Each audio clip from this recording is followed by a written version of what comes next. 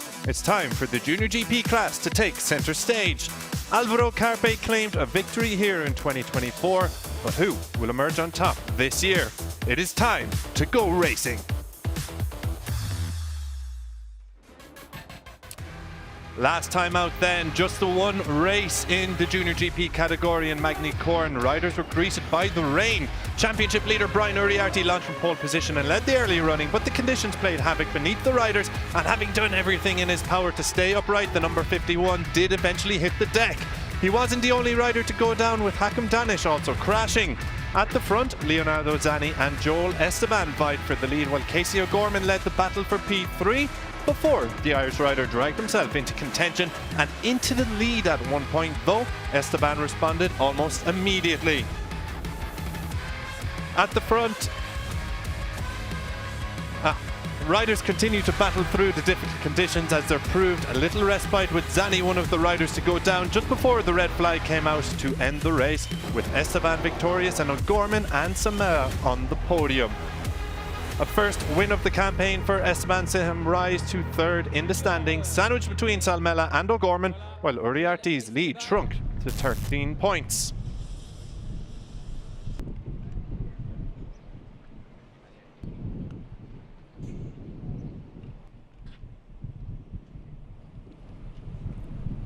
Good morning and welcome along to the fourth round of the Junior GP World Championship, where we raced in honour of Pau Alsina. The young Spaniard unfortunately passed away after a crash on a track day last weekend. A rising star in the Spanish motorsport scene, Alsina sat 13th in the Junior GP Championship standings in his rookie season, with a P8 in Jerez his highlight result. Beyond his achievements on track, Alsina was a loved figure and admired for his commitment and love for the sport, which we all hold dear to our hearts. May he ride and rest in peace.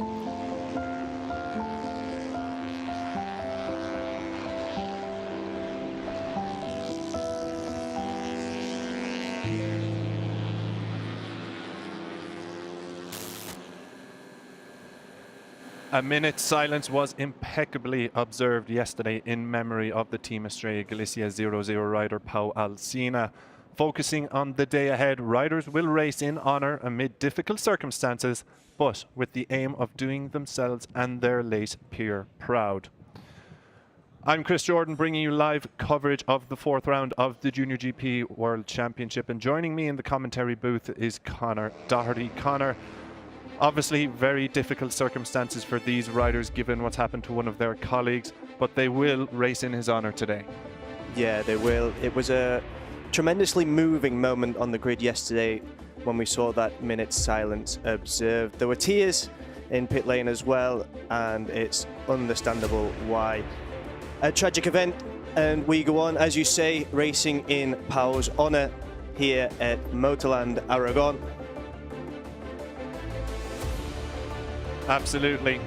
Riders will be looking to do themselves and their late peer proud, as we said, none more so than the Estrella Galicia 00 riders, of course, Rico Salmela and Casey O'Gorman, both of whom start towards the top of the grid, with Rico Salmela in third place and Casey in fifth. But it is Brian Uriarte who starts on pole position. Brian, a three-time race winner already in 2025, is the championship leader here coming into this one, though, as we saw last time out in Magny-Cours, he suffered a crash, managed to rejoin and pick up some crucial points, a top 10 finish, but his lead at the top of the championship standings has shrunk and offered opportunity for the likes of Rico Salmela, Casey O'Gorman and Joel Esteban, who have all moved up the standings.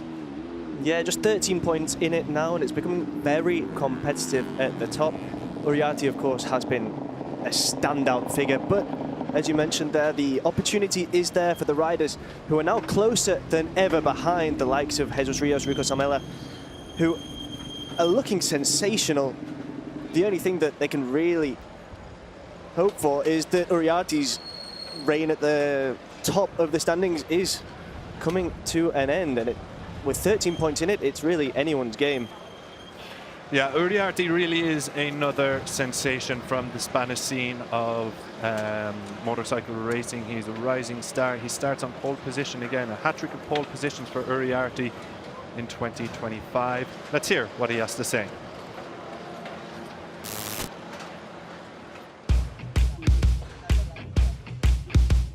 The session was very difficult because it was very hot, and yeah, I did the fastest lap on the first lap. I take a big slipstream and I did a good lap, but also going alone I was doing same pace, so 56 highs was very good pace for being alone, and yeah, I think we have some things to improve. There's a little bit of margin, but tomorrow will be a tough race.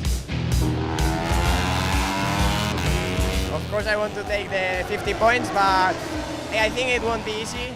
There's many riders in front and they are going very fast, but I think we have a good chance here to take all the points to home.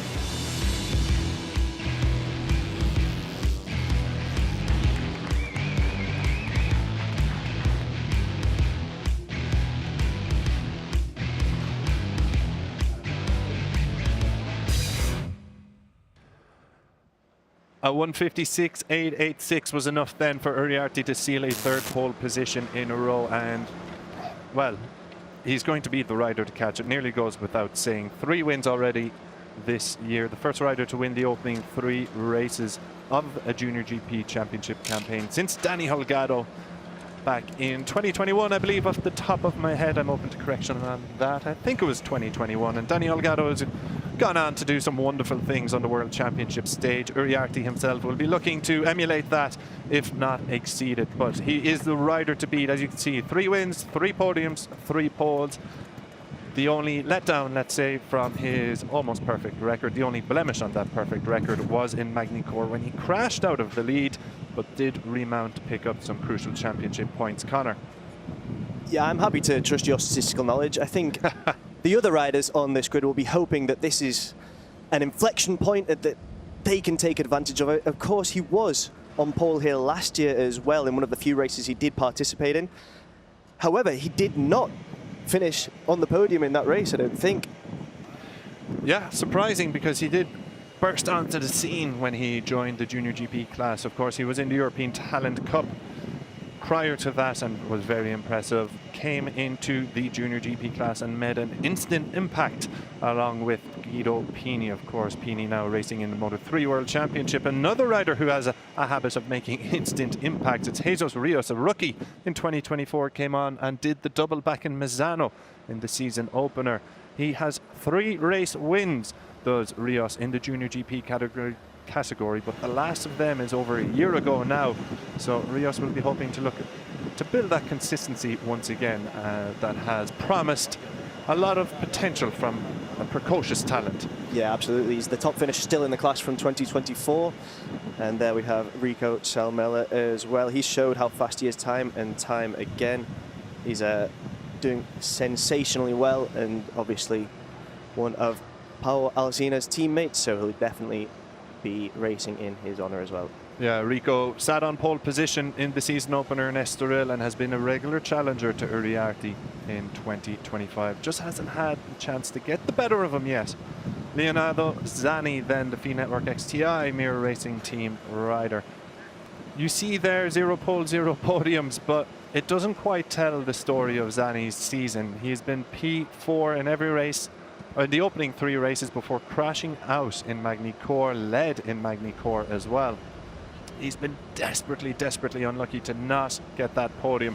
He has been very much in the victory fight and podium fight in almost every race this season. And back in Jerez, race 1, I think it was, against Rico Salmela, where he lost the podium on the line. It was a photo finish, and the narrowest of margins handed the final podium place to Rico Salmela. Casey O'Gorman on the podium in Magny-Cours amid the tough conditions. The young Irish rider, first podium of the campaign, was a P2, so his best result in Junior GP, and he'll be still targeting that maiden win, will Casey. Yeah, we also saw him coming oh so close to a podium in the opening round of the season in Estoril. Very unfortunate, just a little tick that saw him crash out on the last lap, in the last corner in fact, in a sensationally dramatic race. And here we are looking at Marco Morelli, another incredibly talented rider. He's going to be starting from P6, and that's going to be a real opportunity for him, who's shown how good he is time and time again. The runner-up, of course, in the ETC, the European Talent Cup in 2024, doing battle with the likes of Carlos Cano, a real star as well. Plenty of interest for our Southeast Asia fans on row 3 with the Malaysian rider and Indonesian riders of Hakim Danish and Veda Pratama lining up on row 3. This is Hakim Danish, the number 13, a podium finisher already in 2025 and the leader of the Red Bull Rookies Championship. Or the Red Bull Rookies Cup, I should say, where he has one win in the Red Bull Rookies Cup. And guess where that came, Connor? In Aragon. So expect some promising things from the number 13. Veda Pratama, Asia Talent Cup champion in 2023. The Indonesian rider is another huge talent on that HRC Astra Honda side, and again doing quite well in the Red Bull Rookies Cup is Veda Pratama, but we haven't seen the best of him in Junior GP as of yet. Perhaps today we will see the best. Yeah, they'll be looking to take advantage of these conditions and the fact that the grid has been shaken up by 4 penalties, and the likes of David Gonzalez now in P28. And that means that both Veda Pratama and Zemmatani move up a spot.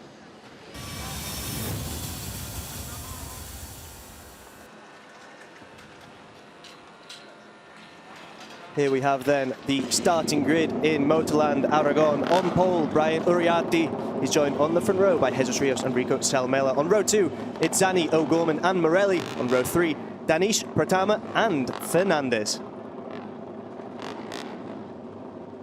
Behind them, on row 4, we've got Mitani, Esteban and Belford. On row 5, Pugliese, Monsi and Farkas.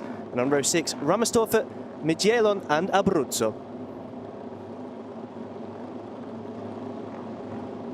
Further back, on row 7, it's Boggio, Nicolis and Bertola. On row 8, Agostinelli, Fomera and Uchiumi. On row 9, Brown, Serpa and Shonrock.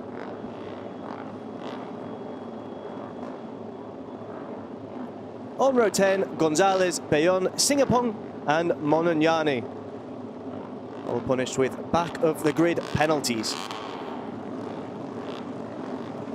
Yeah, the stewards were busy yesterday across all 4 classes, 4 riders today in the Junior GP, handed with back of the grid penalties for riding in a slow sector.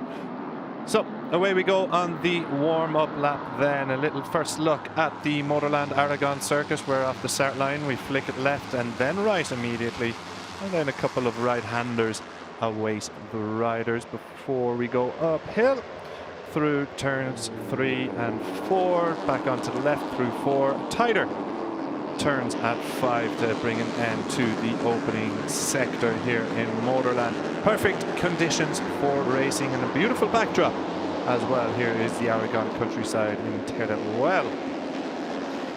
So Brian Uriarte is your pole sitter coming into this one, Connor. Do you think anyone not put it up to them? We see the riders put it up to Brian Uriarte every race this year so far. But do we think today is the day we see somebody better him?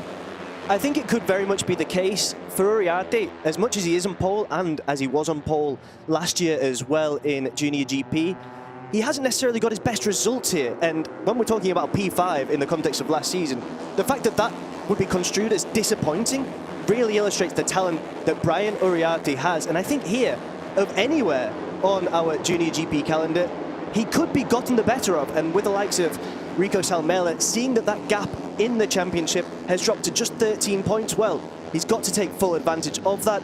And we're going to have riders licking their lips at the opportunity. Esteban, of course, is growing and growing. He's going stronger and stronger as this season goes on. A bit of a slow start as he returned to this championship, but he's getting better and better, and it's going to be very interesting to see what he can do here.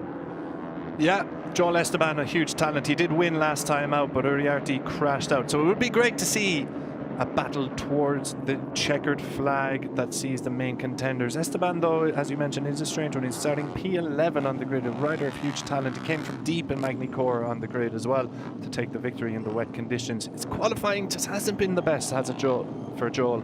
But his race performances have promised much. So Almost time to go then. 51, Brian Uriarte starts on pole position. He's got Jesus Rios and Rico Salmela for company on the front row. All three race winners in the class. Leonardo Zani starts from 4th.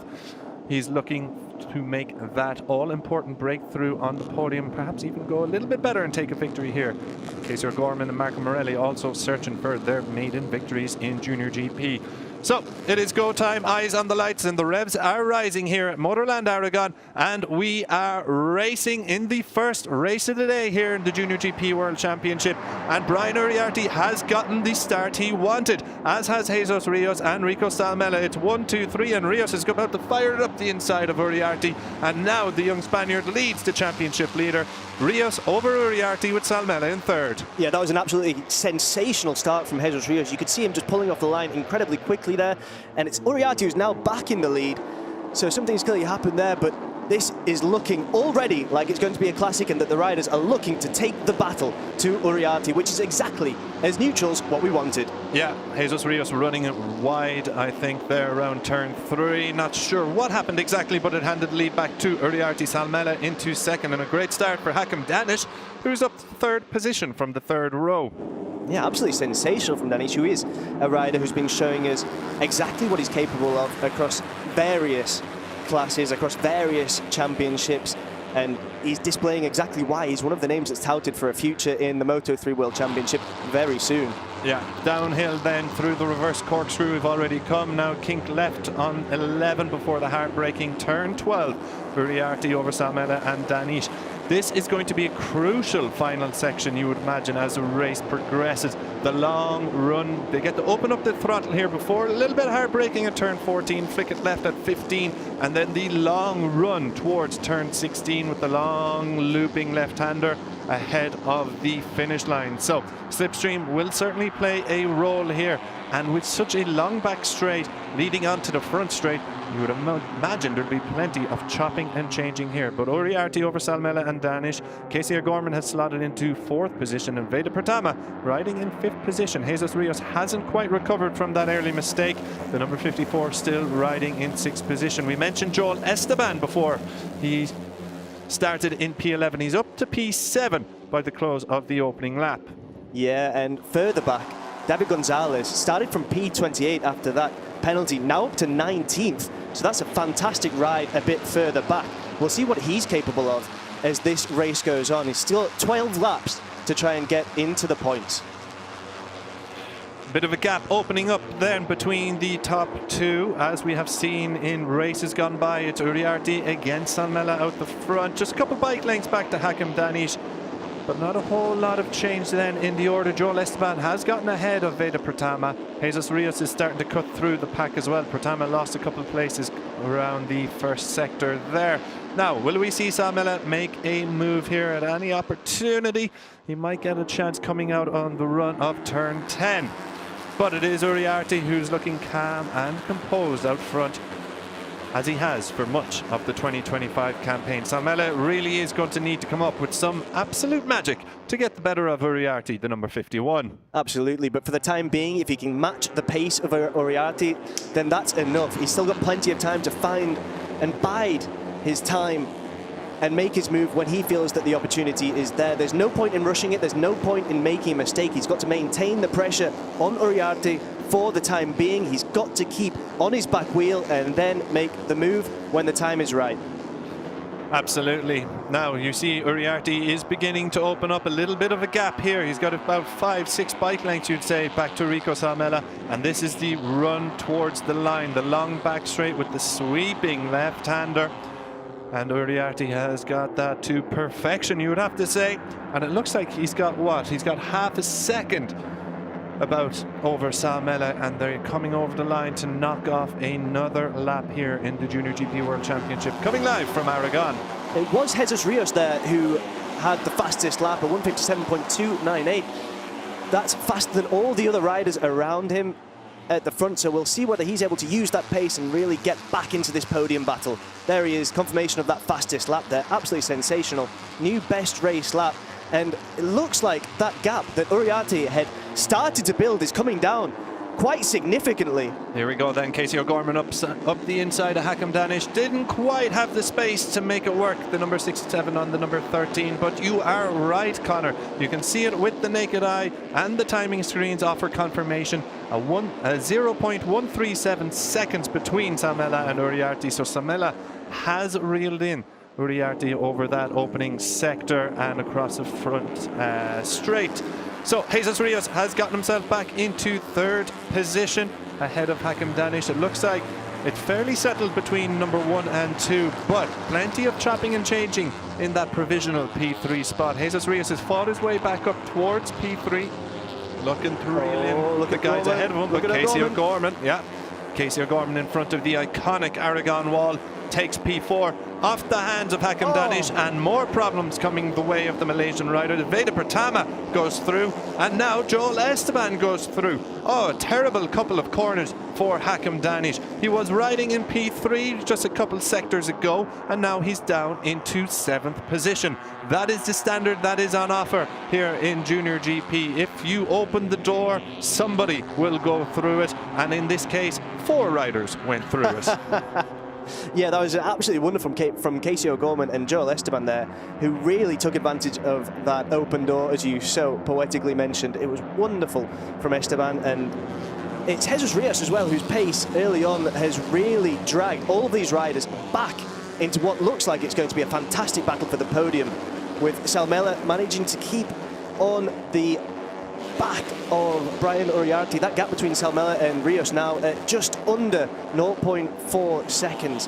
So this is going to get more and more exciting as the racing continues. Yeah, Jesus Rios reels off another fastest lap of 157.2 this time around. So Rios has got some serious pace to burn here under the Spanish sun, and it is now a lead trio. Rios is closing that gap and closing it fast. He had just over 2/10 of a second on Uriarte last time round, and Uriarte has gone wide. He's gone very, very wide, and that opens the door for Rico Salmela, who gladly takes P1 off the hands of the championship leader. And now Uriarte will be looking to bounce back here, but he may have a couple more problems coming from behind him. Jesus Rios, the fastest rider on circuit, he must be anxious to make a move past Uriarte and add to the misery of this lap for the 51. And here he comes. The number 54 goes through on Uriarte. So, race on, Connor. Absolutely race on. That's the pace that Rios has been showing throughout, and now both Rios and Salmela ahead of Brian Uriarte. We were saying before that Salmela had to bide his time and wait for the right opportunity to make his move. Well, it was put on a plate for him by Brian Uriarte, and now it's Salmela, the Finn, the Iceman, who leads. Will he be able to keep his cool as we continue racing here in MotorLand Aragón? Well, look at Uriarte there. He's already back through on the inside of Jesus Rios, who manages to cut back so sensationally. This is really chopping and changing. This is racing in Junior GP. Yeah, all this chopping and changing has made a lead trio, a group of 9, I think it is, all the way back to Marco Morelli. So, or even to Veda Pratama. So a group of 8 now vying for the coveted podium positions. But it is Rico Salmela out front. And Salmela, we know, is a rider of extraordinary quality in the Junior GP class. A race winner in Estoril on a couple of occasions. The young Finn, really metronomic when he gets out front. And Uriarte's got more problems. Casey O'Gorman has fired his way past him through turn 5. Uriarte looking to respond, gets the outside line, but Casey O'Gorman forces himself on the inside. And now Joel Esteban. Oh, Uriarte. What is going on here? Joel Esteban fires it through. So Casey O'Gorman initially went through, and now Hakam Danish fancies a chance at this as Uriarte looks to fight back on Esteban. He manages to fight back on Esteban. Hakam Danish looking to make a move past either Uriarte or Esteban. Doesn't make it stick, but you'd imagine a move is going to come from Joel Esteban once again. Back out front, Rios looks to close up on Rico Salmela as Casey O'Gorman attaches onto the rear tyre of the FIM Network XTI racing team rider. Yeah, the two Estrella Galicia riders here at the front doing sensationally well. Salmela is just keeping his cool. He's ahead of the chaos behind, that chopping, that changing. And O'Gorman there just looked to put on a spurt of pace to be able to catch up with these leading two. Yeah, brilliant racing here from the opening Junior GP event in Aragon, living up to the billing as we hoped it would. Rico Salmela and Casey O'Gorman of Estrella Galicia sitting in the podium positions. Is it a 1-2? Casey O'Gorman has moved through, and Brian Uriarte, though, he's going to have something to say about it. He goes from 4th to 2nd, but for how long? O'Gorman gets him on the cutback around turn 17. Brilliant stuff from the young Irish rider. Brilliant stuff from Uriarte as well, and brilliant stuff all around the field from the Junior GP category. Hugely entertaining race here. It's Salmela out front, but for how long will Casey O'Gorman stay in the podium positions? Not long at all. Brian Uriarte moves into 2nd with Jesus Rios now riding in 3rd position, but O'Gorman fights back ahead of Rios. So all chopping and changing here, and this is playing right into the hands of the flying Finn, Rico Salmela. His advantage out to half a second, coming through the 2nd sector here of MotorLand Aragón. Uriarte, though, is the rider looking to chase him down. He's got Casey O'Gorman looking for a little move up the inside of turn 6. Nothing going this time, but Joel Esteban then sitting in 4th position ahead of Jesus Rios, with Veda Pertama, Leonardo Zani and Hakim Danish making up your top 8. This battle between Uriarte and O'Gorman is absolutely incredible. With some of the overtakes that we're seeing, it's almost as if they're getting out a compass and a protractor to make their way past each other. Just look at the battle between these two. And there's Rios there just behind. It's absolutely incredible. Yeah, 3 abreast there almost. Uriarte flying through the middle of Casey O'Gorman and Jesus Rios to push himself back into 2nd position. So as it stands, it's Rico Salmela holding an advantage of about 0.2 of a second over Brian Uriarte. Brian Uriarte has much less time of an advantage in his pocket over Casey O'Gorman. Casey O'Gorman almost like a mosquito on Brian Uriarte, just buzzing around him and waiting for an opportunity to strike. But that's your 1, 2, 3. Joel Esteban, the number 78, your race winner from Magny-Cours, just sitting in 4th position, and again probably just waiting for his time to strike, because there is a lot of chopping and changing and there is a long way to go in this race as we see Veda Pertama run it wide. So from 5th to 8th position goes Pertama as he runs it wide there around the final corner. Now Uriarte is running in 2nd position. Will he be in 2nd position by the time they enter into turn 1? It looks like he will be. It looked like O'Gorman might get into the slipstream of the championship leader, but nothing going for him that time around. Here we see the battle further back, led by the number 37 rather, Marianos Nicholas of the AGR team in the battle for 12th. You mentioned it earlier as well, just David Gonzalez, the number 11, is now running in 11. He had a back of the grid penalty, so superb ride from David Gonzalez. He's just ahead of these riders here. Marianos Nicholas leading this battle, but not for long, as Leo Ramostorfer makes its way through. Oh, we've got a rider down, and it's one of the FI Network riders. It's Jesus Rios with the yellow helmet. He'll be so frustrated. He'd been putting in such an incredible performance. And hopefully he is okay. Yeah, it looks like a bit of a painful one there as he just gets to his feet. Hopefully he's just winded as Jesus Rios goes down, and he was in real podium contention there. His pride will be hurt, hopefully more than anything else, as he goes down after participating in what have been a sensational battle at the front of this race. We can just take another look at it. That was a heavy hit, yeah. No wonder he needed a moment to get back on his feet, because that is a heavy crash for Jesus Rios. As you said, hopefully he's just winded, which would be no surprise, having high-sided coming through turn 5. But disappointment for Rios. We mentioned earlier he needs to find a little bit of consistency, because we know he has the talent, a 3-time race winner, a podium finisher already in 2025, but his season has been inconsistent with DNFs or podiums. So it's just not been going his way in 2025. So thankfully he's up on his feet. Looks a little bit shaken, but seems okay. But back on track then. There has been a change for the lead, and it's Casey O'Gorman over Rico Salmela. The Team Estrella Galicia 00 boys leading here. But now down the front straight we go. Is there going to be a change of the lead? The 67 over 27. Joel Esteban trying to hang it on the outside. Brian Uriarte's got the inside line in P3. But it's going to be Esteban who gets it coming out of turn 2. But no change in the lead. Casey O'Gorman, we saw him lead in Magny-Cours. We've seen him in the lead of Junior GP races before, but he has never gotten that win. He got a podium, P2 last time out, so maybe he's in the form of his life and fancies victory here in Aragon. Yeah, absolutely. 5.5 laps for these two to do battle at the front. Absolutely sensational ride from O'Gorman, you have to say. He's been absolutely wonderful from right from the start so far. And he'll just look to try and hold off his teammate Rico Salmela for the time being. They are both opening up a gap with Uriarte. So if they can maintain that, which looks visibly like it's not going to be the case as they come down this reverse corkscrew, such a technical point of the track.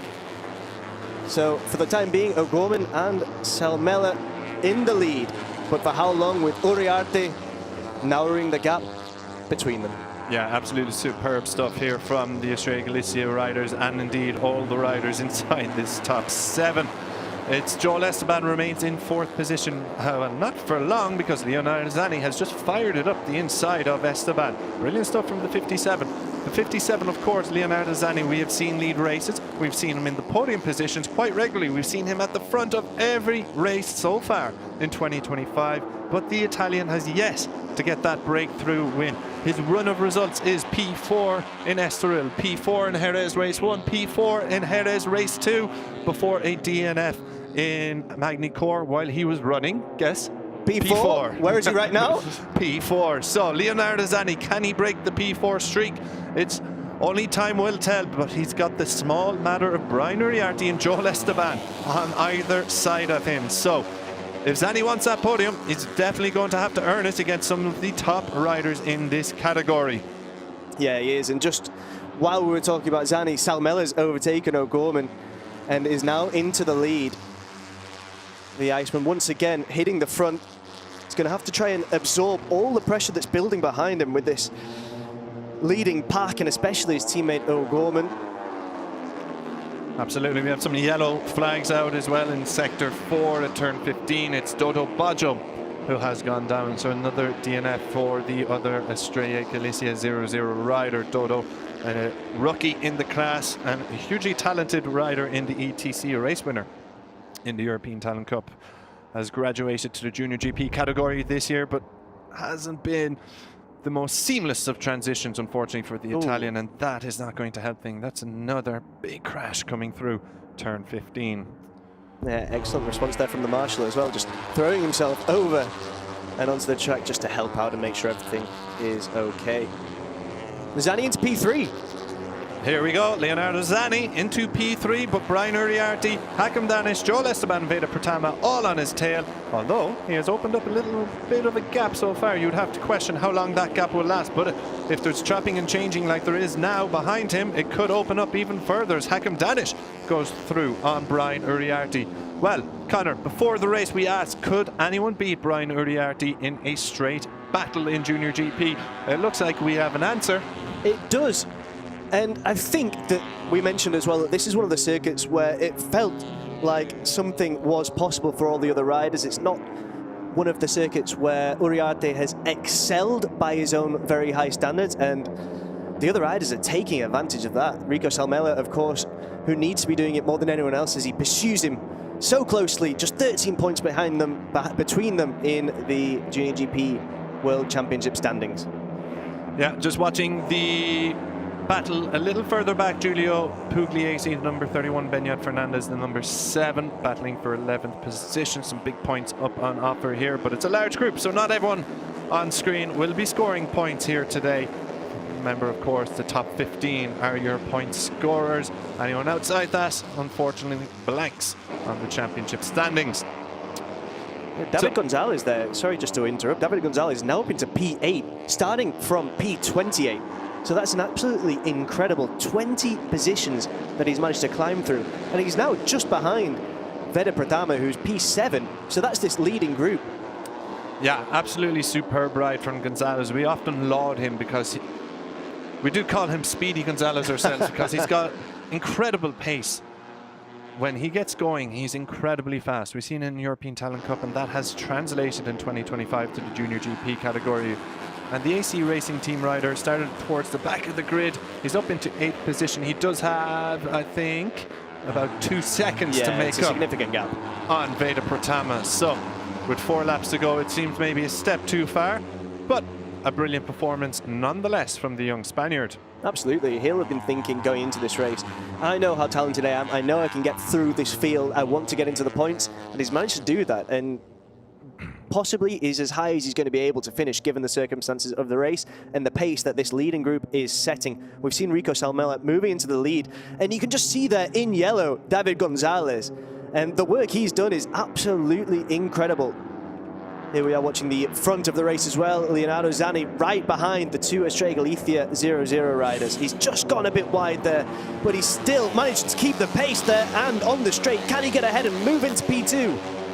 Yeah, brilliant stuff from Zanni, and you can see they have gapped Hakim Danish, Joel Esteban, Brian Uriarte and Veda Pratama, who are outside the podium position. So a lead trio led by Salmela. Salmela has done plenty of the front running in this race. The Iceman, as Connor calls him, the Flying Finn, is looking good for another win here in the Junior GP category. Or is he? Because Casey O'Gorman is desperate for that breakthrough victory and to stand on the top step of a Junior GP podium for the first time. Leonardo Zanni, he's very much in the victory conversation as well. He's yet to podium in 2025, but it looks he's looking good here. So will your winner come from these three riders? They have opened up a gap of nearly a second, I think, if do my eyes deceive me. Quite a gap to Hakim Danish. Yeah.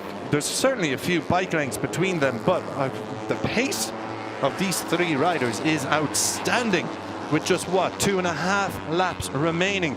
So let's see how things will shake up coming around the final couple of sectors here. We entered through sector 3 in front of the iconic wall, and things will shake up. Rico Salmela, the Iceman, has broke. He has gone wide, and that hands the lead to Casey O'Gorman, and Leonardo Zanni is now running in second position. Rico Salmela is running in third, but he's back just in front of Hakim Danish. So will Salmela have the pace to catch up with the front two? And if he does have the pace, will it bring the other riders up with him and make it a 4, 5, 6-way battle for the victory? It all remains to be seen. You can see Brian Uriarte is way off the pace. What has happened to the championship leader?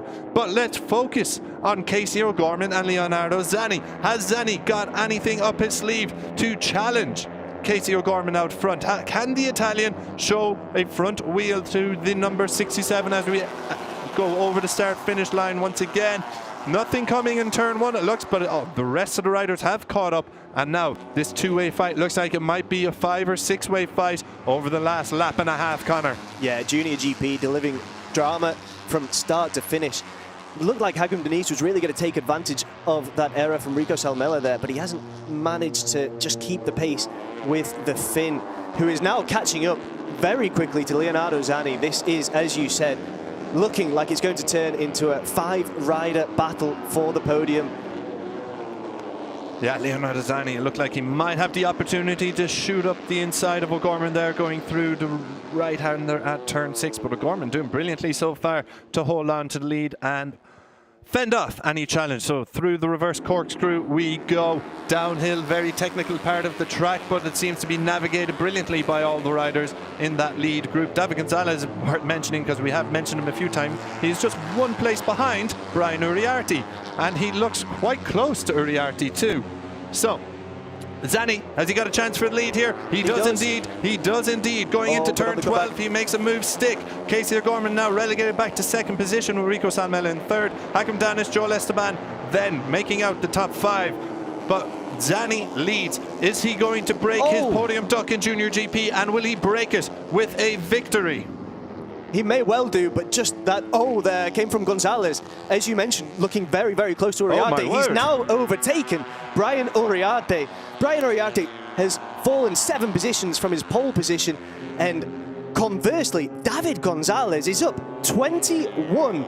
But meanwhile, at the front, as the battle continues, it's Leonardo Zanni who's leading, and the two Estrella Galicia riders, Casey O'Gorman and Rico Salmela, so close behind as we go on to the start-finish straight. Hakim Danish running it wide there. Has that cost him a podium opportunity as we go on to the last lap here? Race 1, Junior GP in Aragon. Leonardo Zanni leads. This is going to be a real test of the Italian's mettle.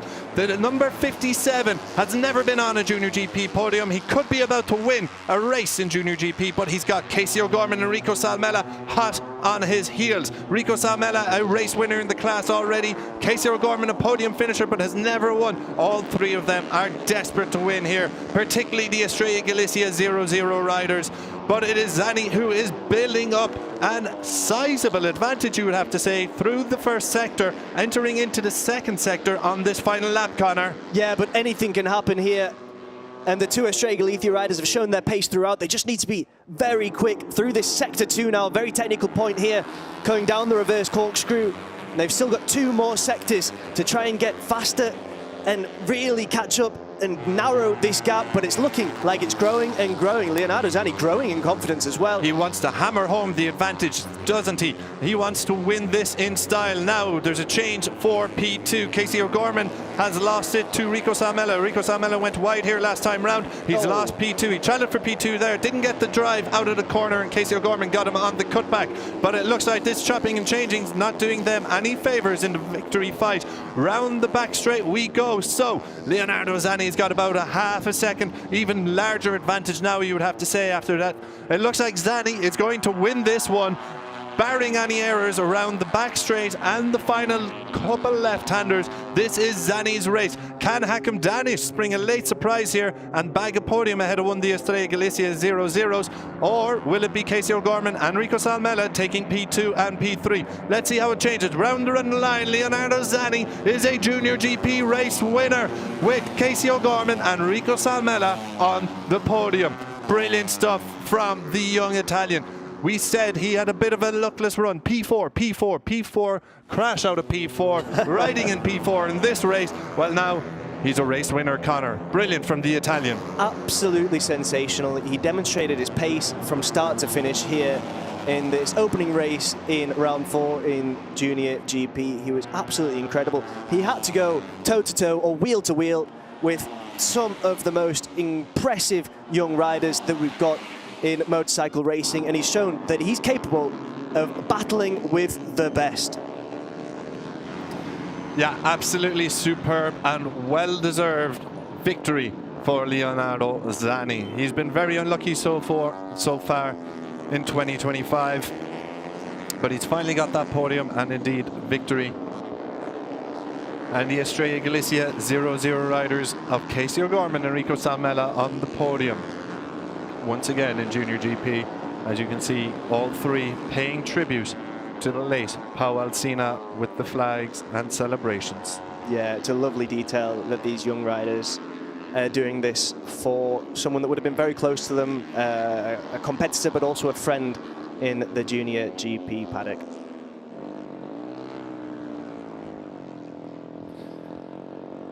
So the riders go around on their lap of honor. You can see both Estrella Galicia 0-0 riders, Casey O'Gorman, the number 67, taking yet another P2. That's 2 second place finishes in a row for the Irish rider as he really hits a rich vein of form. Rico Salmela back on the podium, but wow, Brian Uriarte, your championship leader, finishes 8th. Amid all the late drama, Uriarte faded dramatically and drastically. Was caught by David Gonzalez, who we mentioned started towards the back of the grid, but fought his way up to a sensational P7 finish. So super stuff from David Gonzalez. Started P28. A run through the rest of the finishers then. So Zani, O'Gorman, Salmela are your podium trio. Hakim Danish, the Malaysian rider, P4. Couldn't make a late move stick on either of the Estrella Galicia 0-0 riders. Danish did some good front running as well at the early stages of the race. Remained in the fight throughout, did the SIC Racing MSI rider. Joel Esteban, your Magni Core winner, picks up a solid top 5 finish, while Veda Pertama, P6. Excellent stuff from the Indonesian rider.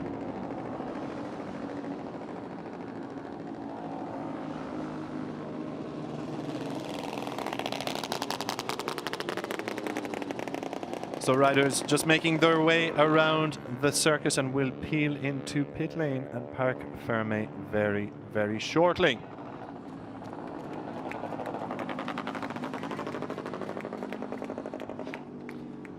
So Pratama was P6. That's a season best finish for the Indonesian rider. David Gonzalez, Brian Uriarte, Michael Morelli, Pugliese and Beñat Fernandez all inside the top 10. Indeed, Fernandez finishing 11th. So let's listen in to some of the celebrations down in Parc Ferme. Zani takes his first ever podium and victory in Junior GP.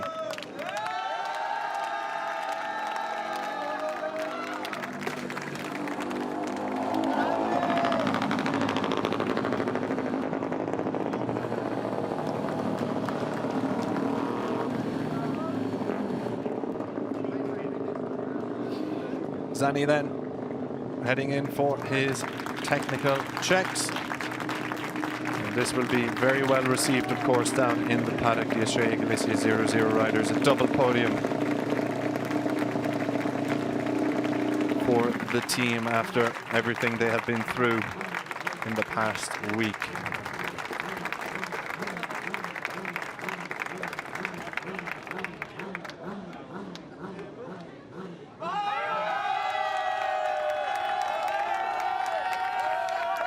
So there will be mixed emotions, as you can see, in the FIM Network XCI Mirror Racing team. Zani, of course, the ecstasy side of the emotions, taking his first ever win.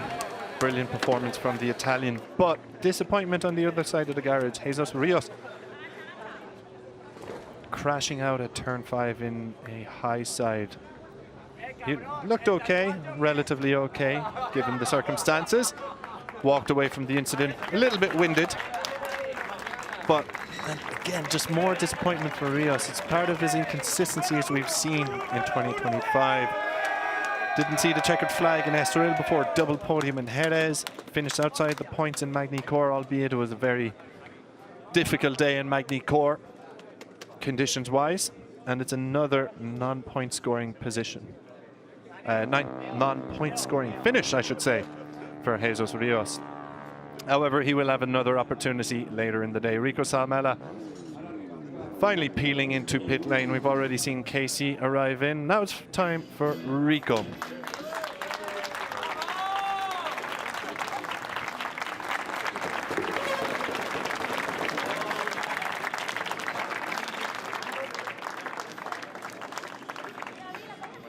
Having done some quick maths in terms of the championship standings, if I'm not mistaken, an 8th place finish for Brian Uriarte ahead of Rico Salmela's 3rd place finish keeps Uriarte in the championship lead by a single point. We will have confirmation of that shortly, but I believe that is how it stands.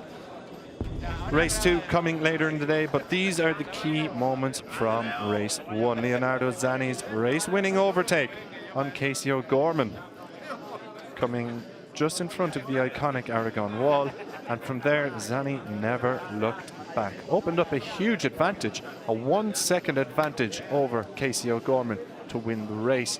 Brilliant stuff from the young Italian, and you can just see the emotional relief victory has given the Italian, and we can hear his thoughts. He's down in Parc Ferme with Conor Doherty. That's right, Chris. I'm here with Leonardo Zani after an incredible first win in Junior GP. It's been an emotional weekend. How do you feel after this first win? Yeah, it was a super funny race. It was a super funny race. I'm super happy to get this win. For me, it was super hard because the winter I broke my disc, and so I'm happy for my team, for me, for my family, and this victory is for Pau and this in this team. So I love you, Pau, and so I want to say thanks to my friend too for supporting me. I don't know, but I'm super happy, and then I try to repeat it. Very lovely words. If you can tell us in Italian as well, please. Sì, dai, è stata una gara molto divertente. È stato un po' difficile all'inizio perché non volevo rompere la gomma, però alla fine sono riuscito a gestirla e a fare un ultimo giro di fuoco. Voglio ringraziare la mia squadra, voglio dedicarla a loro la vittoria, anche a Pau e alla sua squadra che purtroppo ci ha lasciati lo scorso weekend. e niente, voglio ringraziare anche la mia famiglia e I miei amici per supportarmi sempre. Congratulations. Beautiful tribute then from Leonardo Zanni to Pau Alsina. So this is how race 1 in Aragon was won. Brian Uriarte started on pole position and he got the whole shot ahead of Jesus Rios, though Rios did attack Uriarte on the opening lap. However, he ran it wide, forcing him down the pecking order, with Uriarte doing the early running ahead of Rico Salmela, Casey O'Gorman, Hakim Danish, and a couple of other riders, including Leonardo Zanni in a yellow helmet there, beginning to work his way through the pack.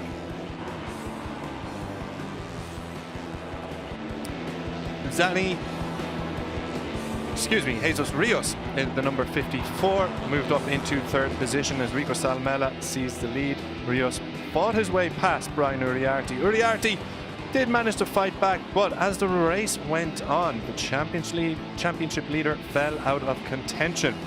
Joel Esteban, Hakim Danish, Leonardo Zanni then all getting the better of the rider ahead of him. Jesus Rios, as we can see at turn 5, crashed out of the action and thankfully walked away unscathed, although somewhat winded. At the front, Rico Salmela led over Casey O'Gorman, the Team Estrella Galicia 00 duo. Dodo Baggio crashing out then at the back of the pack, the number 47. While back out front here, we see in the pink helmet, Leonardo Zanni moving into third position. Brian Uriarte shuffled down the pecking order. Hakim Danish working his way through, but then it was a lead trio of the Estrella Galicia 00s and Leonardo Zanni. Rico Salmela ran it wide, handing the initiative towards Casey O'Gorman before Zanni made the race-winning overtake shortly after. And Zanni romped home from that position over a second's advantage to take his first podium and indeed first victory in the Junior GP category. Time for the podium ceremony here at MotorLand Aragón. Team representative from the FI Network, XCI Mir Racing Team coming out. Rico Salmela coming out. Salmela remains second in the championship by my calculations, just a point behind Uriarte now. And then the Irish rider, Casey O'Gorman. Both riders bearing a touching tribute for their late colleague Pau Alsina, who adorned the number 26 across his motorcycle, while Leonardo Zanni, for the first time on a Junior GP podium, and what a way to do it, taking the top step. Mr. Jorge Panedes, MotorLand's general manager, handing out the trophy to the team representative. Mr. Panedes then will hand out some of the podium trophies to the riders. Rico Salmela, P3 for the Flying Finn. For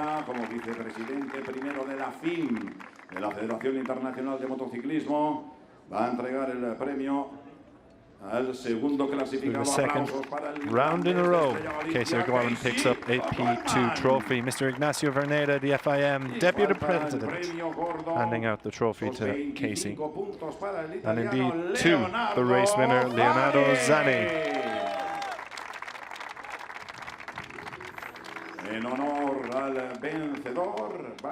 So an emotional moment for all three riders, and Leonardo Zanni now as the race winner. We hear the Italian national anthem.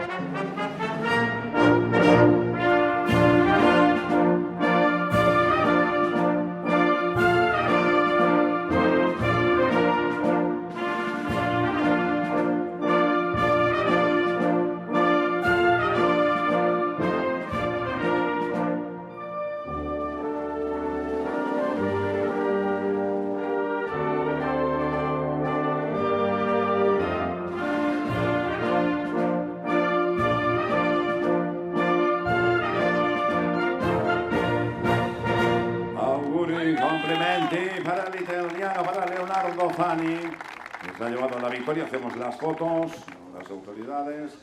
So a brilliant moment for Leonardo Zanni, takes his first podium, as we said, in the Junior GP category, and what a way to do it. Ramping home to victory. en todas las categorías y por lo tanto hacemos fotos. Primero recordemos ese tercer So clasificado. they will now pose for the podium photo. Brilliant performance, Connor, it has to be said, from Zani and of course from the Australia Galicia 00 riders. Yeah, and a really lovely touching tribute as well there for Paul Alsina. As we go to the results after this first race in Junior GP. It was Zani with that first win in this class, followed by Casey O'Gorman and Rico Salmela on the podium. Hakim Danish and Joel Esteban just behind. Vida Pretama in 6th, David Gonzalez with a spectacular ride to 7th, Brian Uriarte dropping down to 8th, Malcolm Morelli in 9th. Then in 10th, Giulio Pugliese, in 11th, Benyat Fernandez in 12th, Zen Metani 13th, Eric Michielon 14th, Marianos Nicolis 15th, Kiatisak Singapong 16th, Evan Belford and 17th, Enzo Bellon. 18th, Kevin Farkas, 19th, Leo Ramastorfer, 20th, Kotaro Uchiumi, 21st, Eduardo Bertola, 22nd, Lennox Femora, 23rd, Lucas Brown, 24th, Laura Shonrock, 25th, Yvonne Serpa.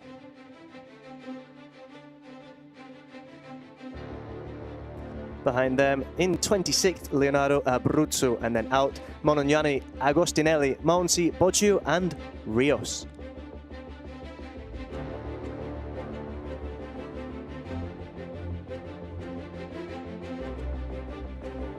So here we have the Riders' Championship. Brian Uriarte still leading with a gap of just 5 points now. Rico Salmela catching up. Leonardo Zani moves up 2 places to 3rd. Joel Esteban in 4th. Casey O'Gorman in 5th. Hakim Danish in 6th. Malcolm Morelli up to 7th, as is David Gonzalez in 8th. Jesus Rios drops down 2 to 9th. Then we have in 10th, Giulio Pugliese, 11th, Zen Metani, 12th, Leo Ramastorfer, 13th, Paul Zina still appearing here, may he rest in peace, 14th, Veda Pratama, 15th, Evan Belford, 16th, Leonardo Abruzzo, 17th, Benyat Fernandez. 18th, Sullivan Mouncy, 19th, Kiatisak Singapong, 20th, Dodo Boggio, 21st, Enzo Bayon, 22nd, Eric Michielon, 23rd, Nicolis, 24th, Fomera, 25th, Lucas Brown.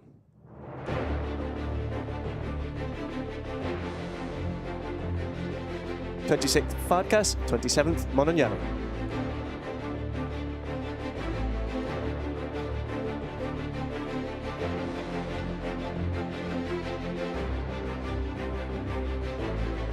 So race 1 here at MotorLand Aragón belongs to the number 57 in the pink helmet, Leonardo Zani. His first ever podium done in style, taking victory ahead of Casey O'Gorman and Rico Salmela, launching him to 3rd in the championship. Brian Uriarte remains the championship leader by 5 points ahead of Rico Salmela. Race 2 comes up later and offers a chance of redemption for those who feel they need it.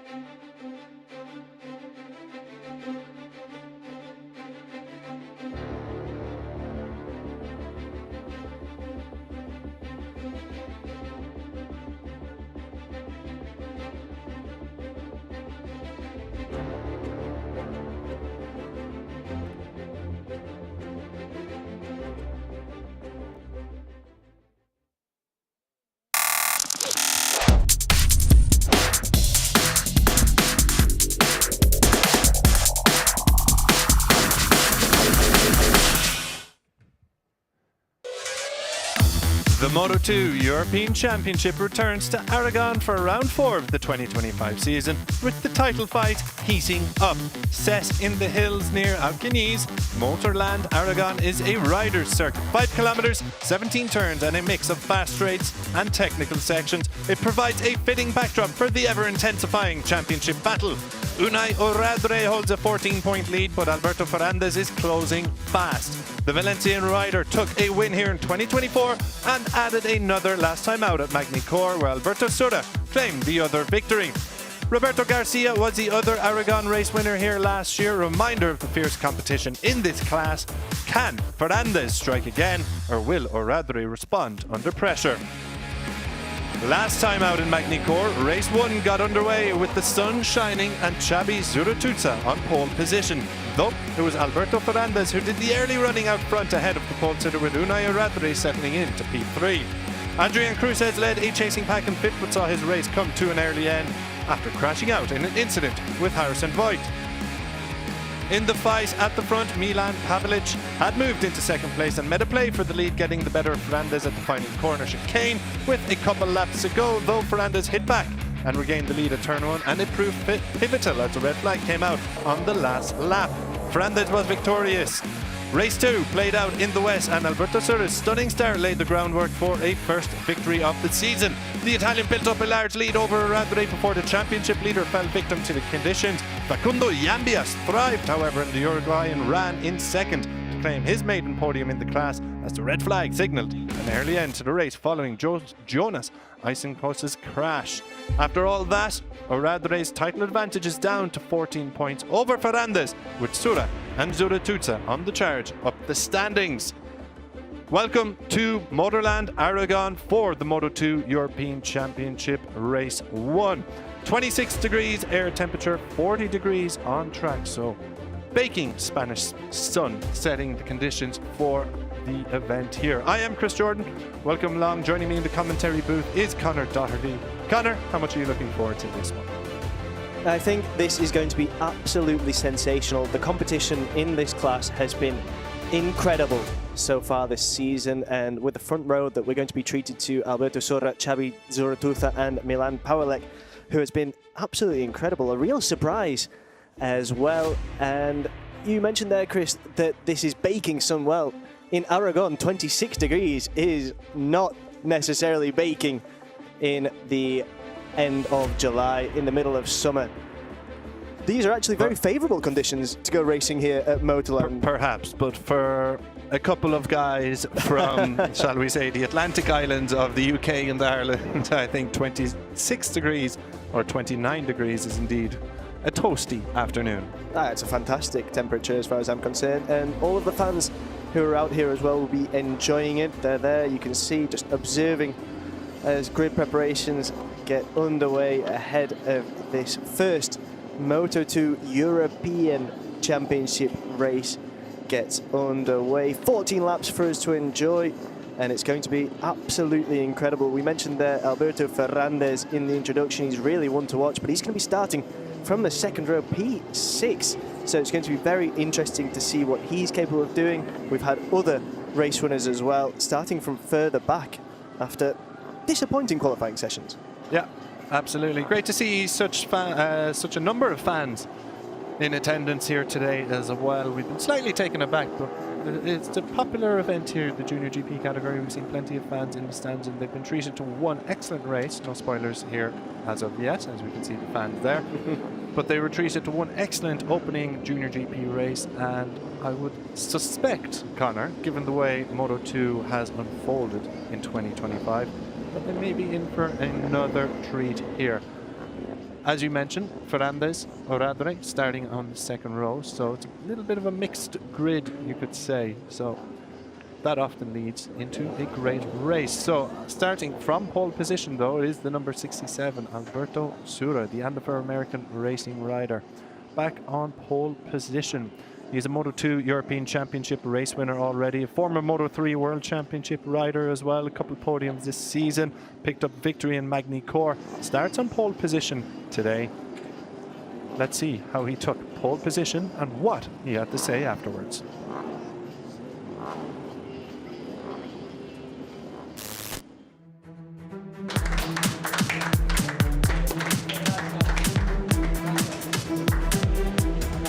very good feeling with my moto.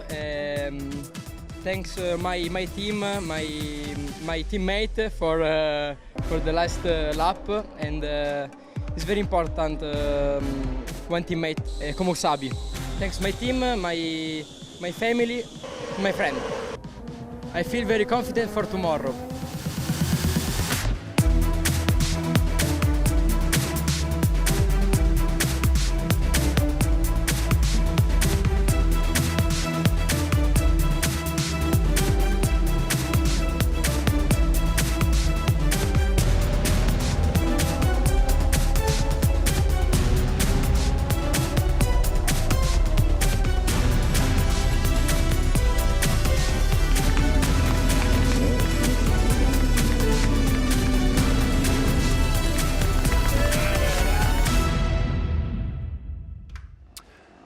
Feeling very confident for tomorrow, says Alberto Sura, and he rightly should. A 151.3 in qualifying. Sees him start on pole position.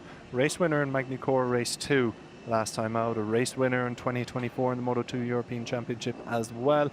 Podium finisher. He's a rider of enormous talent and potential in this class. We've seen him battle at the front quite a bit across his season and a half in the Moto2 European Championship. Maybe we haven't seen it as much as we did last year in 2025, but it looks like he's beginning to hit a rich vein of form. Is the number 67, shoots up to third in the standings. Yeah, you'd have to say it's just a matter of time for Alberto Sura this season. He's showing what he's capable of. We've seen it over the course of his time in the Moto2 European Championship. A total of 13 podiums in this class, and those figures aren't coincidental. That's because he's tremendously talented. So we'll have to see what he's capable of doing here from pole. It's going to be a Andy for American Racing 1-2 to get us started. The 67 of Alberto Sura, and he's of course joined on the front row, starting from P2.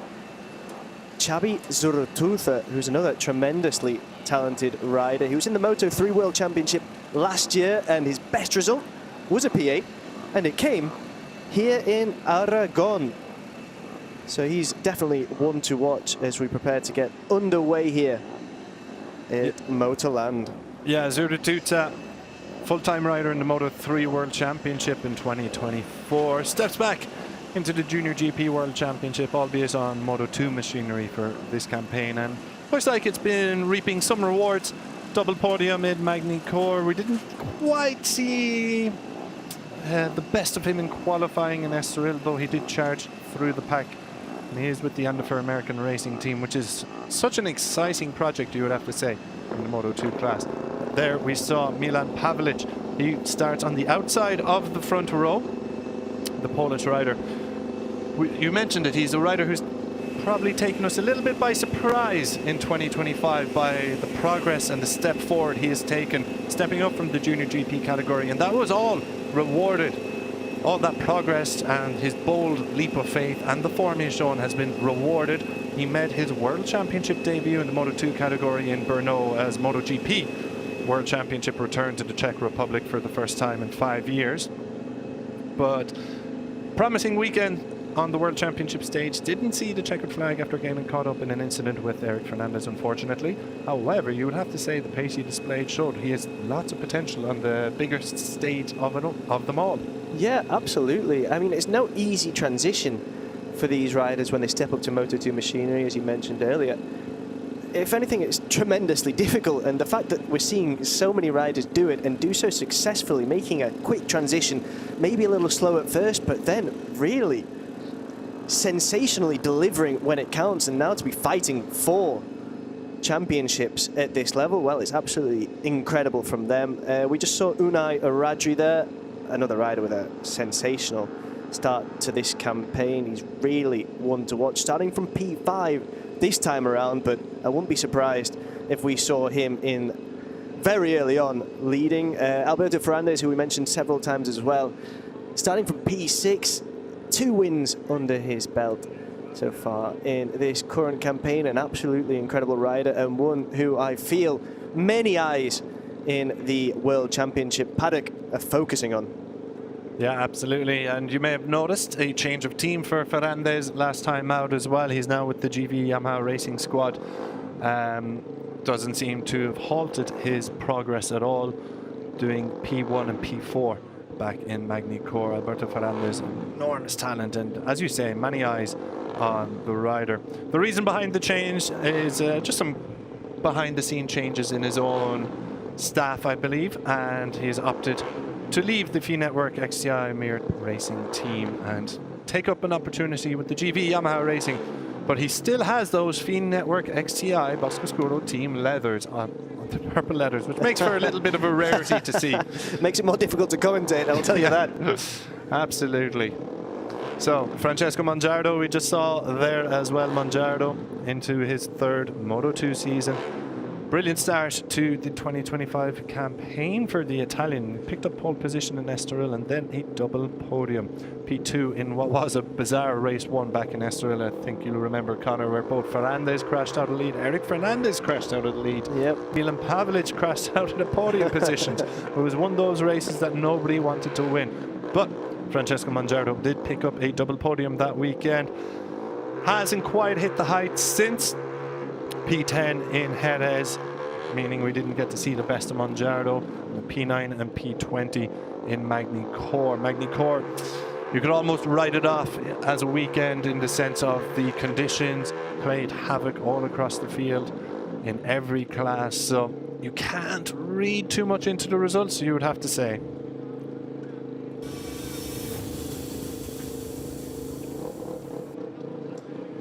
Here then we have the Moto2 European Championship grid for this round 4 race. It's Sura on pole, joined by Zurtuza and Pavelic on row 1. On row 2, Morosi, Oradre and Fernandez. On row 3, Mongiardo, Tapia and Ludenia. A new figure, his first race here in the European Championship Moto2. Munoz, Voigt and Feyon on row 4. On row 5, Yambias, Ruiz and Gimbert. On row 6, Cruces, Moore and Volpi. Behind them on row 7, we've got Watley, Jimenez and Lolly. On row 8, Kursavan, Alkibaisi and Uriostegi. On row 9, Emmanuel, Eisenkolb and Kim. On row 10, it's Gutierrez and Palomera.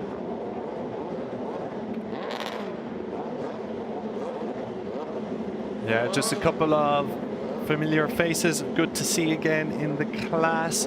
Oscar Gutierrez picked up a rather serious looking injury that ruled him out for some time while he was competing in the Moto E class back in Le Mans. Thankfully, he is back racing the number 99, but he is starting towards the back of the grid, having been disqualified from Q1. And just to touch as well on Marcus Ludenia, the Team Stylobike Yamaha rider. As you said, debut weekend, Connor, but having spoken to some people, he's come from the European Superbike, having spoken to some people in the paddock, they are tipping him to go on to big, big things. He looks a hugely talented rider. So keep an eye on the number 32 starting from P9. Yeah, absolutely. He's actually riding for a Czech team in the Spanish Superbike Championship at the moment and got a double podium in Navarra in Spanish. So that's really quite impressive. And to just put it on P9 to get going in a championship of this caliber with this level of competition, where it's going to be very interesting to see what he's able to do. Yeah, an exciting rider, no doubt about it. Keep an eye on the number 32, but there are exciting riders stacked across this field. Particularly a little bit deeper on the grid, outside, just behind Marcus Ludenia at the head of the 4th row, Danny Munoz. Danny Munoz is a 3-time race winner in the Moto2 European Championship, a stock European champion from 2023, a regular on the Moto2 World Championship circuit, but we have not, I would say, we have not seen the best of Danny Munoz so far in 2025. Personally, I'm a big fan of him. I think he's an excellent rider, and those victories he took in Catalonia last season really shook up the championship, and then he went on to the Moto2 World Championship and put in some excellent performances. I, for one, was expecting a little bit more out of Munoz this season. I thought he'd be one of the lead contenders for the championship, but it just hasn't quite clicked for him so far in 2025. A rider it did click for, though, is starting at the head of the 5th row. He clicked for him in Magny-Cours. Facundo Yambias, the Estrella Galicia 00 rider. A rookie in the class coming up from Junior GP in 2024. He picked up his first podium in the West in Magny-Cours. So we are almost ready to go then here in Aragon, the first of 2 Moto2 European Championship races from Central Spanish province.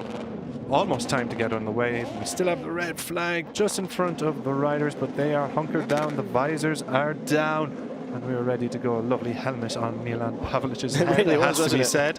Floral design. So, time to go. Keep an eye on the number 67, Alberto Sura, left of your screens, on pole position, eyes on the lights, and away we go. It's a good start for Sura and Zuratutsa, and indeed Pavlic. It's a better start for Pavlic over Zuratutsa. Pavlic moves into 2nd position, but it is Sura who takes the whole shot. I saw Johan Gimber, the number 7, run it wildly wide, and he is down, started from 15th. We'll see where he ends up, because he took a drastic left line of lines out. Now, back towards the front, it's Sura over Zuratutsa, Pavlic. Morosi holds into 4th position, Oradre holds on to 5th, and in 6th position on our timing screens, it's Alberto Ferrandez on that GV Macro Banassi Moto2 machine. Yeah, it's Pavlic who's now into the lead after a fantastic start. Look at him just leading those 2 Andifit America racing machines.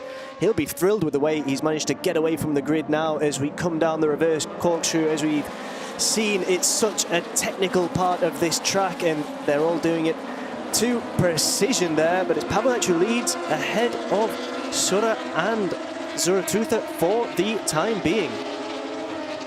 Yeah, Sura having a little look up the inside there, but he's not quite close enough coming into turn 12 in front of the iconic Aragon wall to make a move. So Pavlic finally got himself onto the podium in Magny-Cours. Last time we had the pleasure of commentating a Moto2 race was in Jerez, where he started on pole position and looked like he had charged towards a lead and opened up a bit of an advantage before a red flag came out, and he just never got going again and missed out on the podium. So he did make that Magny-Cours appearance on the make that first appearance on a podium in Magny-Cours. It looks like he's going for the victory here, but Alberto Sura is taking advantage of Pavlic, running it wide around the double left-hander 16-17. Oh, we've got a couple of riders out towards the back. 2 riders out, are the teammates as well of, we're not quite sure who it is. It's Harrison Vaught. Yeah, Harrison is gone at turn 15. So back out lead though. Alberto Sura is in the lead. Then is Pavlic over Xabi Zuratutsa. Alberto Ferrandez though causing a few problems for Zuratutsa. It looks like he wants to push by the number 85 as soon as possible and go with the front 2. Yeray Ruiz, the other rider gone. The MDR Competición rider Yeray Ruiz and Harrison Vaught, both into the gravel and out of race 1 here. Yeah, that'll be tremendously frustrating for both of them. As we see, I think those are the same riders. We'll just have another look at what exactly what happened. Whoa. Separate incidents. Oh my word. Yeah, big separate incidents, and well done to the rest of the riders who have managed to avoid one of them on the ground, lying on the ground on track. So, wow. This red flag, yeah, no surprise there. No. Red flag with one of the bikes in the middle of the circuit. That is no surprise. It looked like separate incidents there, Connor. Thankfully, both riders are okay, but safety is absolutely paramount here. And with one bike laying in the middle of the track, this is absolutely the correct decision to wave the red flag and give everyone an opportunity to reset and to clean up the mess that was made at turn 15, I think it was, where they went down. But thankfully, both riders walking away from the incident a little bit shaken, no doubt, because they were heavy crashes. Bizarre, because by the looks of things, when you were looking at the post-crash, it seemed they went down together, but we did see one bike was missing, as you can see there. One bike was missing, and we didn't know where it went, but it looked like separate high sides. It did look like separate high sides. I don't know if maybe there was a bit of contact made between the 2 bikes there, but yeah, from that second replay, it did look like there were separate incidents that have caused this red flag to be called. And again, as you mentioned, the correct decision, safety, absolutely paramount. And I think we have to spare a word for the marshal waving that red flag on the grid with a fantastic tartan hat. I'm afraid that one has escaped me, Connor. I didn't quite catch that. But you don't focus on the details, Chris. That's the issue. Undoubtedly, I'll be seeing it on your head in the weeks to come. Okay, so red flag here just after a lap and a half or so of the opening Moto2 race of the day. Alberto Sura was leading the running there with Milan Pavlic and Xabi Zuratuza in the top three. Alberto Fernandez also making his way through the pack. Not the best opening lap and a half, has to be said, for the championship leader Unai Oradre. Oradre started on the second row in 5th position, but he had dropped to 8th and just fallen off the pace of the riders ahead of him. He was at the back of that lead group, shall we say, because then after the crash there was a large gap between Oradre and Adrian Cruces, 3 seconds between Oradre in 8th and Cruces in 9th. But we will have a restart procedure here shortly, where the marshals will be cleaning up the circuit, and we'll bring you, indeed we have it, a quick restart procedure. Pit lane will reopen for 60 seconds, but the time is yet to be confirmed, and it will be 9-lap race. So we will have a 9-lap restarted race here in Moto2, and riders will take up their original grid position. Yeah, so that's going to be definitely working to the favour of some riders more than others. As you mentioned earlier, Unai Oradre will be starting from P5 once again after having dropped down to, I think, was it P8, P9? That he was down in before to that? P8. P8, before that red flag incident, as the marshals just clean up on track. Yeah. You can see the mechanics and engineers working hard inside of Yeray Ruiz's box, the MDR box, trying to get him ready to go again. So the number 72, Yeray Ruiz, will we see him come back? They, of course, have 5 minutes to make it back to pit lane if they want to join the grid for the quick restart. And we do have an update. Pit lane will open at 12:15. There we go. Confirmation at the bottom of your screens. Quick restart procedure to come in the Moto2 Race 1 European Championship here in Aragon. Pit lane will be open at 12:15 for 60 seconds. 9 laps, restarted race with riders lining up on their original grid position. And as Connor says, that will play into the favour of some of the riders. You look at Yeray Ruiz, Harrison Vaught, of course, who were not to say the culprits, but the 2 riders who went down that saw the red flag waved. They will be able to rejoin if they can get their bikes ready in time. Unai Oradre, another rider, we could say to benefit, he was running in 8th position, and now he will start from 5th. A little bit of frustration perhaps for the likes of Sura, Zuratuza and Pavlic, who had all gotten off the line well. They will go from the front row once again, but they were the leading trio. So we'll take a look now at what went wrong, I believe it is. There we go. High side and high side. Oh my word. Yeah, and we can see the trailing bike. Oh my word, that is a nasty, nasty crash. So separate high sides, and the trailing bike does indeed collide with Harrison Vaught, but brilliantly, thankfully, unharmed. Yeah, I believe it was Harrison Vaught who was on the ground and thankfully got up immediately to get off track. So the bike of Yeray Ruiz, I think, was the one that was on track, and that's what saw the red flag wave. So the right decision, of course, and a chance for everyone to just gather their thoughts, take a breath, and ready to go again. But we mentioned it a little bit just during the opening lap, Connor. Milan Pavlic was leading in that race, and we said the last time he was leading a race that we commentated on was back in Jerez, and that also saw a red flag come out, and he just didn't get off the line second time round how he would have liked, and just missed out on the podium. He did get a podium last time out, So that would have softened the blow, picking up P2 in the opening race in Magny-Cours. Absolutely. You'd have to hope that the experience that he's gained after what happened in Jerez will allow him to try and get away again better this time around, because it's still a learning season. As well as Pavlic is performing, it's still his opening campaign at this level.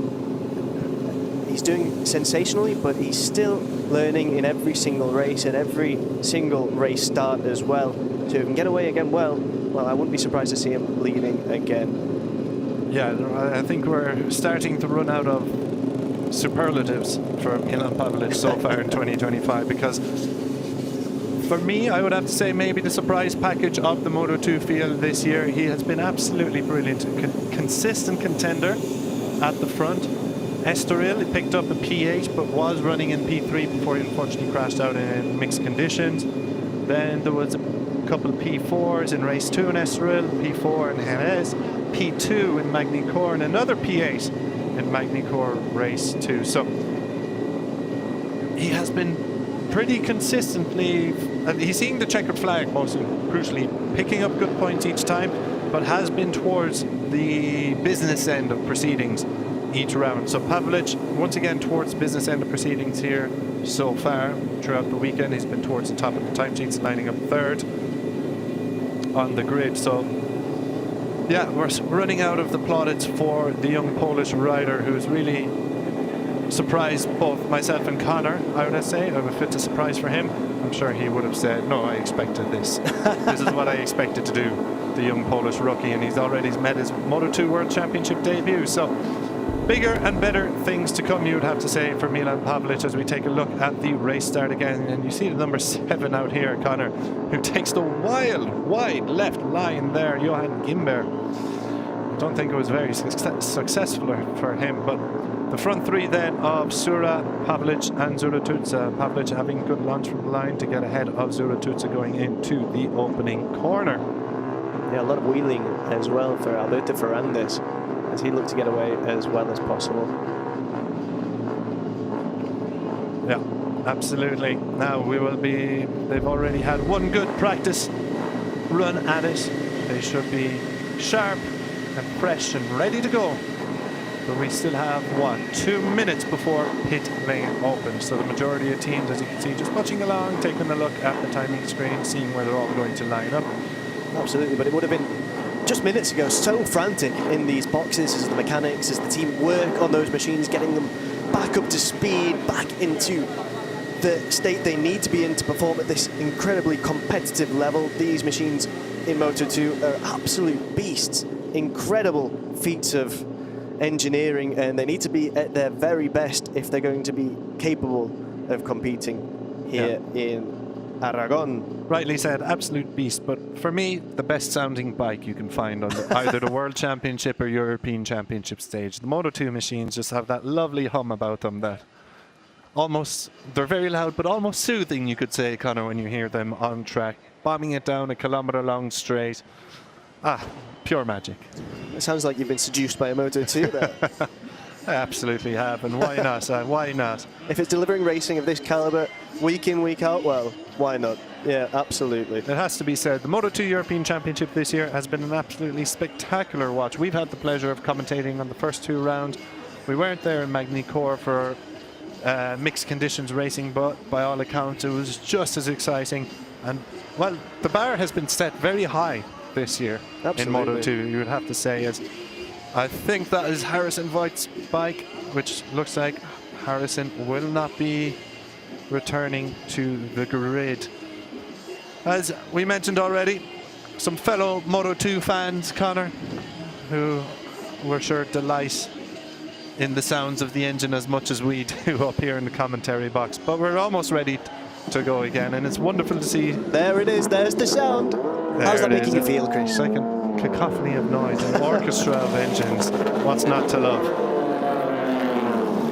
So we're almost ready to go again. 12:15, so the pit lane's going to open in about 5 seconds time. We'll just keep an eye on the riders. We are expecting everybody to return, with the exception of Harrison Vogt, because we think that was his bike we saw on the back of the trailer. The Australian, the number 29, we do not think will be back, but keep an eye out just to see if we can see the number 72. Yeray Ruiz, I think, is just about to peel out and will come out at the back. There he is, yeah, indeed, just at the back of the picture. The number 72 is indeed coming back. Thankfully, both riders relatively unharmed from what was actually quite a big incident. Separate high sides as they both came around turn 15, I think it was. And Harrison and Yeray both walking away from the incident. That's the most important thing, of course. Absolutely. The work that the MDR competition team will have done on that bike will have been absolutely incredible. I mean, the pressure to get going. I mean, there was 7 minutes, I think, to get that bike back from where it was, back into the box, do everything that mechanically needs to be done to it, and get it out on track again. That is absolutely incredible. And look at all those fans there watching on. You've got a 54 there. I wonder if that's for Jesus Rios in the Junior GP class. I think I saw the Tricolour of Ireland there as well, Chris. I did indeed, yes. I didn't want to bring it up though. Maybe for Race 2 and Junior GP we'll mention it, but yeah, 54 could be Jesus Rios, could be for Fermin Aldeguer. It could be about Alberto Ferrandis. Alberto Ferrandis as well. I was going to mention Fermin Aldeguer, who of course has quite a storied history in this class, a champion. Yeah, absolutely. From a few years ago, but yeah, you would have to imagine it's probably Alberto Ferrandis. Probably, yes. I remember seeing Fermin here last year as well. I think it was Jerez actually, but he's very much on top of proceedings here in Junior GP as well. Yeah. He's a storied career, does Fermin Aldeguer, of course, now competing on the business end of MotoGP, but he's gone through Moto2 World Championship, Moto2 European Championship, the Moto E World Championship. He also had a spell on the stock 600s where he really cut his teeth, you would say. So, yeah. I did try and convince him to come into the commentary box with us, but how did that go? He had other things to do, let's say. I would love to have been a fly on the wall to hear what the line was to try and get him to come up. Oh, Fermin and I get on very well, thank you very much. Yeah, I'll have to check in with Fermin on that. Just confirmation. Okay, enough about Conor Doherty's contact list in the MotoGP grid. And back to the Moto2 European Championship, where the real business is today in Aragon. And I know it's scuffed leathers of Milan Pavlic, or just a design, maybe catching my eye out. So Alberto Sura, 30 seconds till we go. Alberto Sura starting on pole position. Once again, a reminder, it's the original grid positions. We'll go out for a warm-up lap shortly. And away we go on the warm-up lap. It is Alberto Sura who will launch from pole position, his original grid position, ahead of teammate, the Andafer American racing rider Xabi Zurutuza, as Danny Munoz catches my eye. He's just dropping for some reason, and towards the back, maybe he just wants a little bit of space, a little bit of Motorland to himself to get some heat into the tires of his machine. So, Sura, Zurutuza and Pavlic will be your front row. Alessandro Morosi, we haven't mentioned too much actually today, but another Junior GP graduate who's doing quite well in Moto2 European Championship. He starts from 4th, ahead of the championship leader Unai Oradre, and 2nd in the championship, Alberto Ferrandis. Yeah, disappointing for both of those two riders in the previous proceedings in that race that was red flagged earlier on. So we'll see if they can get away better this time around and battle at the front, because as we mentioned, Unai Oradre had already dropped down to 8th as we'd had just 2 laps completed. So he'll be keen to protect his lead at the top. We're watching him now on that yellow machine, which is startlingly bright. Is it yellow or is it green? Somewhere between the two, I feel. It's citric. I'd say it's definitely citric. It's a fiercely debated topic among some colleagues, namely Liam Hodgins, a colleague of ours who has commentated plenty on the Junior GP World Championship. Tries to convince me it's green. Oh, you are in my camp here. It's yellow. It's It's very fluorescent yellow, but for me it's yellow, yeah. So, around we go. The final corner of the warm-up lap. Riders going to peel up the front straight, take up their grid positions, and we will be ready to go once again for 9 laps of Moto2 fun. The first of 2 races, of course, here in MotorLand Aragón. So, we've got 28 out of the 29 riders who started the original lights out on the grid. Harrison Vaught will not be rejoining the grid after his crash. Yeray Ruiz, though, starting 14th, the number 72, has rejoined. So, ready to go again? Will we see Sura, Zuratuta and Pavlic make a perfect start again, or will we see someone charge from the second row? Eyes on the lights, the revs are rising, and away we go. Alberto Sura does indeed make a good start, but it is a carbon copy of the initial lights out as Pavlic fires into second position ahead of Xabi Zuratuta. A little bit further behind, we saw Alessandro Morosi sliding in. One of the riders is stood up there. But yeah, it's a carbon copy of what we saw on the original lights out. It's almost going to be an exact carbon copy, as it looked like Pavlic was going to make a move for the lead, which he did at the opening corners last time around. But Sura holds on this time.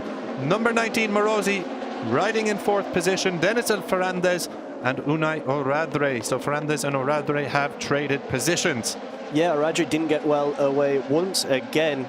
He is moving up there, but now Pavlic just seems to have come under attack there as we go down this reverse corkscrew. He's held off Morosi for the time being in this incredibly technical part of the track.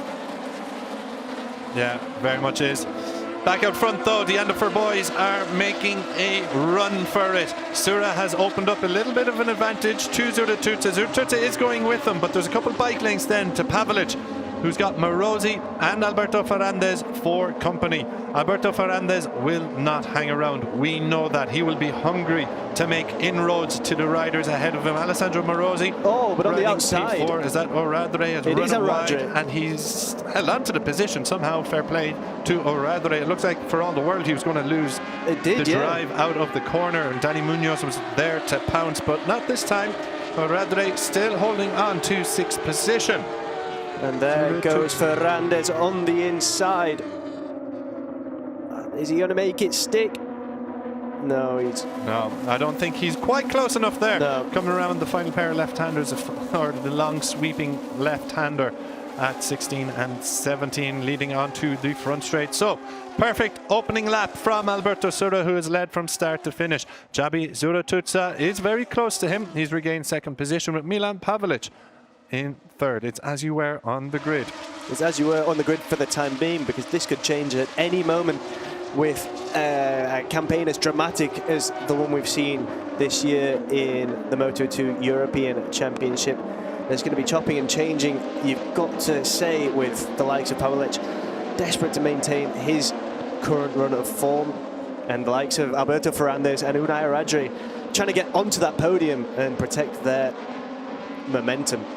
Yeah, Xabi Zuratuta, is he going to have a little look up the inside there, coming into the 8-9, right to left, downhill, corkscrew, not quite, but there's a couple more opportunities coming up.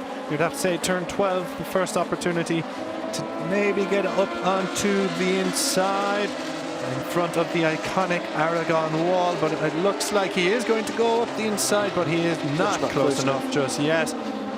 But you can see he's got the line for it. Maybe he's just lining up for a few laps to come. It's settled into an early pattern, this race. There's an early rhythm. Not a whole lot of chopping and changing as of yet among the top 6, 7. We said keep an eye on Marcus Ledenia as well. He's running in 8th position. Yeray Ruiz, brilliant start actually for the rider involved in that early red flag and crash and rejoined the grid. He's gone from 14th to 9th position. So excellent stuff from Yeray Ruiz. He had a good start first time round. Now is Xabi Zuratuta fancying this one? He absolutely is. Coming around turn 16, he dives up the inside. Will he be able to keep it pinned to the tighter apex? He does as well. Brilliant stuff from Zuratuta. And for the first time, Xabi Zuratuza is in the lead in Aragon. Milan Pavlic then is getting into the slipstream of Alberto Sura. Will he try something coming into the first corner? He's not going to be close enough just yet. Alberto Ferrandez, though, has taken 4th position off of Alessandro Morosi. Morosi indeed has been dropped to 6th position, as both Ferrandez and Oradre, your championship top 2, have moved up a position each. Yeah, absolutely. As soon as we say that there's not been much chopping and changing so far, immediately we start seeing it, and there goes Pavlic. He tries to steal P2, but on the cutback, it's Sura who manages to get back, and now Ferrandez is getting closer and closer and closer. This is really heating up in Aragon. Yeah, now we've got a race on our hands, and Pavlic again has got the inside of Sura. He's going to try and bump him wide coming through the reverse corkscrew, but on the left-hander, Sura does have that inside line. But the cutback from Pavlic might just give him the advantage, coming through with a couple more left-handers here through 11 and into 12. But Sura has defended the place brilliantly, and this is opening up a chance for Alberto Ferrandez, who gladly takes us going through turn 12. And now it is race on. And it is race on for Alberto Ferrandez, who is hunting down Alberto Sura, has to be said here. Unai Oradre posted the fastest lap of the race last time around. He has got serious pace here, and now he is swarming all over the rear wheel of Milan Pavlic. And of course, Connor, what all this means is Xabi Zuratuza has opened up a 1 second advantage as the riders battle behind him. Yeah, that's an absolutely incredible lead. If Zuratuza can employ the experience that he's got, he's going to try and make that count. He's going to try and protect that lead as much as possible. But this chopping, this changing is really so dramatic, and we've got anyone in this top 7 really in contention here. Dani Munoz as well, just at the back of this pack, just trying to find his way in as we go into turn 1. Yeah, right. Ruiz is putting on an excellent ride here as well. He's up the number. He's up to 8th position as Pavlic is stood up, making contact with Unai Oradre. That could have been a disaster for both riders with championship ambitions. One is the championship leader, the other riding in 5th position. Pavlic in 5th in the championship, I should say, and he is 4th in the race here, ahead of Oradre in 5th. But ahead of him now, Alberto Sura has been overtaken by Alberto Ferrandez. Ferrandez is now going to try and reel in. Xabi Zuratuza has opened up a 1.5 second advantage. Now with Ferrandez running in 2nd, he has gotten through on the riders. Can he close that gap? We'll see how the times come in on the next lap. But Zuratuza, this is dreamland stuff for the young Spanish rider. As we see that moment of contact there. Unai Oradre trying it up the inside there and just bumping into Pavlic. Both of them still in contention, though I don't think it's cost them too much time. No, they're still very much part of this battle at the front of this incredible Moto2 European Championship race. We also saw Daniel Munoz there making his move on Morosi. He now is running in P6. Yeah, Oradre running it wide there again, Oradre. But maybe that's the line he's trying to take. But he's gotten by Pavlic there, yeah. So the wider sweeping line seems to be working for Oradre, because he has gotten his way past Milan Pavlic, but Pavlic is just about to fight back here. Yeah, he's got the inside line, but he is not a bit quicker on the brakes there than Yeah. Oradre, who really took advantage of that very late on the brakes from Oradre, showing why he's the leading rider in this 2025 competition. Yeah, just a little bit of housekeeping to bring you. Number 99, Oscar Gutierrez, has crashed out. Rider okay, he's crashed out at turn 16, so some yellow flags in the 3rd sector. Yeah, Xabi Zuratuza's lead as well, just on that Andifa American Racing machine, is growing and growing. It's 1.7 at the moment, and there we have confirmation of that Oscar Gutierrez crash. Yeah, Zuratuza flying here in Aragon, isn't he, Connor? The number 85, double P3 in Magny-Cours last time out, hasn't won in the Moto2 European Championship yet. He is, of course, a rookie with plenty of Junior GP and Moto3 World Championship experience. And now there are 9/10 of a second being lost by Zuratuza. Is that correct? Let's see it from the visual test. Yeah, Ferrandez has closed up. Look at Oradre here, trying to find the space to get ahead of Sura. The real battle there for the last position on the podium. Wow, yeah, nearly a second loss by Zuratuza there. I'm not sure what went wrong. It's down to 6/10 of a second. Alberto Ferrandez is flying. Oradre now up into the podium positions as we lose a rider at turn 8, I think it is. Is that it's one of the foul 55 riders? It could be Marco Tapia, I think, who is gone. Borja Jimenez. Oh, it's Borja Jimenez. He's running Further down the yeah. field, yeah. That was at turn 8. And now look at this, yeah. We said we need the eye confirmation, the eye test for confirmation that the gap has come down, Connor. It most certainly has. Alberto Ferrandez is about to take the lead here. It looks like Xabi Zurituza is a sitting duck. What has gone wrong for Zurituza? It's bizarre with the it was extending. Oh, look his at the lead to lean nearly angle. 2 Look at the seconds, lean yeah. angle of he's hanging off the bike. Look at that speed as well coming. Wow. What a battle between these two. What a shot that was from Alberto Ferrandez, hanging off the bike around that final corner. Absolutely incredible. Like Zurituza's a sitting duck here. There must be something wrong. His lack of grip, because it's not just Ferrandez who's close up on him. It's all the riders behind him. He had a 1.7 second advantage, so something must be going wrong aboard his American racing machine. Here we go. Both riders are just going to cruise past Zurituza. Well, he's still making it as difficult as he can for our championship leader. Yeah, but yeah, he's lost a lot of pace. 3.5 laps to go. He's going to fight. It's still worth fighting for him to pick up as many points as possible. Mongiardo gone now as well from the race. Disappointment for Francesco Mongiardo. But yeah, what is going wrong for Xabi Zurituza here? He's hanging in there. There's no doubt about that, and he's fighting the good fight. There was no Ferrandez has gone wide. Ferrandez has gone wide, and that's opened the door for Oradre. Oradre takes full advantage. Oh, what a moment for Alberto Ferrandez. He's still running in the race in second position, and indeed he's going to fight back immediately, but it could have been so much worse. Hanging on for dear life, but Oradre then pushed his way through past Zurituza and into the lead. Zurituza, after all that, is down into third position. Now Ferrandez leading again from Oradre. Absolutely incredible, the battle that we're seeing between these two. A real rivalry in this. Here we go. Class. Look at this. Let's take a look.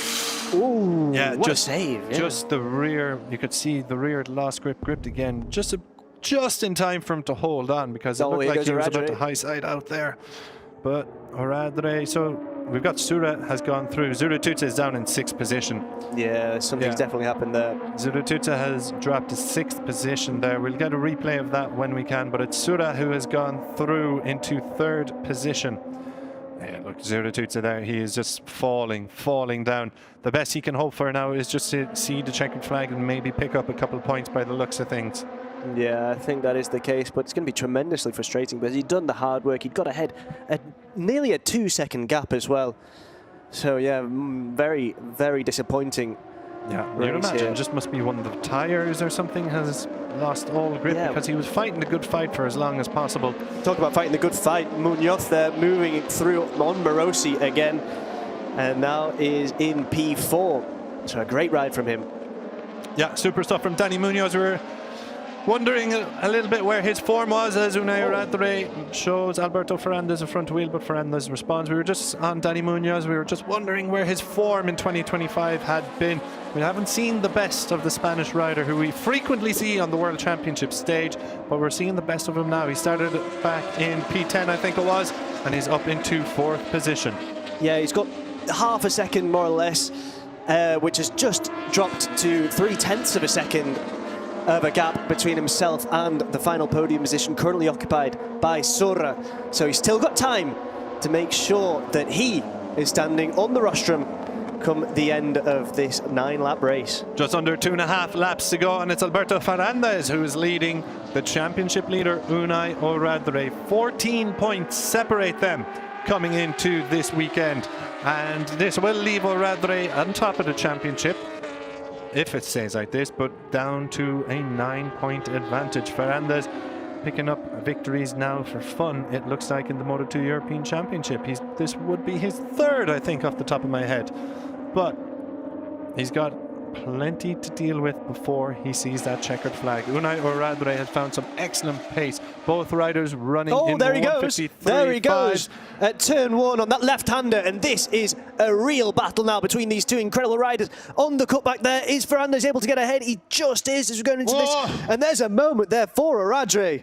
What a battle. This is what we want to see. This is what we want to see, Moto Connor. 2. The This is championship Moto 2 top European two going Championship. wheel to wheel over the last lap and a half here in MotorLand Aragón. Both genuine these riders duel. want the title. They're going to have to earn it. And that's going to play into the hands of Sora, who's just behind.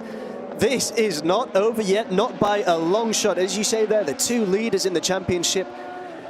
It's like a real Western duel, a shootout in the desert here in Aragon between these two. And Sora is hoping to take advantage. Munoz as well is catching up to this battle as well. The podium fight is far from over. As we see, Xabi Zurituta has indeed entered pit lane. There was an issue with that. Not sure what the issue was, but we'll let you know once we find out. Oradre looking for the inside line there, but Fernández doing his best to hold on. A lap and a half to go here in MotorLand Aragón, race 1 in the European Championship for Moto 2. It's Alberto Fernández, second in the championship, first in this race, against Unai Oradre, first in the championship and second in this race. I think that might have been about to change as we head onto this back straight. And Oradre has gotten ahead, but he's running wide indeed, and they're going side by side, but Fernández has the tighter line onto the back straight, and he's going to lead, you would imagine, coming over the line, unless Oradre has a little bit of magic up his sleeve once again. Just behind him, it's Alberto Sura, calmly riding in third position, but he's got problems mounting behind him as Dani Munoz, Alessandro Morosi, Adrian Cruces, all showing some good pace. Oh, now, this is close. leading over the line, it is Fernández. Will we see a move into turn 1? It's where we saw it last lap as well, and there we go. He's just on the narrower line, just ahead, but is Fernández able to keep it? He is. What incredible defensive riding there from Fernández. Fernández hanging on here for dear life, it has to be said. Oradre putting him in under all sorts of pressure. All sorts of pressure. Where's the next move going to come? Will it come at turn 5? Sharp left-hander, hard braking. Nothing going here. Fernández still leading on this last lap.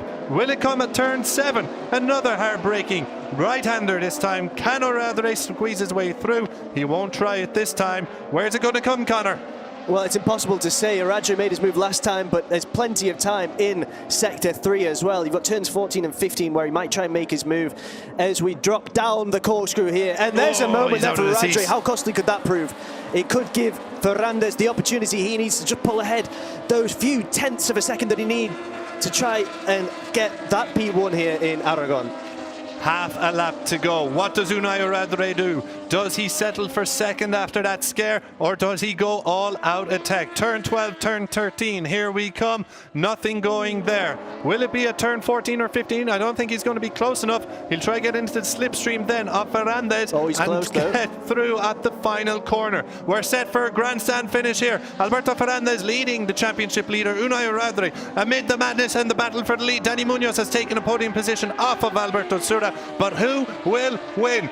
Oradre pulls out the wider line, but Fernández, defensive, blocks his line. It looks like Fernández has got the job done. Oradre out of the seat again. Is he going to? He's out of the seat again. Wow, and Fernández is going to win the Moto 2 European Championship race here in Aragon. Oradre will settle for second. Well, Dani Munoz, a brilliant ride from the Spaniard, sees him rise to third and onto the podium.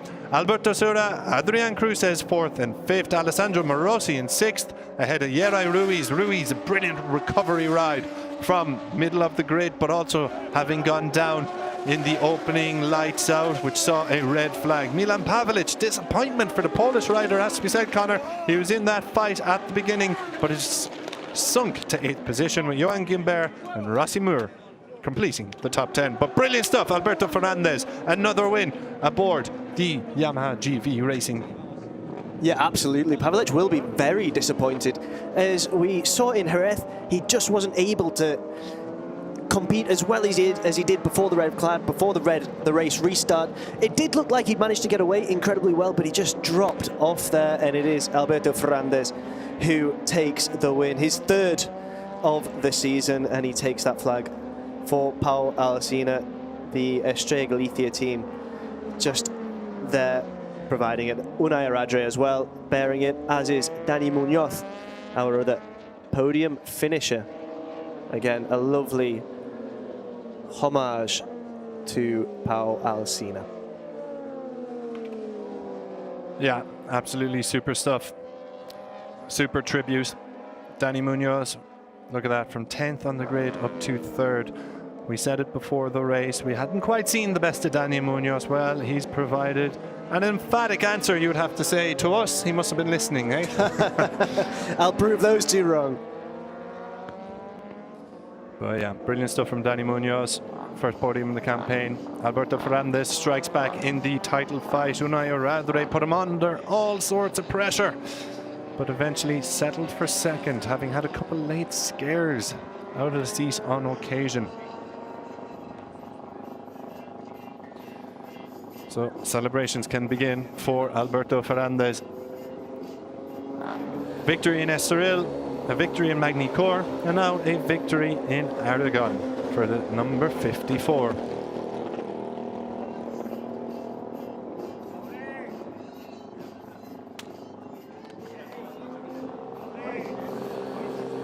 We will, of course, hear from Alberto soon as he makes his way back around towards the pit lane and into Parc Fermé.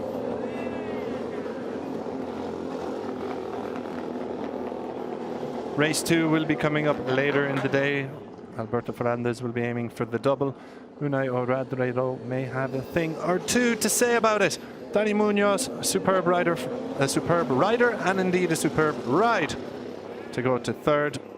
Missing out on the podium, though, was Alberto Sura on that last lap, as it was for Xabi Zuratuza.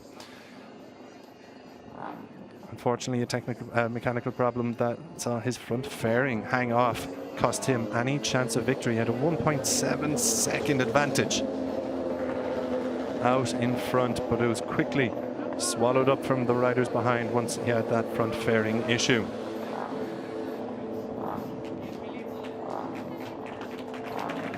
Round of applause then for Dani Munoz, picking up his first podium of the campaign.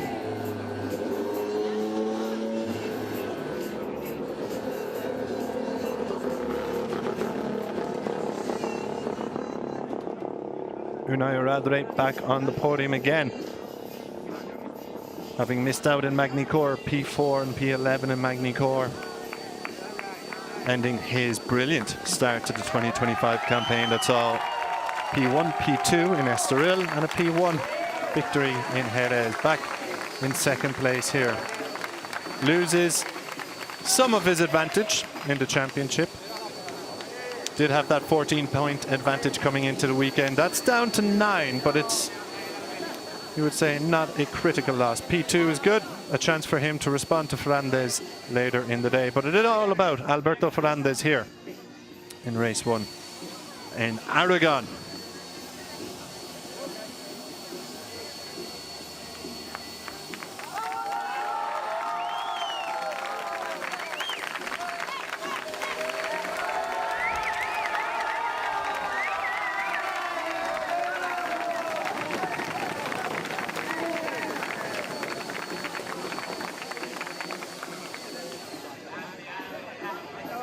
So big celebrations down in Parc Fermé for the GV Macrobanassi Moto2 team. Hugs all around. Another win for Alberto Ferrandis, 3rd of the campaign. Sees him close the gap to Unai Oradre at the top of the standings. We will hear from Alberto shortly. Connor has made his way down to Parc Fermé. Dani Munoz celebrating a P3. He pays a touching tribute as well for some of his late colleagues. Celebrations for Dani Munoz. First podium of the campaign. Gets the monkey off of his back, and we'll see him rise up the championship standings.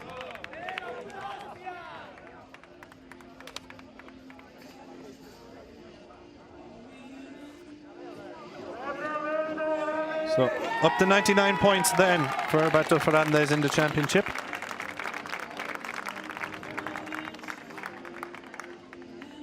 Hugely talented rider who we're sure has caught the eye of many of the scouts and teams on the biggest stage of them all in the World Championship.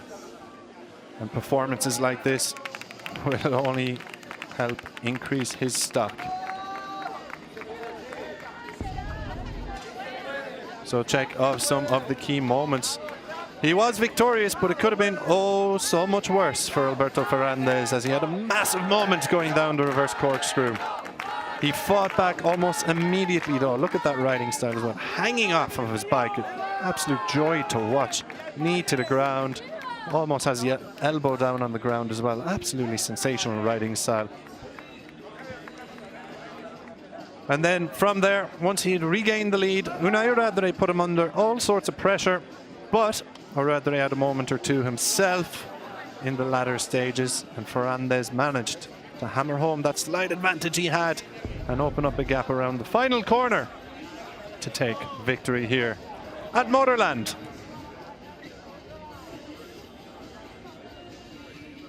So we see riders are debriefing their teams down below as the celebrations continue for Ferrandez.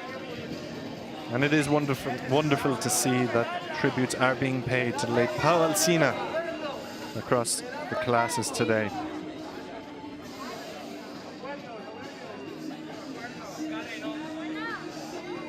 Plenty of fans in attendance this weekend and all across the weekend too, which is fantastic to see in the junior categories here.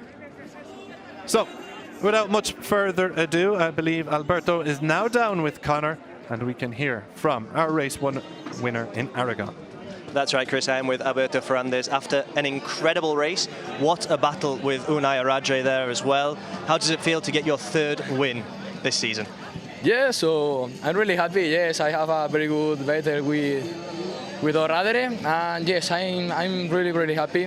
We do a very good start, and yes, I fight a little bit with the top guys, and yes, I take the first position.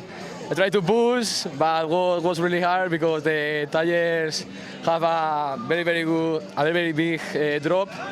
But yes, well, I'm really happy for this first race, and let's go.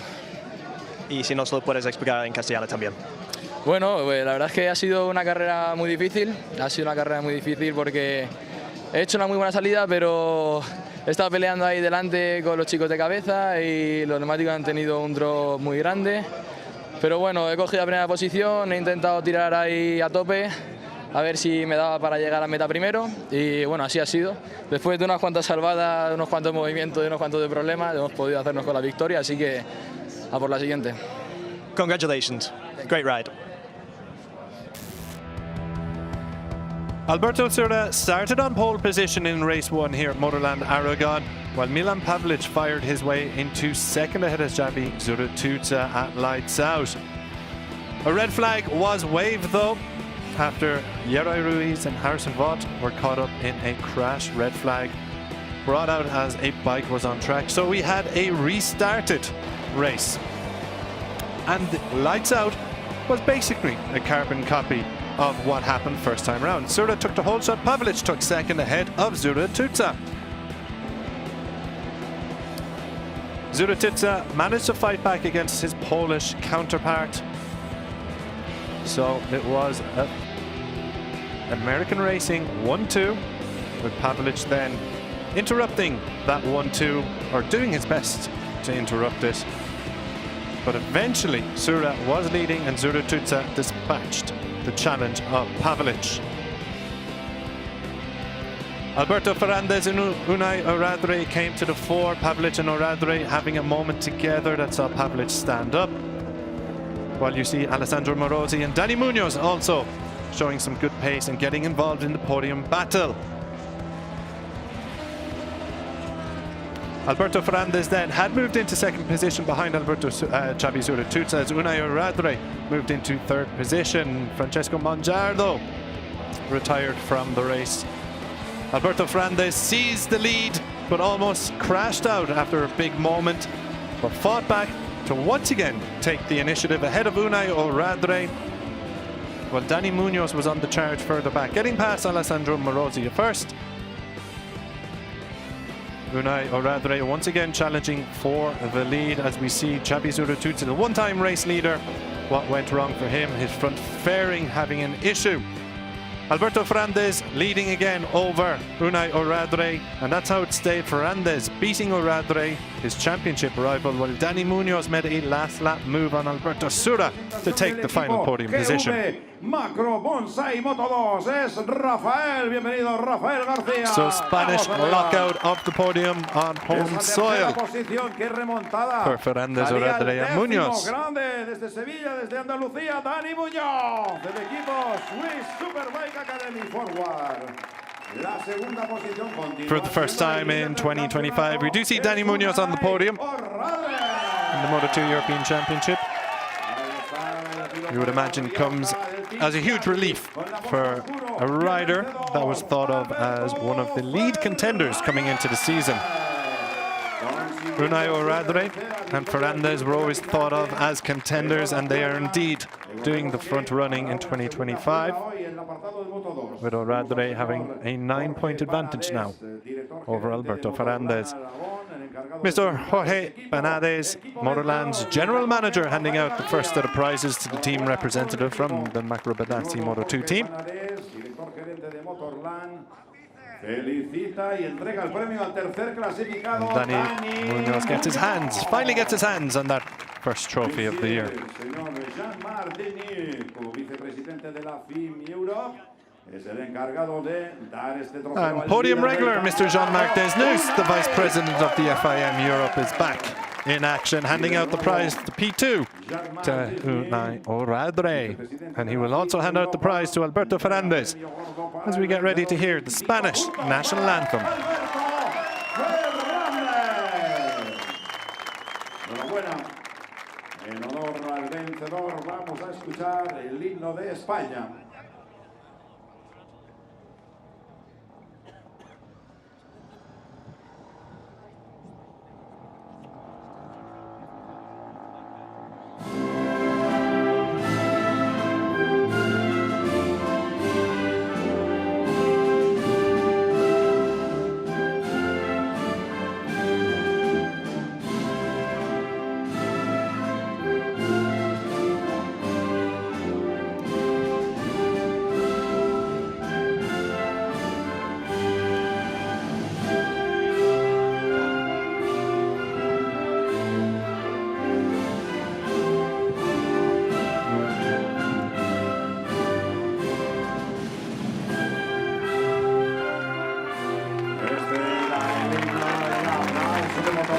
The Spanish national anthem then rings out around MotorLand Aragón. 3 Spanish riders supreme here in the heart of Spain. Ferrandez, Oradre and Munoz. Here in Aragon, a fantastic ride from those two. As we prepare to go to the standings, but what a ride from Alberto Ferrandez, who is our race 1 winner. There we can see it. He was followed by Unai Oradre. Great battles between those two. And third, Daniel Munoz. Behind them, unfortunate Alberto Sura. In 5th, Adrian Cruzes. What a ride from him. Alessandro Morosi in 6th. Uri Ruth in 7th. Milan Pavelic in 8th. And Johan Gimbert in 9th. Moore in 10th, Volpi in 11th, Tapia 12th. In P13, Marcos Ludenia on his debut. In 14th, Kezavan. 15th, Palomera. Lolly in 16th and Uriostegi in 17th. Watley 18th, Yambias 19th, Al-Kubaisi in 20th, Emmanuel in 21st, Eisenkorb in 22nd and Kim in 23rd, with Zurtuza and Jimenez both out.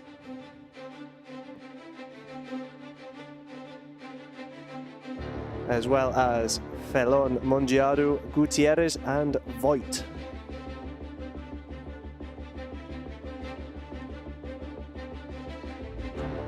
So this is the Riders' Championship after race 1 in the Moto2 European Championship. Oradre still leads. His lead, though, cut to just 9 points. Ferrandez following, Sura and Pavelic behind. In 5th, Zurtuth, who drops 1 position. Munoz goes up 1 to 6th. Mongiaro in 7th. Ruiz in 8th. And Alessandro Morosi in 9th.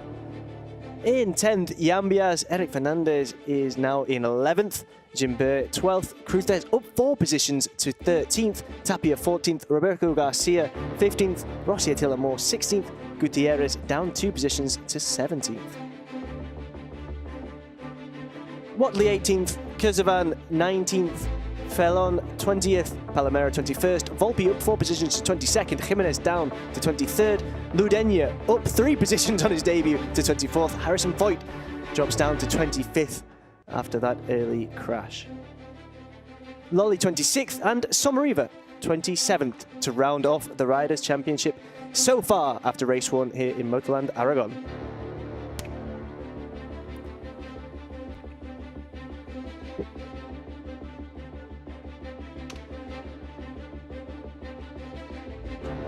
So, race 1 of MotorLand Aragón's Moto2 European Championship belongs to Alberto Ferrandez, with Unai Oradre recovering from that massive wheelie off the line as we see in the slow motion to take P2 and preserve a championship lead, although it has been cut to 9 points. But it is all about Alberto Ferrandez in race 1.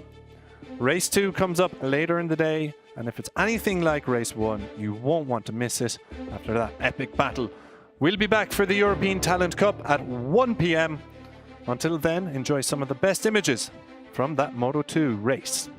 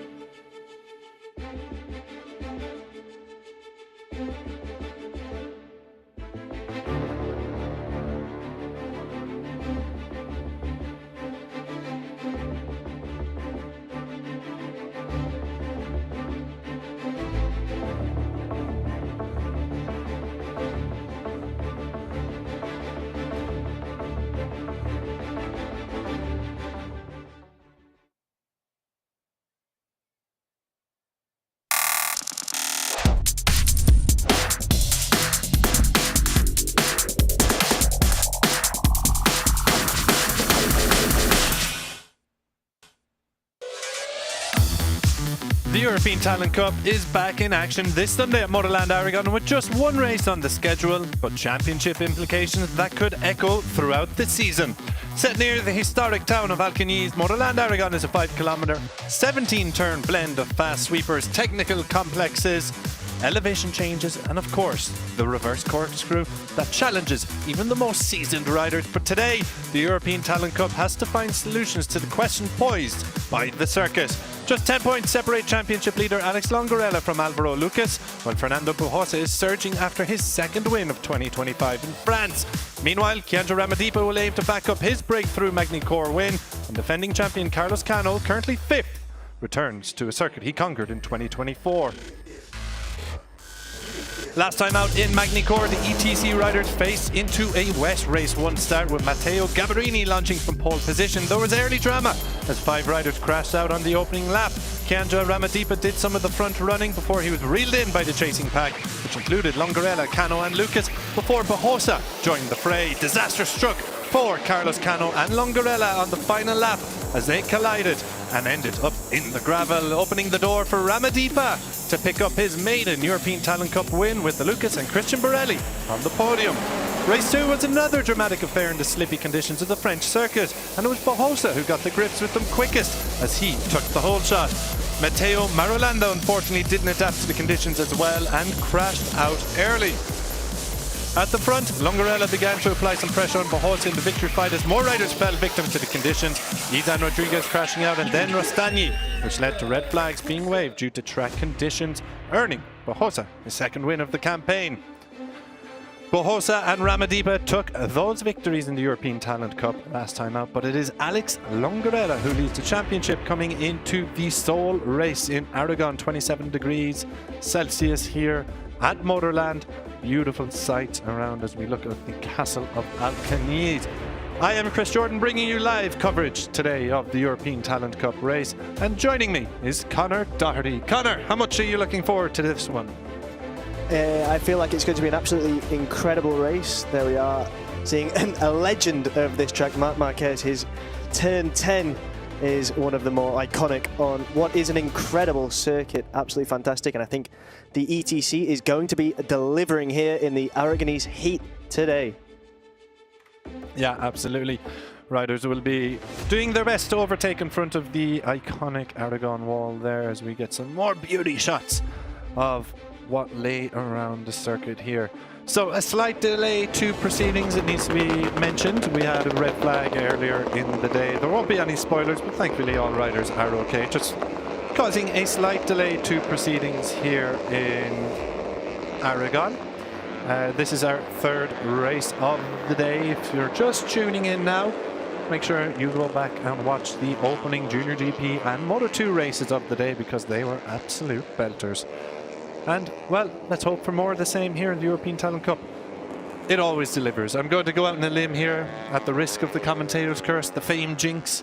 The European Talent Cup always delivers drama, and I expect today to be no different. Absolutely. It's one of the most incredible classes of racing that we have the privilege both to commentate on and enjoy as spectators. It's absolutely fantastic. The riders are the emerging talents, the rising stars in our sport, and there we can see fans enjoying this sunshine and the fantastic entertainment, the incredible racing on track. Quite a lot of fans out there braced for the heat in Aragon. It's 27 degrees and they're more than happy to be out there in their t-shirts watching on and enjoying what's on offer here in the European Talent Cup. What better way to spend a Sunday, Connor? What better way to spend a Sunday than watching the next generation of talent?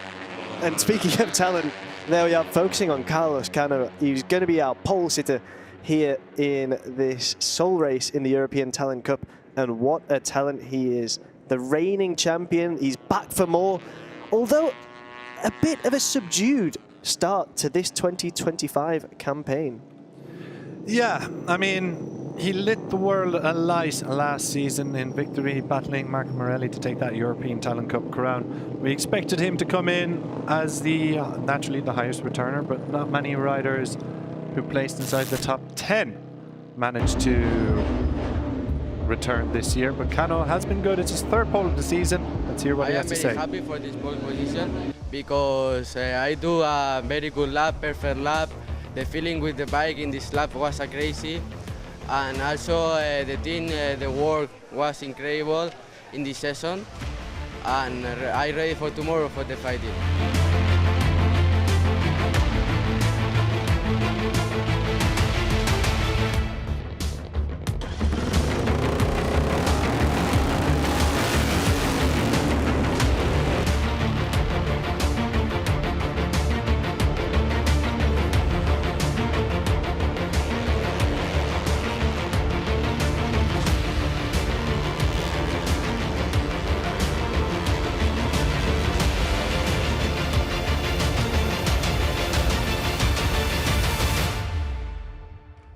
A 2:01.080 then from Cano sees him start from pole position once again in the European Talent Cup. As we were just mentioning before, hearing from him, it's been somewhat of a subdued, as Connor says, an inconsistent season for the number one, because undoubted talent, and we will expect him to go up towards the Junior GP class once he is old enough, but just a few inconsistencies here and there sees him a little further behind in the championship. He's currently 5th. And he's won a race in Estoril. He crashed out of race 1 but bounced back to win race 2. In Jerez we saw him on the podium taking a P2. Magny-Cours, another crash. So it is those inconsistencies that if he can just iron out a little bit, we can see him putting together a strong title challenge. And it is the consistency of particularly the riders like Alvaro Lucas. Lucas has 1 win to his name. That came back in Jerez, but he's been on the podium twice in Magny-Cours, P4 double in Jerez. That's what's got him leading the second in the championship, just behind Alex Longarella, another rider who's been super consistent, and consistency is key. So Cano has crashed out of 2 races. We saw him mixed up in a collision with Alex Longarella during the highlights of Magny-Cours. If you can just start seeing the checkered flag on them, we can see him stringing together a strong title challenge once again. Absolutely, there's still plenty of time, plenty of races for him to do just that. It has to be said as well that when he crashes, he usually crashes out of either a battle at the front or from P1 in a race. Yeah, absolutely. This is the thing. He is very much at the business end of proceedings in each race, but just has that little bit of misfortune from time to time. It even happened during his title-winning campaign. I remember a race, I believe it was in Portimao, where himself, and having charged from the back of the grid, he was in the victory fight and clipped Valentin Perrone, or was clipped by Valentin Perrone, to say it better, and saw him ruled out of the rest of the race. We just saw Ramadipa there. The stewards were very busy yesterday. There are 13 sanctions in the European Talent Cup. Most of them meaning that riders have to start from the back of the grid, but Ramadipa, who we just saw there for an unsafe practice start, will have to serve a long lap penalty, and that's going to make his charge for the podium from P4 that little bit more difficult. Of course, the long lap here coming at the bottom of the reverse corkscrew is going to be very difficult, very technical. Going to have to be perfect through there. Yeah, as you mentioned, 13 penalties, 12 of them back of the grid, 1 of them back of the grid, and a double long lap penalty. That's for Remy George San Juan, so not ideal for him. No, but also, it's worth mentioning, we won't mention them all, but you will see who's at the back of the grid. They have been given penalties, but Matteo Gabarini, our pole sitter last time around, starts at the back of the grid as well, as we take a look at our championship leader, Alex Longarella.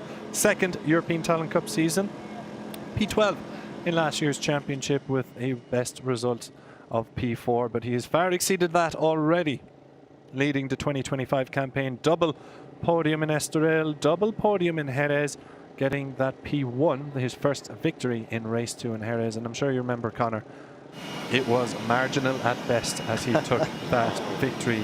Photo finish, perhaps the closest photo finish I think I've ever seen. And it went to Longarella. He seemed to know he won it. He picked up a podium in Magny-Cours as well as a DNF. So Longarella has been on the podium consistently. 1 DNF, you can imagine he will be back among the lead group here. I do wonder how much of an impact that crash with Carlos Cano is going to have that happened in Magny-Cours in race 1 there. 2 riders very much competing for the top position in this year's championship. Travis Borg then, rookie rider from Malta, who has certainly captured the imagination and the attention of ourselves here. He is a rookie. He's meant to, you know, ease his way into things, but he's an aggressive rider and a fast rider, and we've seen him battling at the front quite a bit. He was quite unlucky in Estoril, starting on the front row, picked up P5 in race 1, but was on for a podium until a late incident at the last corner. Saw him run onto the gravel. Jerez picked up a P8 and a Magny-Cours double top 10. So it's been a solid season, you would have to say, in terms of results, but we have seen the potential come out, particularly in Estoril, that season opener, where he was competing at the front. Yeah, absolutely. I mean, there are so many candidates for surprise of the season this year. I mean, we've seen some incredible racing, as you mentioned there. Borg was fantastic in Estoril, and just a little bit unfortunate. There we have the Venezuelan Martinez on his Aspar machine. Yeah, very international third row. You'd have to say you've got Colombia, you've got Venezuela, and you have Malta, which is wonderful to see that. The European Talent Cup bringing in riders from all across the globe. I can't remember the exact number of nationalities we have, but I think it's a pretty good mix. Yeah, I mean, from Europe to South America, all across Asia. Yeah, and it's great to see those riders coming through and really excelling as well. Absolutely. Not long to go now until we are underway here for the European Talent Cup race in Aragon. Eyes on Carlos Cano, who will start from pole position. Super talented rider. We've seen him make an impact already in the European Talent Cup, winning the title last season. He starts from pole position today, and this is your grid for the European Talent Cup race. From pole, it's Carlos Cano alongside Lucas and Fernando Bujosa. Row 2, it's Ramadito, Osorio and championship leader Longarella. On row 3, it's Marolanda, Borg and Tines.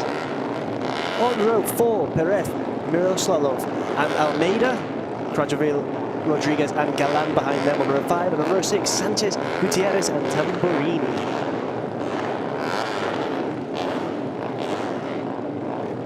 On row 7, Matsudaira, Savino and Kubeles. Row 8, Nativi, Karpushin and Boxberger. Row 9, San Juan, Gabrini and Borelli. Here we're very much entering into the territory of those sanctioned with back of the grid penalties. On row 10, Pio, Rouge and Peluzzo. I've just done a bit of work there, Chris, and there are 17 different nationalities. This is honest journalism. 17 different nationalities on this ETC, in this ETC class. Very good. Oh, there's an incident there. We've got an issue already for Ignacio Galan. He's pushing it. It's Ignacio Galan, but is it? It is. The number 23, the Impala Honda rider. Disappointment for him. Hopefully he can get that up and running, because he was starting 15th on the grid, and he's had some good races so far this year, Galan. So hopefully now that doesn't consign him to a pit lane start. So let's see. Round the warm-up lap we go. Far too eager to get that joke in there. Kapushin actually starts from 23rd. I know, you've been building up to it all weekend. And, well, you normally only get one opportunity for these. Yes, exactly. Double long lap penalty coming your way, Mr. Doherty. So, we're just about to get underway here, just coming around the final sector. This is going to be probably one of the crucial areas you'd have to imagine in the race. We've seen it plenty of times. Down the right to left, 8 to 9, reverse corkscrew. Long lap penalty is there. We'll see some riders going through there, getting their practice in. And with the European Talent Cup, as it always is on these machines, slipstream will play a huge role, you would have to imagine. So that's where it's going to be really interesting in the fourth sector. Having navigated around the long looping sector 2 end into sector 3, then we have the left to right at 12-13. Before another right to left at 14-15, overtaking opportunities galore across those corners. But you would have to imagine, if it is a tight group, coming around that back straight with the long looping left-hander, double left-hander onto the finish line, that's where it's going to be won and lost this race, you would have to say. You would have to say. You've also used a conditional there, if there's a tight group. I feel like in the ETC, there's no if there. This is always a race that delivers incredibly close, high-octane action from start to finish, and I fully expect that here in Aragon, we're going to see something very, very similar. Yeah, unfortunately for Ignacio Galán then, he has been consigned to the pit lane. Less than ideal start to his day. Well, let's see what he can do. He was meant to start 15th on the grid, but now he will come and join the back of the group. It's going to be a mission from there to get into the points. But let's focus on what's going to happen out front, because Carlos Cano is rolling up the pole position. The UAX 72 Artbox rider. Absolute jewel in the crown of Emilio Alzamora's team. Emilio Alzamora very much knows how to pick a rider. Carlos Cano, European Talent Cup champion, huge potential.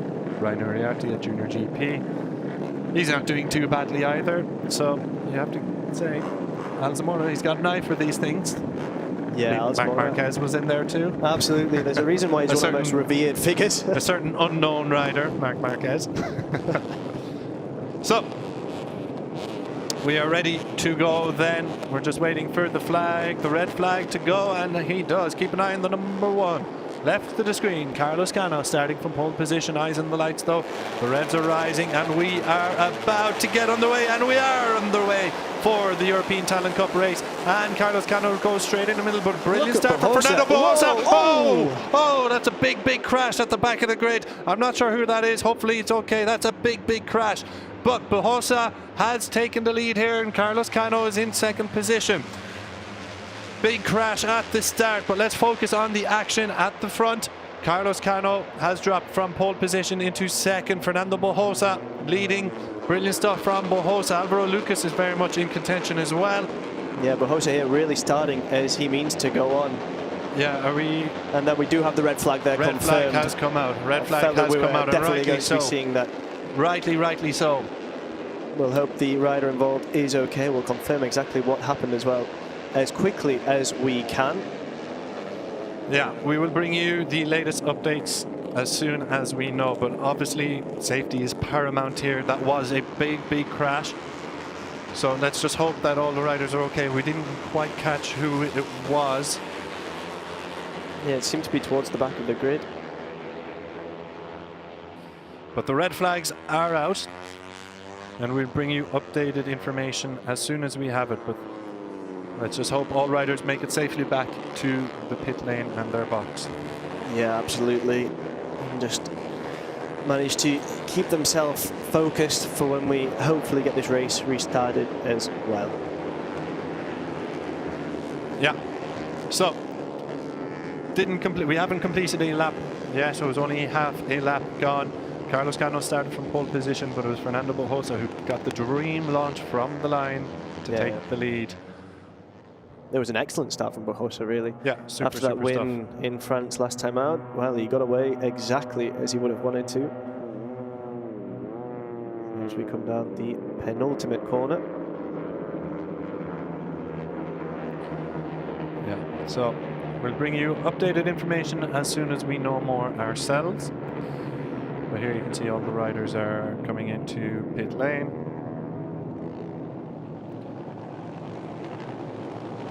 So the European Talent Cup race interrupted on the first lap following a big crash from lights out. We just have to hope all the riders are okay. And the hope is, of course, this is precautionary, as the injured rider just needs some time to recover and gets the appropriate medical attention.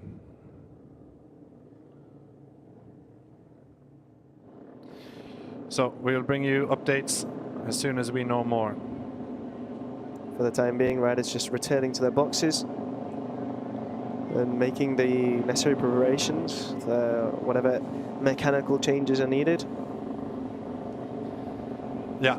Let's get ready for a restart. Should we have a quick restart procedure, then riders will take up their original grid positions, of course, having not completed more than 3 laps. We hadn't completed half of a lap, so Carlos Cano will go back into pole position. Bujosa will launch from 3rd. Yeah, Bujosa will be trying to get away as well as he did in the opening this time out, if we do get restarted. Yeah. So While the interruption is here, we can just talk about how wonderful it has been to see all the fans come out in force for the Junior GP World Championship visit, 4th round of the 2025 campaign. And riders have come out, fans have come out to support their riders in numbers, which is wonderful to see the next generation of talent really capturing the eye of motorsports fans. Aragon, of course, a racing heartland of Spain. Absolutely, Alcañiz, historic. There's real culture here of motorsport, but especially bikes.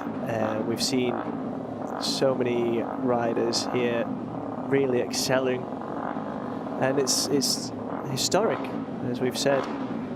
Yeah, absolutely. It used to be the history of Alcañiz, you know, very interesting.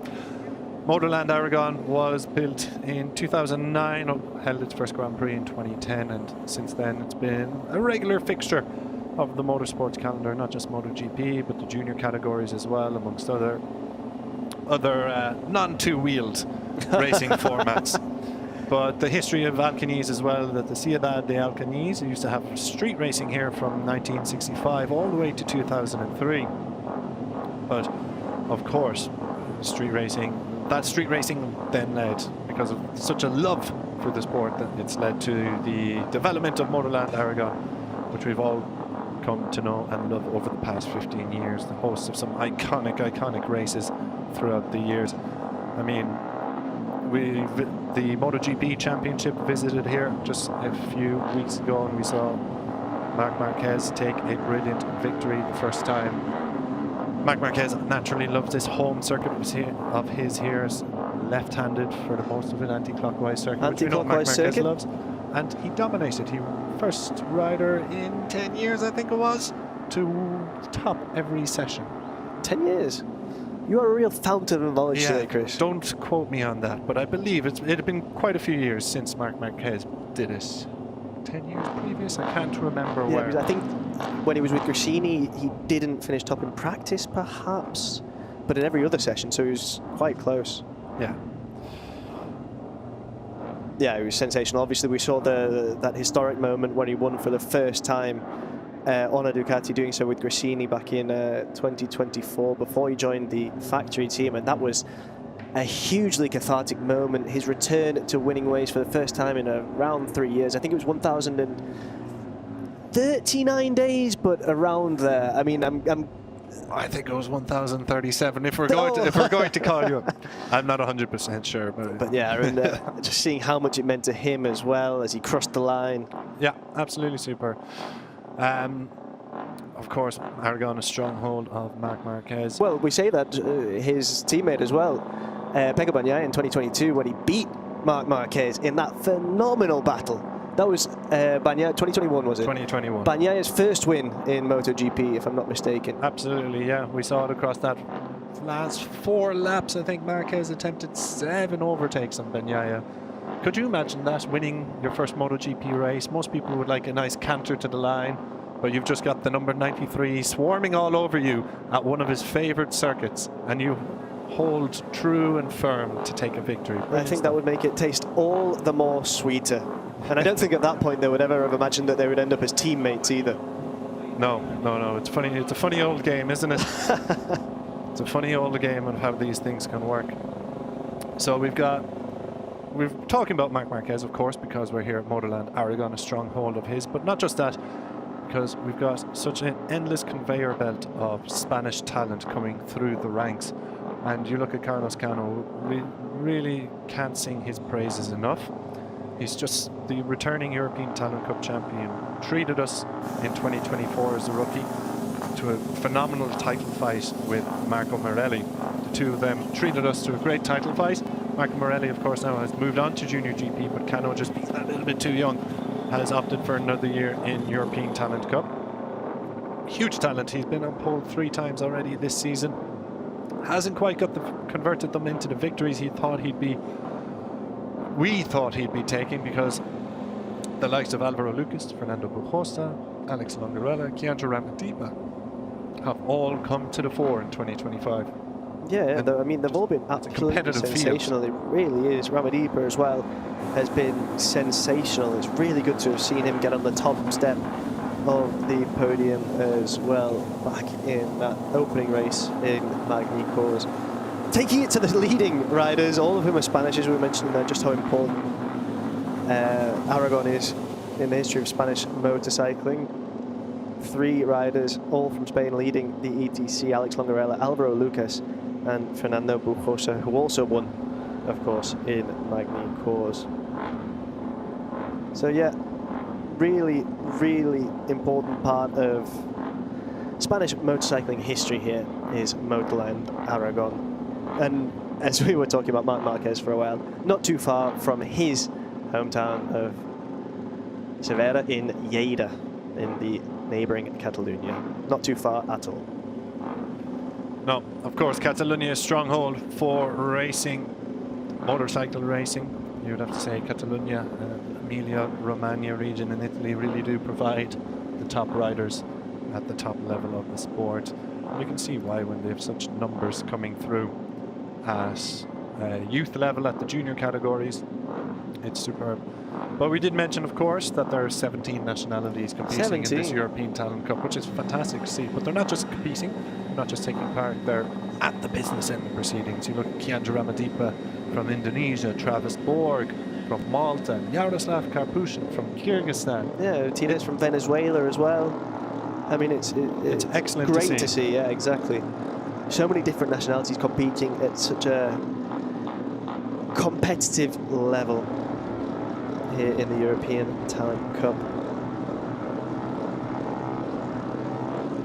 So, yeah, superb stuff to see.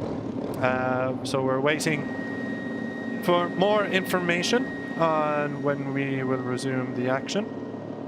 We are, of course, seeing a red flag waved after a big crash for who I believe was Nikola Miroslavov of the MLAV racing team. Starting from P11, so yeah, it seemed a little bit further back. He made contact with another rider at lights out, and that just sent him careering into the pit wall. So hopefully everything here is precautionary, and indeed we do have an update, a quick restart procedure. Pit lane will open at 1:35 for 60 seconds. We'll have an 8-lap race.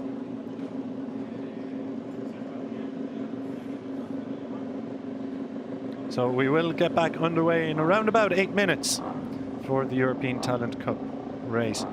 The marshals and everybody has cleared the front start straight, the front straight start finish line.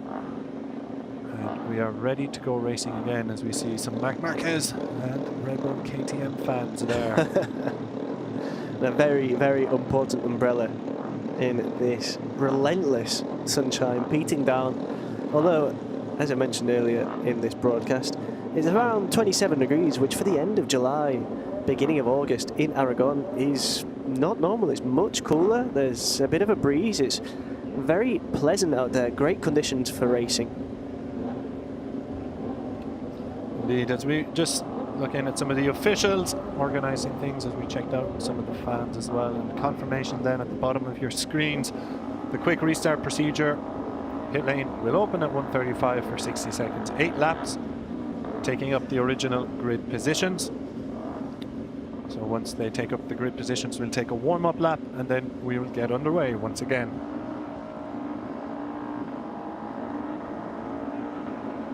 Ignacio Galan will be able to start from P15 again on that Tame Impala Honda machine after his issue. Well spotted, Connor. Yeah, Ignacio Galan, of course, had some issues on the warm-up lap last time around and had to start from pit lane. So a reprieve for Galan.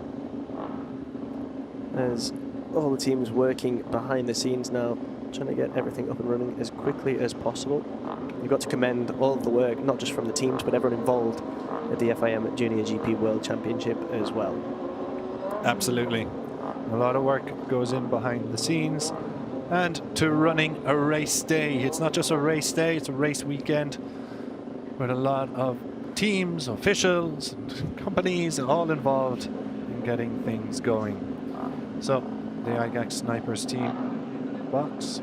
We're looking at Alex Ungarella.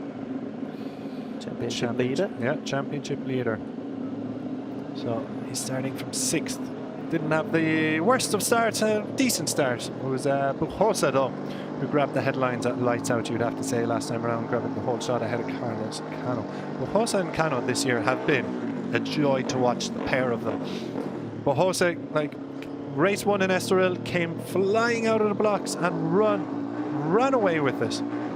As we say hello to some fans and a hello back to you. But Bujosa, it's been a joy to watch this year. It's almost as if you could hear me. The super fans. He ran away with race 1, and then him and Carlos Cano treated us to a superb battle in race 2 back in Portugal.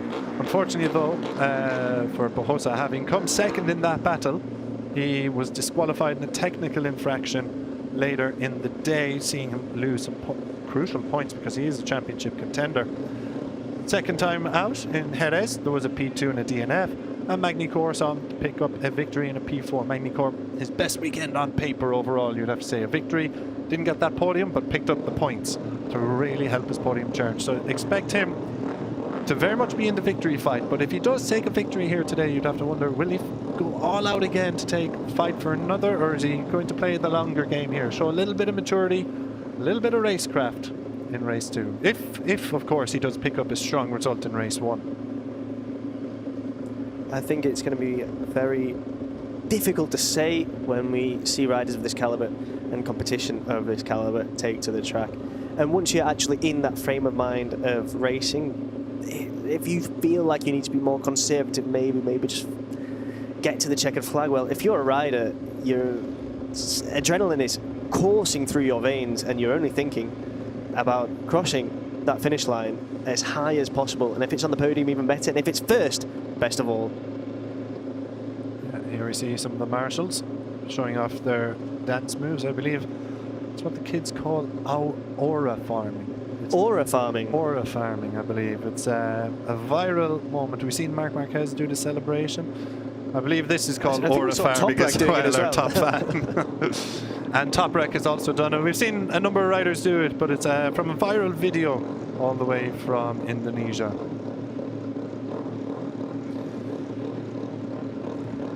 International. Yeah. I have seen the original video, and it is pretty cool. Is it? It is very cool. I don't know why I'm saying is it. I've also seen it. We're both young, both very much young, still hip. with it. I don't know about that. I don't know about that. We tried to be. Maybe we tried too hard.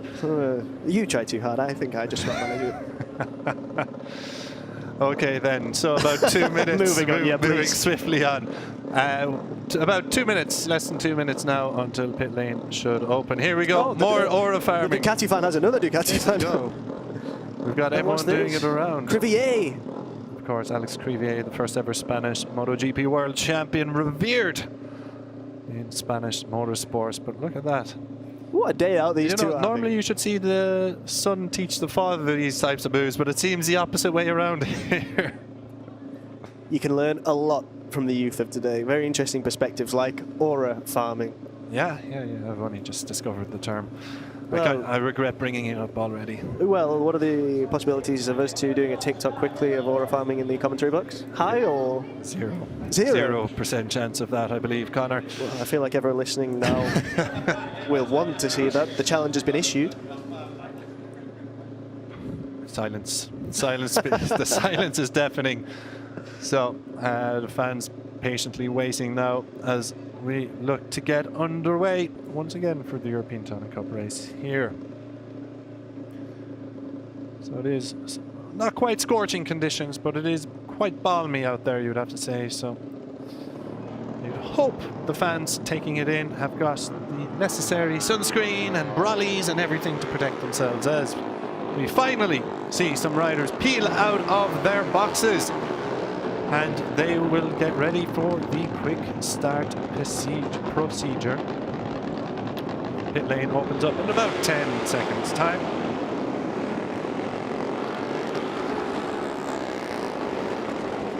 And you can see the European Talent Cup riders are eager to get out and ready Yeah, absolutely. Race. Pit lane now open. Yeah. As the riders head on out. So we will go again after a red flag delay here at the European Talent Cup. A reminder that this is the sole European Talent Cup race in Aragon. Each round before we've seen double races. This is the sole race. Are you disappointed by that? Would you like to see more ETC action, Chris? Oh, absolutely. Absolutely. The question is then, if you can only have if you have two ETC races, which race of Junior GP and Moto2 do you give up? I would say let's just do double races for all of them.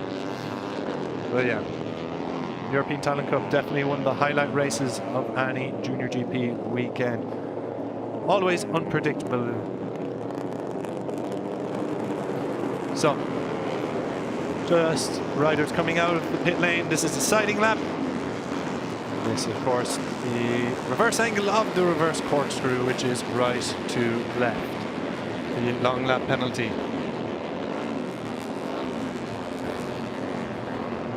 So through sector 3 we go.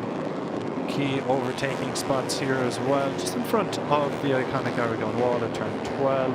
Sometimes you see it at turn 13, but turn 14 and 15 do offer better chances for an overtake. Before we get onto the lengthy back straight that leads on to the long sweeping left-handed front straight. And we mentioned it just before lights out previously that in the European Talent Cup, Connor, you'd have to imagine that this lengthy back straight is going to be pivotal when it comes down to the final lap, with slipstream having such a huge effect on these riders. Yeah, absolutely, and that's just going to mean that we're going to see so many moments where any rider can take the lead going into the penultimate and ultimate corner. As we've seen often at this level in the ETC, photo finishes are almost to be expected when riders this quality are doing battle when slipstreams is so important.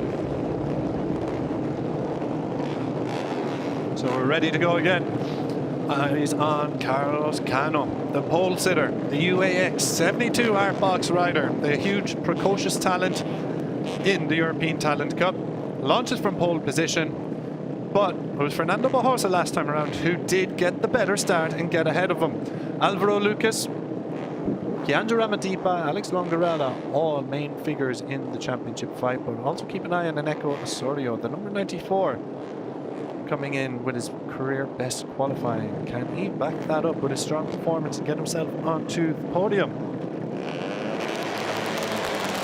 So it's the warm-up lap, of course. We go around on. One more lap of MotorLand Aragón, 5 kilometers in length and 17 turns of the anti-clockwise circuit before we go racing again the European Talent Cup.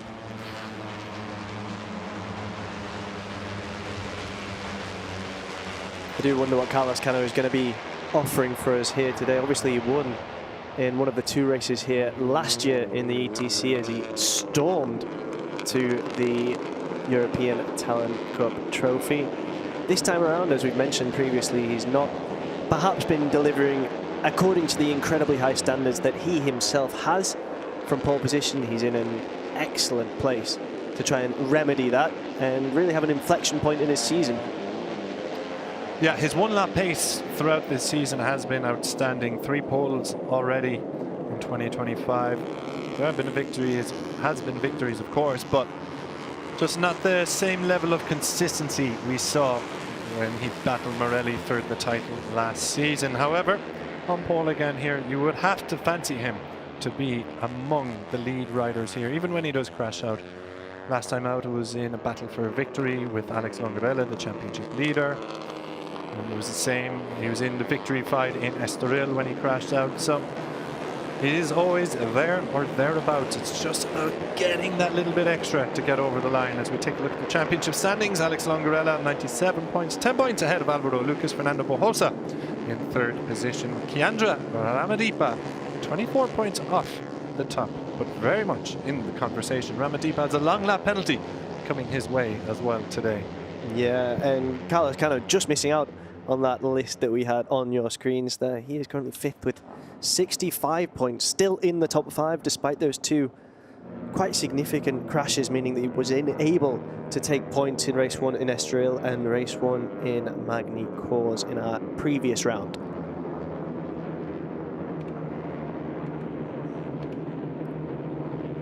So just about ready to go then here. A couple of red flags today in both in the ETC and in the previous race. I've seen this race delayed until 1:40 p.m. but we are ready to go racing in the European Talent Cup.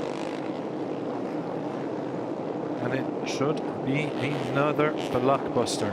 It always is in the European Talent Cup, so let's get ready to race. Absolutely, there we can see our front row. The riders are ready. So it is Carlos Cano launching from pole position, but Fernando Bojosa will be looking to repeat the trick. Will Lightning strike twice here in Aragon, and will the 69 of Bojosa get ahead of the number 1 for the whole shot, or will we see another rider come to the fore? We are racing in the European Talent Cup in Aragon, and the riders are away, and it is going to be Alvaro Lucas, I think, who gets the best start of the lot. Yes, it is, but Bojosa's got the inside line, and Cano has had a miserable start. He's down into 4th position. There's another rider who's after sneaking into 6th. Is it Neko Osorio? Has shot up to 2nd from the 2nd row. Brilliant start from Osorio, but a miserable start for Carlos Cano, who has shuffled down the pecking order, but he's quickly back ahead of Bojosa, and he's running in 3rd position. Thankfully, all the riders are away safely this time. Yeah, what a wonderful start from Alvaro Lucas there. He really took advantage of the fact that our pole sitter kind of wasn't able to get away as well as he wanted. It now looks like he's dropped down to 4th. However, briefly, as Bojosa gets ahead of him, yeah, the 2 rivals in the championship, rivals on the track right now, as Neko looks to get ahead there, trying to make a move on Alvaro Lucas, unable to do so, but this is very, very tight as we come down the reverse corkscrew. Yeah, absolutely dream start for Neko Osorio. We asked if he could back up his qualifying performance. He absolutely can. That seems to be the message he's sending out, because he's about to go for the lead ahead of Alvaro Lucas. Will he get in front? Look at Bojosa there. 4 abreast. It's going to be, well, Neko Osorio is going to be relegated to 4th position here, I think. Cano has run it wide, but Bojosa has taken the lead. They went 4 abreast there into turn 12, and it's Bojosa who has come out on top ahead of Lucas with Cano, and then I think that's Keandra Ramadipa has just gone a little bit wide into turn 14. Yeah, absolutely sensational there from Bojosa. We just saw a 2-in-1 overtake there to claim the lead, to claim P1. He's just ahead of Alvaro Lucas now, who also is using that slipstream to try and get as much speed as possible as we head into turn 16. Yeah, Bojosa leading here, but Neko Osorio is having a little look up the inside. He's running in P3, but Alvaro Lucas shuts the door in front of his face, and Osorio now has the wider line. Will he get the better drive going out onto the front straight? But Bojosa doing brilliantly to lead this race. Will he lead going into turn 1? It certainly doesn't look like it, because Neko Osorio has pulled out wide, but as has Lucas, as Osorio has a moment. So Bojosa has dropped to 3rd position, and Alvaro Lucas now in the lead. Carlos Cano is 4th, championship leader. Alex Ongarella is 5th. Keandra Ramadipa leads. Travis Borg and Finn Cratterquill, Mateo Marlanda and Izan Rodriguez complete the top 10 as things stand. And there you have confirmation. Keandra Ramadipa can now serve his long lap penalty. Keep an eye on the number 32. The long lap penalty loop is just coming up here. This is turn 7. Long lap penalty loop is at after turn 9. Will Ramadipa peel out to try and serve it? But it's all chopping and changing in this battle here. Ramadipa has moved into 3rd position with Bojosa in 2nd. Alvaro Lucas leading the way. Ramadipa does come out, like he's going in, So it's tremendously unfair to say keep an eye on a rider, in particular in an ETC race, when it's chopping and changing like this. I mean, yeah, Ramadipa, let's see where that. He was riding in 3rd, 4th position going into that. I think he has slotted quite far back now. Yeah, he's dropping down the That is into 15th position. Well, that was a costly long lap penalty, and he didn't have the cleanest time around it, but he got through it, doesn't need to repeat it. Back out front, it's Bojosa who's going to lead over Carlos Cano as he makes his move on Alvaro Lucas. Lucas being relegated into third position. Eneko Osorio still very much in the conversation, as are Alex Longarella and Travis Borg. But Bojosa has now got a little bit of ground to run ahead of him, as Alvaro Lucas is looking to respond on Carlos Cano on this long front straight. So Bojosa is leading, but will he lead over the line as he come around the double left-hander, the long sweeping left-hander? It's Cano in second, ahead of Alvaro Lucas, and Osorio in fourth position. We saw it all chop and change last time around. Leading over the line, it's going to be Bojosa, I think, but look how tight it is getting. It is very close. Alvaro Lucas has got the inside line. Is he going to make it stick?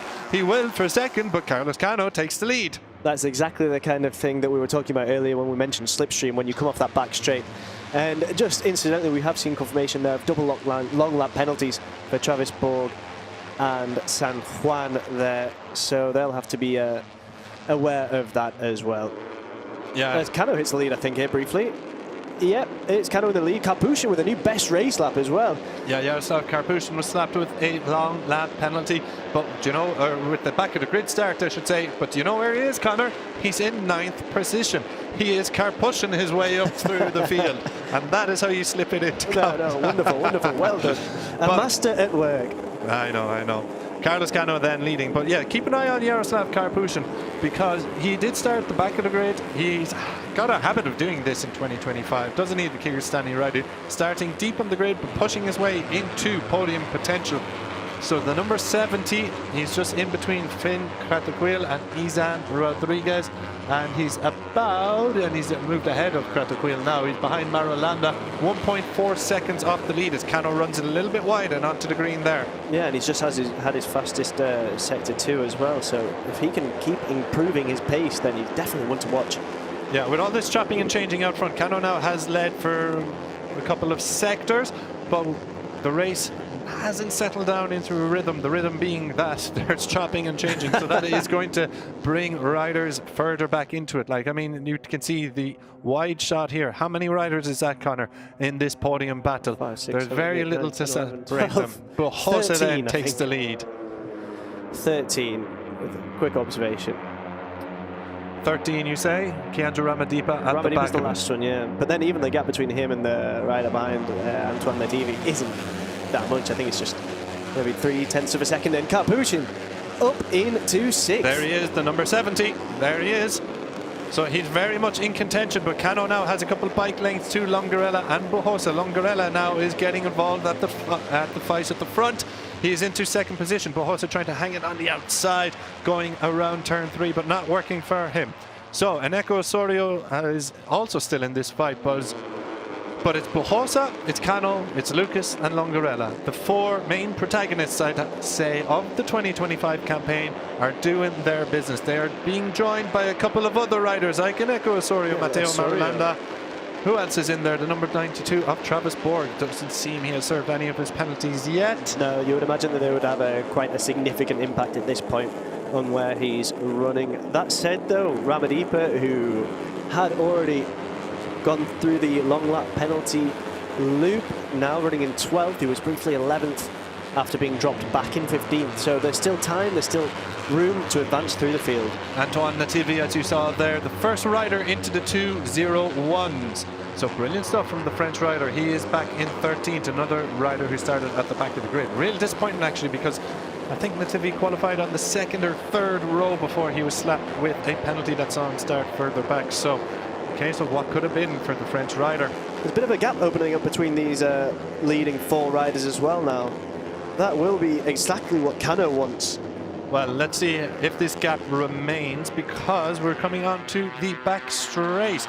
So slipstream should play an effect, and every time we've seen riders try and make a move around 16 and 17. Will we see the same again? And we will indeed, because Alex Longarella goes up the inside of Bojosa, but he's not going to be close enough to Cano to disrupt the reigning champion. However, Bojosa now will line up a move into turn 1, you would have to imagine. Go, go, go. 4 laps to go. Here we go, 3 abreast. Longarella has seized the lead. Bojosa is making that move into turn 1, but Cano has dropped back and is going to have that inside line, but on the right-hander, it's going to favour Bojosa and Longarella. Yeah, it does look like that. Cano doing everything to try and get back ahead. I mean, that gap that I mentioned is just non-existent now. There's a matter of centimeters between this leading four, and they are doing battle like the best. Yeah, so it's Bohosa and Longarella going toe-to-toe out front. Bohosa now seizes the lead off the championship leader, but you can just imagine this is all going to change. And let's have a little look at who's in 5th place, Conor Doherty. Why, it's Yaroslav Karpushin, all the way from the back of the grid. He's doing it again. He's done it before. He did it in the Jerez. He's doing it again. From the back of the grid into podium contention. He crashed out in Jerez, one of the races. And I have to remind myself if he actually finished on the podium in the other one. But it is brilliant, brilliant stuff from the Kyrgyzstani rider. Yeah, he's no stranger to the podium now, having done so earlier this season. His maiden European Talent Cup pole, and now he's hungry for more. He's looking to build on it, and he's showing such incredible pace here in Aragon. He's going to have his work cut out with these riders ahead of him, though. Yeah, 4 has become 5 with Eneko Osorio leading that group in 6th place, but Osorio is quite close as well. There's only a few tenths of a second, but there are a few bike lengths. Let's see how much of an advantage this lead group will have coming over the line once again. Well, there goes Longarella. Longarella has made his move for the lead, but will he lead over the line? This is all crucial information for these riders as well. Do they want to be in the leading position coming around this corner? Because Bohosa, a couple of laps ago, led over the line when he led out of the final corner. But there was changing and chopping and changing. Longarella does indeed lead over the line. So it looks like if you're leading going in to turn 17 and even perhaps turn 16, it might be enough for the victory here. Turn 1 though, as we have every single time so far, seen some changes. Bohosa makes that attack up the inside, but Longarella responds, and Bohosa's just out of the seat, not once but twice. Yeah. But Carlos Cano has pounced. And number 92, yeah, we noticed it that Travis Borg had a double long lap penalty, but we noticed he was also still in contention in this top 10 group, but he's been given a ride through penalty. He's ignored the long lap penalty. So maximum punishment for the Maltese rider. Yeah, you have to wonder why he didn't go through that loop. He had a double long lap, if I'm not mistaken, as Cano hits the lead briefly. Alvaro Lucas isn't going to allow him to stay there comfortably for long, though, as we come down the corkscrew here. It is Cano as we go into turn 10, Marc Marquez corner. Yeah, Cano leading the way here. So Alvaro Lucas jumping up into 2nd position as Fernando Bohosa and Alex Longarella continue to apply the pressure. Yaroslav Karpushin's got himself into this lead group, but we haven't seen him make too many moves, but he's just made one there into turn 12 in front of the iconic Aragon wall, and he's moved up into 4th position at the expense of the championship leader, number 45, Longarella. Karpushin then is really motoring here. Will he make a move coming down this back straight? You would have to imagine he will fancy it because he's got Alvaro Lucas in. He's in the slipstream of Alvaro Lucas here. Will he get the opportunity to make a move up the inside coming through turn 16 very, and very 17? Close there. So Cano and Bohosa go side by side. Bohosa has got his nose in front ever so slightly, but it's Alex Longarella. Yeah, Where's Alex Longarella come from? He has come from nowhere to lead this race. Brilliant stuff from the championship leader, but Cano looking to respond immediately. So once again, Longarella leads over the line, but only after making a last-ditch move at turn 16. So that seems to be the key move for Longarella. Get in front at turn 16. Yeah, that's going to prove Bohosa's key move. Once again, key. Bohosa makes a move at turn 1, but he is not leading coming over those final corners. So it is a question: do you want to be leading coming out of turn 15 and onto that back straight? It seems if you're leading, it might be to your detriment. Yeah, I mean, you have to be incredibly intelligent here. It's an elaborate game of chess putting everything together here for these riders in the ETC with the slipstream and all of the different variables that they've got to keep in mind. It's going to be so difficult to call this one because any of these riders is capable of making the move at the right time. We're just going to have to see who is able to deliver. And as you mentioned, turn 16 looks like it could prove absolutely vital. Yeah, plenty of fireworks left in this one. We've been focused on the top 5 for some time now as we look at Travis Borg, who's got a ride-through penalty coming his way. At this stage, you would imagine he probably isn't going to take it, and we'll just have to deal with the consequences post-race. Bohosa then leading Cano over Longarella coming through turn 12. So once again, let's watch and see what the strategies are here. It's going to be Bohosa leading coming onto the back straight. Will Cano dive up the inside? Karpushin and Longarella going side by side just behind him in the battle for P3. Alvaro Lucas keeping his powder dry as well. But plenty of fireworks left in this one as we have just over 1 lap remaining. It's Bohosa over Cano over Longarella, and Longarella is now making that move we've seen him do on a number of occasions over the last couple of laps to look for the inside line at turn 16 as Cano does take the lead. Longarella's got that inside line. Bohosa's down into 3rd position.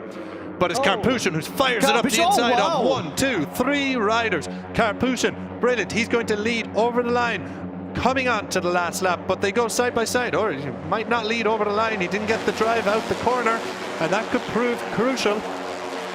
Brilliant stuff. It's going to be Cano, Bohosa, Longarella into turn 1. Karpushin all of a sudden is back down into 5th position at the expense. But Alvaro Lucas moving into 4th at the Kyrgyzstani rider's expense. So it is, as you say, a high-speed chess match here. We've seen a number of strategies adopted at that last corner. Karpushin taking 3 riders in turn 16. A desperate lunge up the inside, but he did not lead over the line. The 2 times Longarella led over the line, he took the tight turn 16 line and managed to keep it and get the drive out. So that seems to be the move to go for here. But we've only got, what, about 10 corners remaining as we come through turn 7 into the reverse corkscrew, and it's 3 abreast. You can't do that at the reverse corkscrew, lads. Oh, this is absolutely incredible racing for these riders. They're demonstrating their intelligence. Who's going to be the rider to declare checkmate? It could be at any point here as we go into the final 2 sectors. We're approaching turn 12. Is anyone going to make a move here? Yeah, you saw Emilio Alzamora and his team, the 72 Artbox team, nervously watching on as Carlos Cano looked for victory. He's riding in 3rd position. It's the championship leader, Alex Longarella, who has the advantage. Through turn 14 we go with the all-important turn 15 and back straight coming up.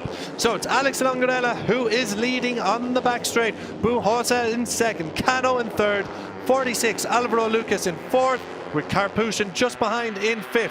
Longarella holds the advantage, but for how long? Here we go, the all-pivotal moment of the race. Cano look at Cano, look at Cano. He's putting himself the inside line, and Cano is going to take the lead here, isn't he? Bohosa is in 2nd. Lucas has got the inside line for 3rd, but Bohosa fights back, gets the cut back, and Bohosa is going to lead out to the final corner, and it looks like he's going to lead over the line. Brilliant, brilliant stuff from Fernando Bohosa. A race winner again. It's Cano in 2nd, and Karpushin pinches 3rd from Alvaro Lucas, I should say, and Alex Longarella, the championship leader, is in 5th.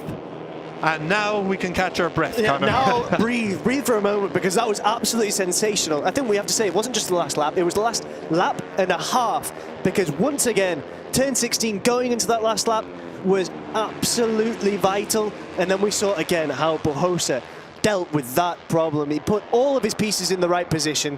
And what did he declare, Chris? Checkmate, I believe. Absolutely. He was so intelligent. What an inspired ride from Fernando Bohosa. Yeah. Absolutely incredible. Superb, superb ride. That's 2 victories in a row. And I believe it makes him the new championship leader, but we'll have confirmation of that shortly. 25 points. So victory, first and foremost, but also a crucial 25 championship points as his title bid takes flight. And of course, as we've seen, racing this weekend in honor of Pau Alsina. The Pau Alsina flags from the late Junior GP rider. The riders are taking them around in honor of the number 26. Yeah, it's really quite moving to see these tributes paid by the riders to someone who is a very much loved figure in this paddock. Of course, the ETC riders would have had Pau Alsina as someone to look up to. And yeah, though we can just see Carlos Cano with the flag, it's great to see the way that this paddock has rallied around Pau and, of course, his friends and family. Absolutely. So the tributes are being paid for Pau Alsina as Carlos Cano bears the Alsina flag. Carlos Cano, the reigning champion in the European Talent Cup, takes podium P2. Just misses out on the victory as Bohosa pulls off a brilliant last corner maneuver for his 3rd win of the season. Pole sitter Cano, though, not the victory, but 20 crucial championship points for him.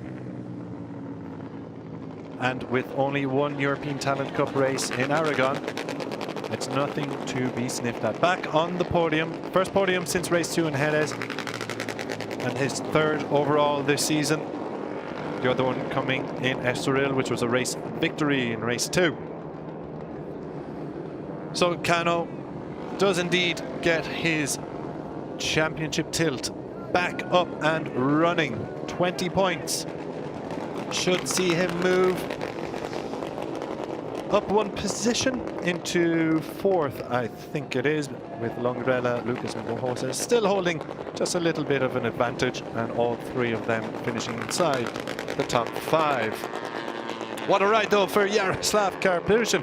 He has done it again. Starting from towards the back of the grid is not an issue for the Kyrgyzstani rider. Absolutely sensational ride. 23rd to 3rd. He takes 3rd position off the hands of Alvaro Lucas at the wire. Just 1/100th of a second separating them. Indeed, there was only 1/10 between Cano and Bohosa, but a 1/10.5 between Bohosa and Lucas, so you could throw a blanket over the top 4. Alvaro Lucas, it's another P4 for the rider 2nd in the championship.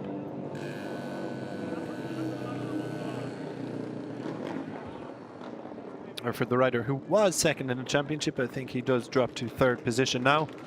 Another P4 after Estoril, double P4. He did get a victory in Jerez and a podium Magny-Cours, double podium in Magny-Cours, but P4 keeps his championship momentum going. Not the podium he would have liked, but what a ride from Jaroslav Karpushin.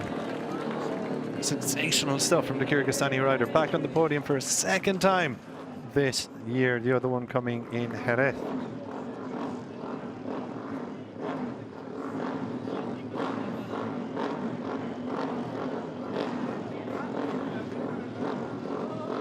So as we watch down Parc Ferme, we will hear from Fernando Bohosa, your AC Racing Team rider and race winner, very shortly once he gets back into pit lane.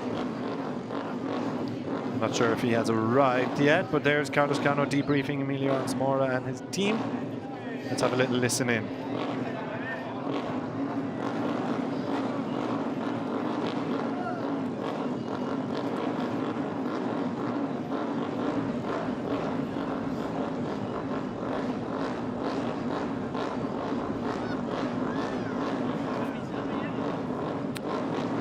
This is Jaroslav Karpushin. High fives all around. 6th in the standings. Sees him move up 1 position for the 15-year-old. 2nd podium of the campaign for the Frando Racing VHC team rider.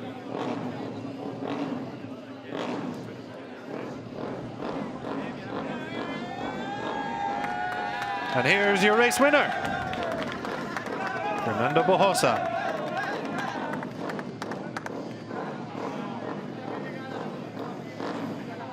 So confirmation then that 108 points for Bohosa sees him take the championship lead. He gets 25, with Alex Longrella had 97 points coming into this one.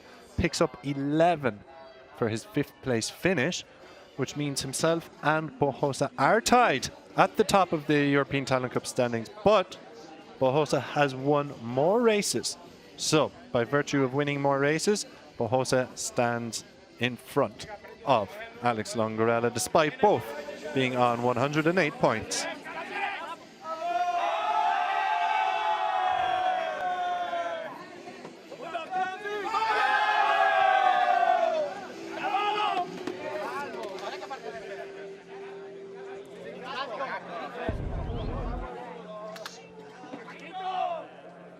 So this was the brilliant winning overtake from Fernando Bohosa. It was Cano who led going through 16, but he got the cut back on the reigning champion to come through, 17 in the lead and lead over the line. And there you can see the battle for third, how close it was as Karpushin just about edges out Alvaro Lucas. Sensational stuff from the ACE Racing Team rider. 2 wins in a row now for the young Spaniard. Delight down at the ACE Racing Team garages, and we're going to hear from him very shortly. But he's going to take some stopping. We've got, what, 4 more races, I believe, coming up in the European Talent Cup. We head to Misano, Catalonia and Valencia. And he is now in pole position for the championship. So let's hear from Fernando Bojosa, who's down in Parc Ferme with Connor. That's right, Fernando. What a race. It looked like turn 16 was so important. You won the last race, and now you've won the race here. And now you're the new championship leader. How are you feeling? No, I'm so excited. This is incredible. When I start the season, I don't know if I'll be here, but the work of the team, the precision all the time, working, this is the result. Now championship lead, and in Misano, improve more. And nothing to say. Pau is my teammate last year, incredible guy. I don't know how bad is this sport in that things, and this race is for him because I lose a big friend. Very touching words there. Can you explain to us in castellano también, por favor? Bueno, a principio de temporada no esperaba estar aquí, pero el trabajo y el sacrificio nos llega a estos resultados. Toda la pretemporada, todo el camino hecho con el equipo. Estamos aquí súper contentos, nuevo líder y en Misano a seguir adelante, a aumentar el liderato y nada, increíble. Y sobre todo dedicar esta carrera a Pau Alsina, mi compañero de equipo del año pasado y nada. Gracias a todos. Thank you and well done. Carlos Cano started on pole position in the European Talent Cup race in Aragon, but a big crash at lights out saw the red flag waved and caused a lengthy delay. We did go racing again with Cano starting on pole position, this time getting a better launch. But it didn't stop Alvaro Lucas, Osorio and Bojosa from getting the whole shot ahead of him. Cano relegates to 4th position. Alvaro Lucas and Bojosa battled for the lead out front as Eneko Osorio played a role in the lead fight, as did Kiandra Ramadipa across the early stages. However, it was Bojosa, Cano, Lucas Longarella who led the way for the majority of the race. Kiandra Ramadipa had to serve a long lap penalty, rejoining in P15. Here we see Cano going up the inside of Alvaro Lucas and eventually taking the lead as Bojosa responded, relegating Lucas to 3rd position. Yaroslav Karpushin, the number 70, started 23rd but started charging hard during the race as Bojosa led Longarella, Cano and Lucas, and Karpushin eventually caught up with the lead quartet to see 5 riders battle for victory. Cano seized the initiative once again, but it was constant chopping and changing, as is typical in the European Talent Cup. Bojosa leading Cano as we see Karpushin in 4th position, just ahead of Alvaro Lucas, while Karpushin then pulled off an audacious 3-1 overtake on the penultimate lap, going around the corner for the final time. Cano led going into the final corner, but it was Bojosa then who dived up the inside to take victory ahead of the reigning champion, while Yaroslav Karpushin takes his 2nd podium of the year ahead of Alvaro Lucas. Time for the podium ceremony then. 2 Spaniards on the podium at their home GP here in Aragon. The AC Racing Team representative coming out as well, making a habit of seeing the Kyrgyzstani flag on the podium. And long may it continue. Yaroslav Karpushin comes out. 2nd podium of the campaign for the young 15-year-old rider representing the Frando Racing VHC team. Reigning champion Carlos Cano knows a thing or two about podium celebrations, and he is next out for P2. Back onto the podium. Not the win he was looking for, but a solid result nonetheless. And Fernando Bojosa then, AC Racing Team rider, 3rd victory of the season and the new championship leader by virtue of race wins. Superb stuff from Bujosa. Mr. Jean-Marc Desneux, FIM your Vice President, out to present the first couple trophies. First to the team representative, and next to Karpushin. De nuevo Jean-Marc Desneux, ahora es el encargado de entregar este trofeo al tercer clasificado. El equipo de Frando Racing VHC, Jaroslav Karpushin.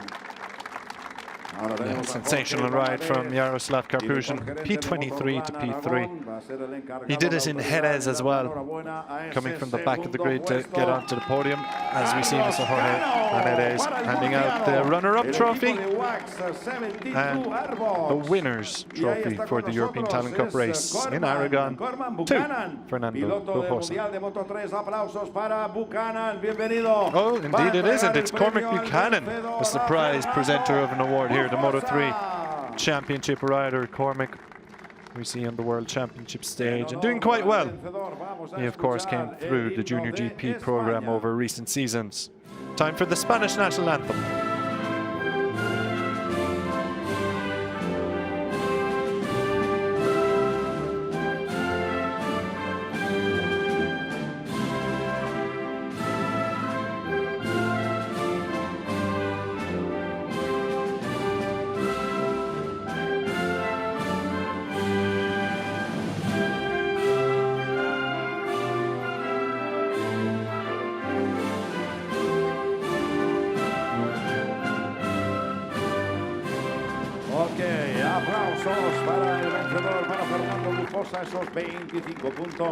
The national anthem of Spain then rings out after a fantastic ride from Fernando Bujosa, who stands at the top of the podium as we take a photo. This time around, though, it was not a Spanish lockout. Karpushin with his second podium and doing incredibly to do so after starting from P23 on the grid.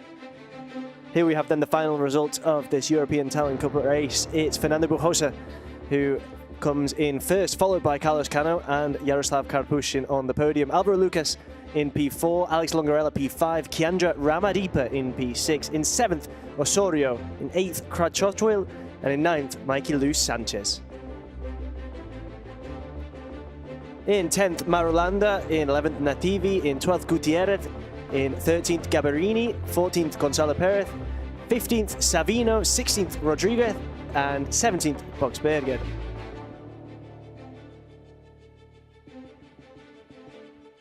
'18th Galan, 19th Almeida, 20th Cubeles. In P21, it's Tines ahead of Tamburini, who finishes in 22nd, Matsudaira in 23rd, P24 Baluzzo, 25th Remy Georges San Juan. 26th Borelli, Theo in 27th, and Ruth in 28th, and out Miroslav and Travis Borg.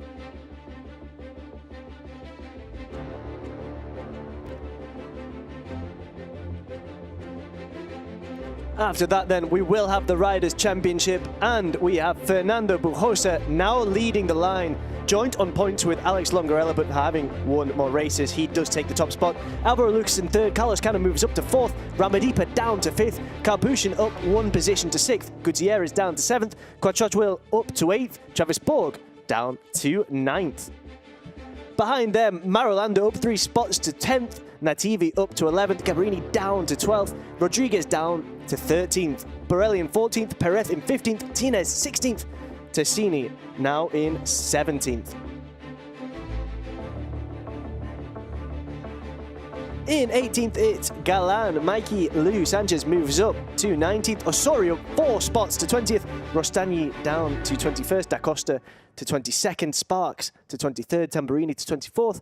And level on P25, it's Evan Boxberger, just where he was before. Dakigan in 26th. San Juan in 27th. Almeida 28th. Miroslav in 29th. Van Krugten in 30th, Enriquez in 31st, and Eduardo Savino up 6 spots to 32.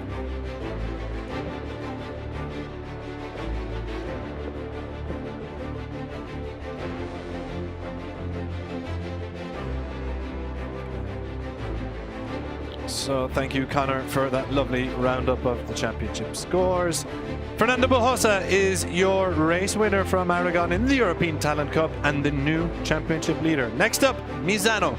Can anyone beat the AC Racing Team rider? Tune in to find out.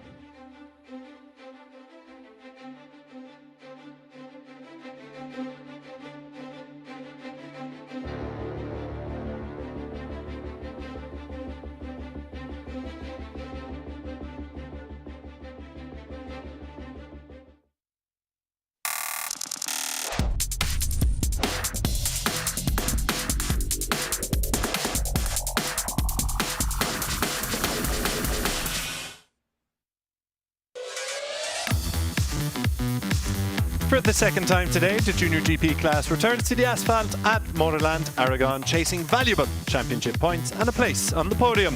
Having already tackled the demanding 5-kilometre, 17-turn circuit earlier in the day, riders will now face it again under changing track conditions and rising physical demands. Aragon's sweeping layout offers no respite from high-speed straights to tight technical sections. It's a true test of racecraft and endurance. With heat radiating off the tarmac and fatigue beginning to set in, precision and focus will be key in the afternoon showdown. For some, it's a chance to continue building title momentum. For others, it's a second chance to recover from missed opportunities in the morning. It is time to go racing. And a recap of what happened this morning saw Brian Uriarte start on pole position, but he was challenged by Rico Salmela and Jesus Rios. Jesus Rios, the number 54, the FIM Network rider. Casey O'Gorman also joined the fray, as did the likes of Veda Pratama and Hakim Danish. But it was Uriarte who did lots of the early running, but some serious pressure was being applied behind by Rico Salmela, as we see Rios move into fourth position ahead of Casey O'Gorman. Casey O'Gorman battling plenty of riders. The young Irish rider there getting ahead of Hakim Danish. Mistake then from Uriarte, the number 51, coughed up the lead to the flying Finn, Rico Salmela, while Jesus Rios quickly pounced as well. Uriarte did get back ahead of him, but Rios responded. And things went from bad to worse for Uriarte as he began to fade. Casey O'Gorman, the next rider to get ahead of him. Jesus Rios looking to get ahead as well, but he crashed out in a big crash, Jesus Rios, and he was shaken, but thankfully walked away from the incident okay. Rico Salmela over Casey O'Gorman then, where your front two with Brian Uriarte in third. Dodo Baggio, another rider to go down in a big crash. But your front two remained unchanged. But Leonardo Zanni, so often the bridesmaid, never the bride, began to make moves on the podium as Hakim Danish moved into fourth position at the expense of Brian Uriarte. And Rico Salmela's mistake coming out of turn 12 proved crucial, giving Casey O'Gorman the advantage, but then the race-winning overtake from Leonardo Zanni came on Casey O'Gorman at the same corner. And having never been on the podium before, he finally made the breakthrough. Zanni taking a race win, with Casey O'Gorman second and Rico Salmela in third. Good afternoon and welcome along to MotorLand Aragón for the second of two Junior GP races, I should say, not MotoGP, Junior GP races here in the heartland of Spanish motorcycle racing. I am Chris Jordan, coming to you from a scorching Aragon MotorLand circuit. Joining me is Connor Doherty once again. Connor, how much are you looking forward to the second race of today? I feel like this is going to be an absolutely sensational race. It's getting warmer here in Aragon, and with that the excitement is also growing as well. Excellent conditions, it's sunny and the track is at a very lovely 49 degrees, well, maybe not so lovely temperature as well. It is getting warmer and warmer here, and I cannot wait for us to get going here in race 2 of Junior GP. No spoilers, but race 1 was sensational. Obviously there were spoilers because we've just seen the highlights. Very observant, Connor, as we look at the stunning backdrop to MotorLand Aragón here, nestled just south of the Pyrenees Mountains. Well, of course, the Ebro River, one of the largest in Spain, cuts through the Aragon province as well. It's a lovely area to come and get a little nature weekend in, I think. It was a lovely drive down. We drove down from Barcelona, of course, yesterday. beautiful Aragon countryside as we look at the town of Alcañiz and the castle of Alcañiz, I believe it is. I feel like that's the church there. Ah, okay. Indeed, I think we're going to pan out and see the castle There on the we right-hand go. side. On the other hill.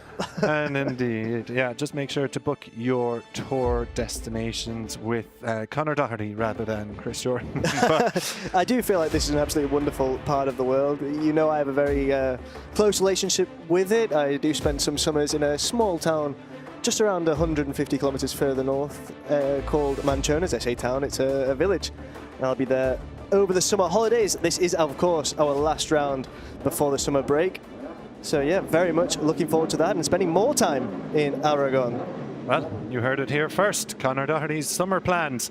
So the number 51 of Brian Uriarte moving back to business. Will start on pole position, still the championship leader, but his lead has been shrunk to 5 points. Hugely disappointing opening race, it has to be said for Brian. Well, I say hugely disappointing, maybe I'm being a little bit unfair, but he's just set the bar so high in 2025. Winning 3 in a row, 3 poles, championship leader. He's just an enormous talent, and we're so accustomed to seeing him fighting at the front that we did see it in race 1, but all of a sudden he just sunk down the pack and finished in 8th position from pole, which is a huge surprise. I think it has to be said. I mean, you have David Gonzalez, who we kept an eye on in race 1 as well, who started at the back of the grid, finished ahead of Brian Uriarte. Yeah, there was that late overtake, wasn't there? Which would definitely have been a surprise. And you mentioned there, he set the benchmark so high, has Brian Uriarte, and that's the issue. Because he sets it so high. He was on pole here last year, and he also failed to deliver. He ended up finishing P5 in 2024 in one of the few junior GP races he actually did manage to compete in. So it's going to be very interesting to see how he can respond here in race 2, because obviously a tremendous talent, and it's him that set the benchmark so high. Yeah, absolutely. Brian, Jesus Rios, I should say, starting second as we look at Rico Salmela. Rico back on the podium. Superb season for the Finn. He hasn't been off the podium in 2025, but he's yet to win. Is this the day? Is this the race for him to win? He did lots of the front running in race 1. Did the Estrella Galicia team rider. He's 5 points behind Uriarte in the standings. And with including this, we have what? 7 more races to go, I think, with double headers to come. Misano, Catalonia and Valencia, and 1 more here in Aragon. So, championship very much far from over, but a big chance for Rico Salmela. Leonardo Zanni, your race 1 winner, starts from the head of the second row, is now 3rd in the championship. Before race 1, we talked about how unlucky he is. The bridesmaid, never the bride type of situation. P4 in the Estoril, P4 in Estoril, P4 and P4 in the Jerez double. P4 before crashing out in Magny-Cours, having led the race. Running in P4 for quite a bit in race 1, but did get the job done. Finally got that podium, and well, once he took the lead, he really hammered it home, pulled the pin over that last half a lap, and won with a second's advantage over this rider here, Casey O'Gorman, who's taken back-to-back podiums as he finally strings a bit of form together in the Junior GP Championship. Yeah, the competition in this championship is so fierce. I think that's why it was so difficult for any rider to really establish a clear lead until that last lap in the previous race. And as you mentioned there, Leonardo Zanni will be absolutely thrilled to finally get on the podium, and not just anywhere on the podium, on the top spot. And talking about putting a run of form together, Casey O'Gorman, over the last couple of races has been sensational. He'll be looking to build on that as well. But right now, a real purple patch for the Irish rider. Yeah, absolutely. Of course, most people know within the paddock as well of the enormous talent that O'Gorman is. Hasn't always had the consistency or been able to translate it into podium success. But when we look at his 2025 campaign, he crashed out in Estoril, but he was in that podium battle. Uriarte ran away with the victory, but it was on that last lap that he clipped Rico Salmela and crashed, costing himself the chance of a podium. But then he came back in Jerez with a double P6. Perhaps not where he wanted to be in terms of podium joy, but a double P6 to get points on the board, and good points at that. And now back-to-back P2s, we're starting to see the best of O'Gorman. Yeah, absolutely. In Jerez, he's maybe recovering from the disappointment of the previous round, and now he's very much hitting that form that he needs. Yeah, absolutely. Couldn't agree more. Still waiting for that first win, as is Hakim Danish. Hakim Danish of the SICK Racing Squad. 4th in the race earlier today. He's been pretty excellent this year, has to be said, the Malaysian rider. 6th in the championship, picked up a podium on the opening day. A couple of decent top 10 finishes, a top 5 in Jerez. Magny-Cours didn't go his way, I think is the best way to phrase that. P29 amid very difficult conditions. Rookies Cup, he has been excellent, leading the Red Bull Rookies Cup, picking up a victory in Aragon as well. Veda Pratama, no podiums as of yet, the Asia Talent Cup champion of 2023, but he is another rider excelling in the Red Bull Rookies Cup. Pratama having a good race earlier today, P6. He sits 14th in the championship. Pratama, we know he's a rider of enormous talent. Anyone that watched the Asia Talent Cup in 2023 saw how brilliant he was, but crashed out in Estoril. Double non-point scoring, double P21 in Jerez. So non-point scoring finishes there. Finally got points on the board in Magny-Cours, and he backed it up with a top 6 here, so he'll be looking for more of the same. I can only imagine it's bad luck from his and his team's perspective, because his talent has been on display for so long, and his talent in general from that part of the world right now is just incredible. Yeah. Huge amounts of rising talent coming out of Southeast. We've always had Japanese riders, but Southeast Asia now is becoming a bit of a stronghold. We've seen riders, of course, from Malaysia, Indonesia, Thailand, of course, Somkya Chantra, riding in the Premier class. We've also had Hafiz Syarian years ago and the Izihar, but now there's a new generation all coming through the Asia Talent Cup, the Road to MotoGP program, just proving the worth of the program. It's already been proven, I guess you have to say, when you see Ayagura, yep, who is now in MotoGP. Somkya Chantra came from there as well, but in recent years there's a new influx of talent. Tayo Furusato, Mario Aggi, all coming through and making huge impressions on the scenes in the World Championship. So Veda Pratama very much in Hakim Danish part of that in the Junior GP category. We should see them in the World Championship, you'd imagine, in years to come. But your grid for race 2. Connor, take it away. Thank you, Chris. On row 1, Brian Uriarte, Jesus Rios, Enrico Salmela. On row 2, we've got Zani, O'Gorman and Morelli. Bags of talent there in the front 2 rows. On row 3, Danish, Gonzalez and Pratama. Behind them, we've got on row 4, Fernandez, Mitani and Esteban. On row 5, Belford, Bellin and Singapong. On row 6, Pugliese, Monsi and Farkas.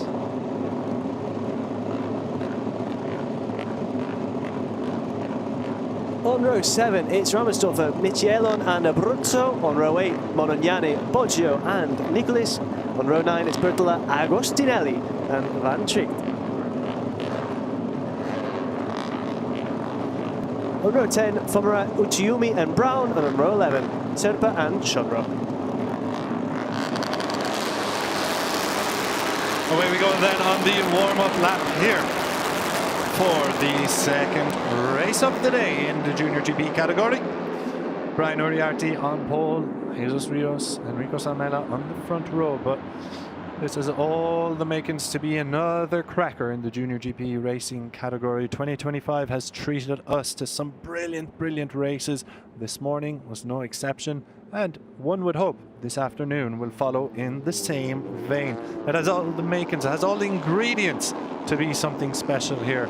The likes of Uriarte, Salmela, Zani, Esteban, O'Gorman, Jesus Rios, Hakim Danish, all capable of winning races on their day. Keep an eye on David Gonzalez as well. I think he started back at the grid last time around and managed to finish ahead of the pole sitter, Brian Uriarte. David Gonzalez rising to 7th place finish in race 1. He served his back at the grid penalty. He now starts 8th on the grid. So if he displays anything close to the pace he did in race 1, you would have to imagine he's in the podium conversation at the very least. Yeah, he was absolutely sensational in race 1, was David Gonzalez. Arguably the rider of the race that didn't finish on the podium from P28 to P8 is just incredible. So we'll see what he's capable of now that he's starting in the third row. Here we do have the championship standings there. Uriarte ahead of Salmela, Zani and Esteban. Really interesting as well whether that first race was an inflection point or indeed our previous race in Magny Cours, because we've seen two different riders winning for the first time, and the question is Uriarte's reign coming to an end? Well, it'd be a very, very difficult decision to make if you had to make that call, because Uriarte is obviously one of the talents of this incredible generation. I wouldn't put the mortgage on it. No. That's how I feel. It's been 2 races without a win, indeed 2 races without a podium for Uriarte, but he has been there and thereabouts at the lead. Magny Cours crashed out of the lead, led this morning. You'd imagine he will certainly lead at some point in this one. He's hungry for revenge, you'd have to say. So, Uriarte, the 51, keep an eye on him on the left-hand side of your screen as we get ready to go for race 2 here. Plenty of talent on that front row, plenty of talent on that second row as well. On that second row was your race 1 winner, Leonardo Zani, Casey O'Gorman on the podium, Marco Morelli. The Argentinian is a fast rider when he gets going as well, the young rookie. So let's keep an eye out as we get ready to go racing for the final time in Aragon in the Junior GP Championship 2025. And away we go.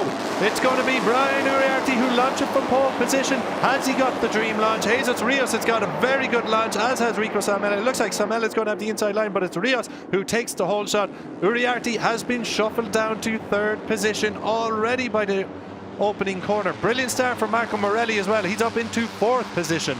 So super stuff. And Brian Uriarte is going the wrong way here. I can only imagine that everyone in that UAX 72 art box is going to be shouting and shouting. They're going to be so frustrated that Brian this time hasn't got away as well as he would have liked, just like last time. Yeah, and that's absolutely incredible from Marco Morelli, leading after starting further back there on the 3rd row. So absolutely wonderful from him. Yeah, sorry, I nearly could have crossed you there, Conor, but Brian Uriarte is sinking. He's behind Hakim Danish and Joel Esteban. He's running in 8th position, I think, at the moment.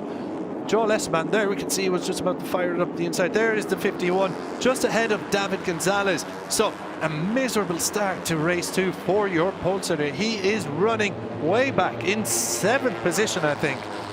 So out front it is Marco Morelli. Amid that, Marco Morelli on the other end of that started on the outside in the 2nd row while he has fired himself into the lead ahead of the Estrella Galicia boys. And this is brilliant stuff from the rookie. You see the pink helmet of Jesus Rios ahead of the yellow helmet of Leonardo Zani. The FIM Network XCI Mirror Racing team riders in 4th and 5th.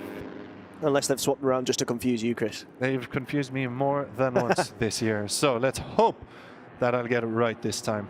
Absolutely sensational there from these the Estrella Galicia team there as well, just to keep the pressure on Marco Morelli, who again on that MLAV machine is just looking sensational here in the opening exchanges in Aragon. Yeah, phenomenal stuff from Marco Morelli, who has shown plenty of potential this year. He hasn't been on the podium yet, but he has had front rows and 2nd row starts. His 1-lap pace has been pretty good in 2025.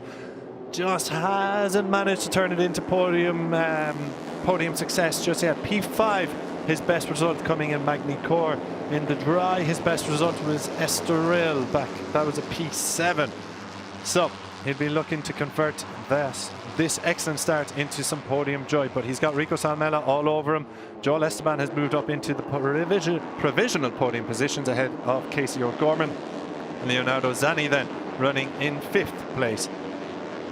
Yeah, just those leading two, Marco Morelli and Rico Salmela, have broken into the 201s so far as well. So a blistering pace being set at the front there. Confirmation that Morelli has moved up 5 positions. Esteban, a sensational 9. Yeah, Esteban, like, we know his race quality. We've seen him on the Moto3 circuit, the Junior GP circuit in years gone by, and we know he's a capable rider, more than capable on a Sunday, as he makes a move for 2nd position here ahead of Rico Salmela. Is he going to make it stick, Joel Esteban? It looks like he will, but Salmela is going to try and hang it around the outside coming into turn 12, but he won't be able to defend the position, and Joel Esteban now in 2nd position, but feeds into the point I'm trying to make, that Joel Esteban on Sunday is such an excellent rider, and we know this already. We've seen it before, but his qualifying in 2025 has almost been, I don't want to say it's non-existent, but not at the standard we expected of him. He's always back on the 4th row, the 5th row. His victory in Magny-Cours came from back on the 4th row, I think it was.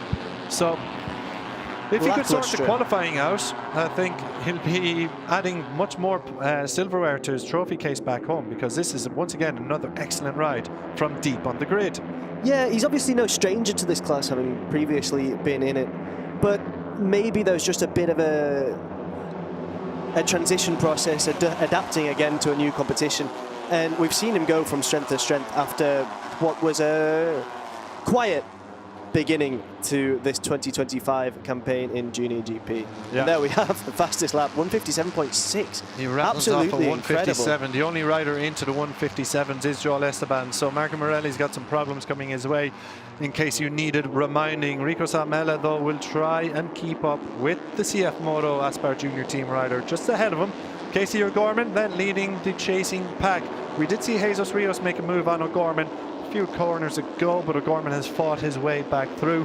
Jesus Rios running in 5th position, and for Rios, podium would be great for him, but honestly I think he's got to see the checkered flag here to keep building. He's back 9th in the championship, his 3rd non-point scoring finish of the season already.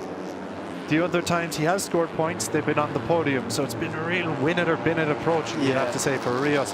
He does have Leonardo Zanni then in 6th position. Behind him, his teammate, and Zanni has actually gone ahead of him. The number 57 in the pink helmet has moved into 5th position at the expense of Rios. Rios has actually shuffled back down to 7th. Uriarte is on the comeback charge. Brian Uriarte, we haven't mentioned him since the opening lap. Now look at this, look at this. This is drama manifest. Championship standings. Uriarte will lose the championship lead if things remain as they are now. That's a big if, but Salmela will break the 100-point barrier and take the championship lead if he can hold on to a podium position, and Uriarte does not progress any further. But out front, done it. Joel Esteban has taken the lead off Marco Morelli. Here is Uriarte. He is currently 2nd in the championship according to the live standings, but it looks like he is on the charge, having gotten off to a shocking start to race 2 here. Yeah, shocking start for the 2nd time in quick succession, twice here in Aragon, and it's just not the circuit where he's able to deliver as much as he would want. That's Veda Pratama with the fastest lap at 157.538. He's got ahead of David Gonzalez there, who's not able to make the same kind of inroads as he did in race 1. Yeah, Brian Uriarte also into the 157s last time around. Only Joel Esteban ahead of him was in the 157s, but Uriarte was quicker, so Uriarte is gaining on the lead group.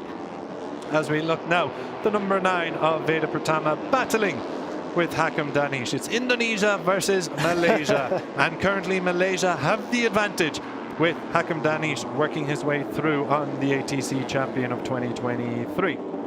Yeah, tremendous battle between those two as we come down the reverse corkscrew here. It's still Marco Morelli who leads, and he's got the pressure mounting with Joel Esteban there, just breathing down his neck. Yeah. And then, of course, the two Estrella Galicia riders who are in spectacular form at the moment.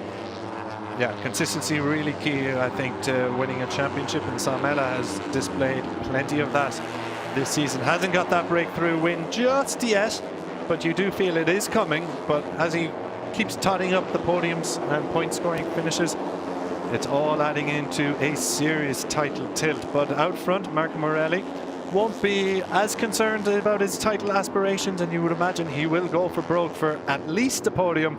But having led for so long, you think he might just fancy a victory here. But Joel Esteban peels to the left-hand side, as does Casey O'Gorman, but they both slot in behind. They don't think they're close enough to make a move on Morelli, but O'Gorman does make a move on Esteban coming around the final pair of left-handers. First into 16, now through 17. Joel Esteban, though, is going to have him on the cutback, I think. And there will be some changes going into turn 1. Indeed, Casey O'Gorman's making a play for the lead here. And it's a bunching up here now, and this is going to bring a host of players into the game. Joel Esteban is down in 3rd position, Casey O'Gorman in 2nd. Morelli's holding on to the lead. Leonardo Zanni in the pink helmet is in 4th, with Brian Uriarte up into 5th position. Sound the Jaws music, guys. Brian Uriarte is on the comeback charge. Last time around, all those riders, no one dipped into the 157s. I think the quickest of them was Jesus Rios, a 158.3. Yeah, the slowest was Joel Esteban, in fact, 159.240. I think Uriarte was the biggest winner there, but he's already dropped down into 6th. But we've seen just how important that turn 16, the penultimate corner of this 17-turn track, is going to be. Rico Salmela there. Oh, what's happened to Rico? He's pushed back down into 10th position. I've missed that. Yeah, that's going to be really unfortunate, because prior to that I was thinking whether if O'Gorman made a move on him, that would have cost him the at least provisional championship lead. Now he's fallen all the way down into 10th.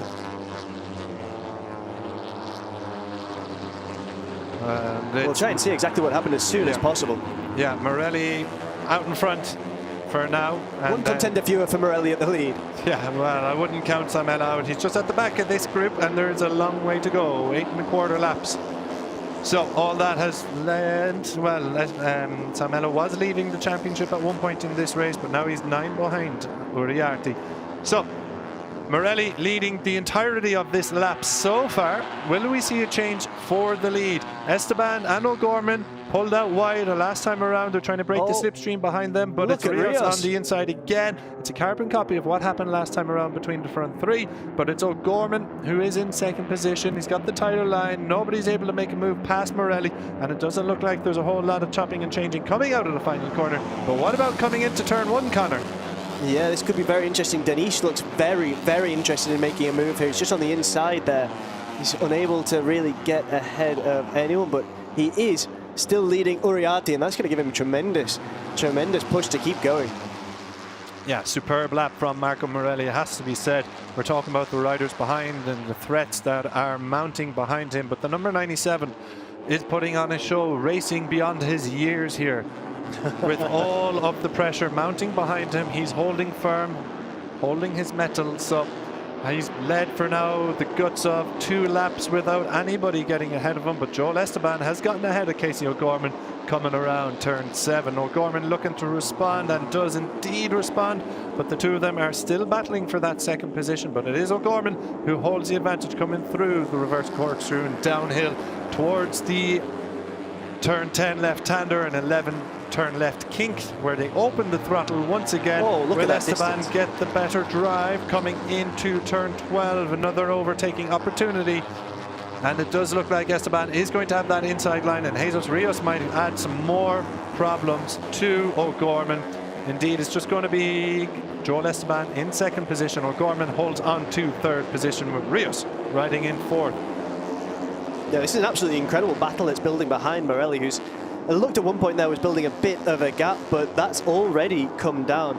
We were talking about just how well he's performing. He's one of just 4 riders in this class to have earned points in every single race, and in a rookie season that's obviously absolutely sensational. And when you're sharing a category with the likes of Salmela, Esteban and Uriarte is the 4th. Oh, O'Gorman pinched 2nd place back there, but Esteban on the cutback with a brilliant move. But again, nobody can challenge Morelli out front. But you're right, Connor, like, it is a category, well, I say nobody can challenge, but the front wheel has definitely been shown by Casey O'Gorman. Yeah, Is Casey O'Gorman going to make a move? Not quite. Morelli again holding firm out front. Brilliant. It's the Argentina over Ireland over Spain in the top 3. Jesus Rios has been riding in 4th for some time now, but hasn't broken into the top 3. Hasn't made a move yet. Leonardo Zanni is about to make a move on Jesus Rios, but nothing going for him just yet.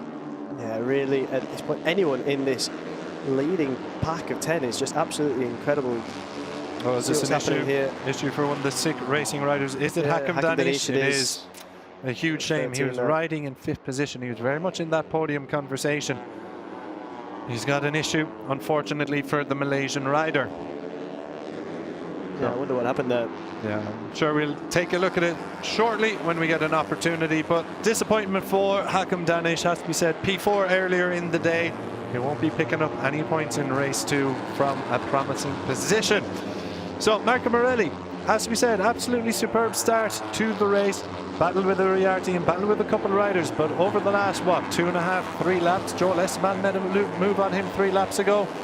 Since then, after retaking the lead, nobody has been able to get past the Argentinian. Super stuff. Yeah, absolutely incredible. And here we do have... William, can we take a look? Nothing obvious there that I could spot. No, Gonzalez ahead of Uriarte. There's just a overtaken the championship leader.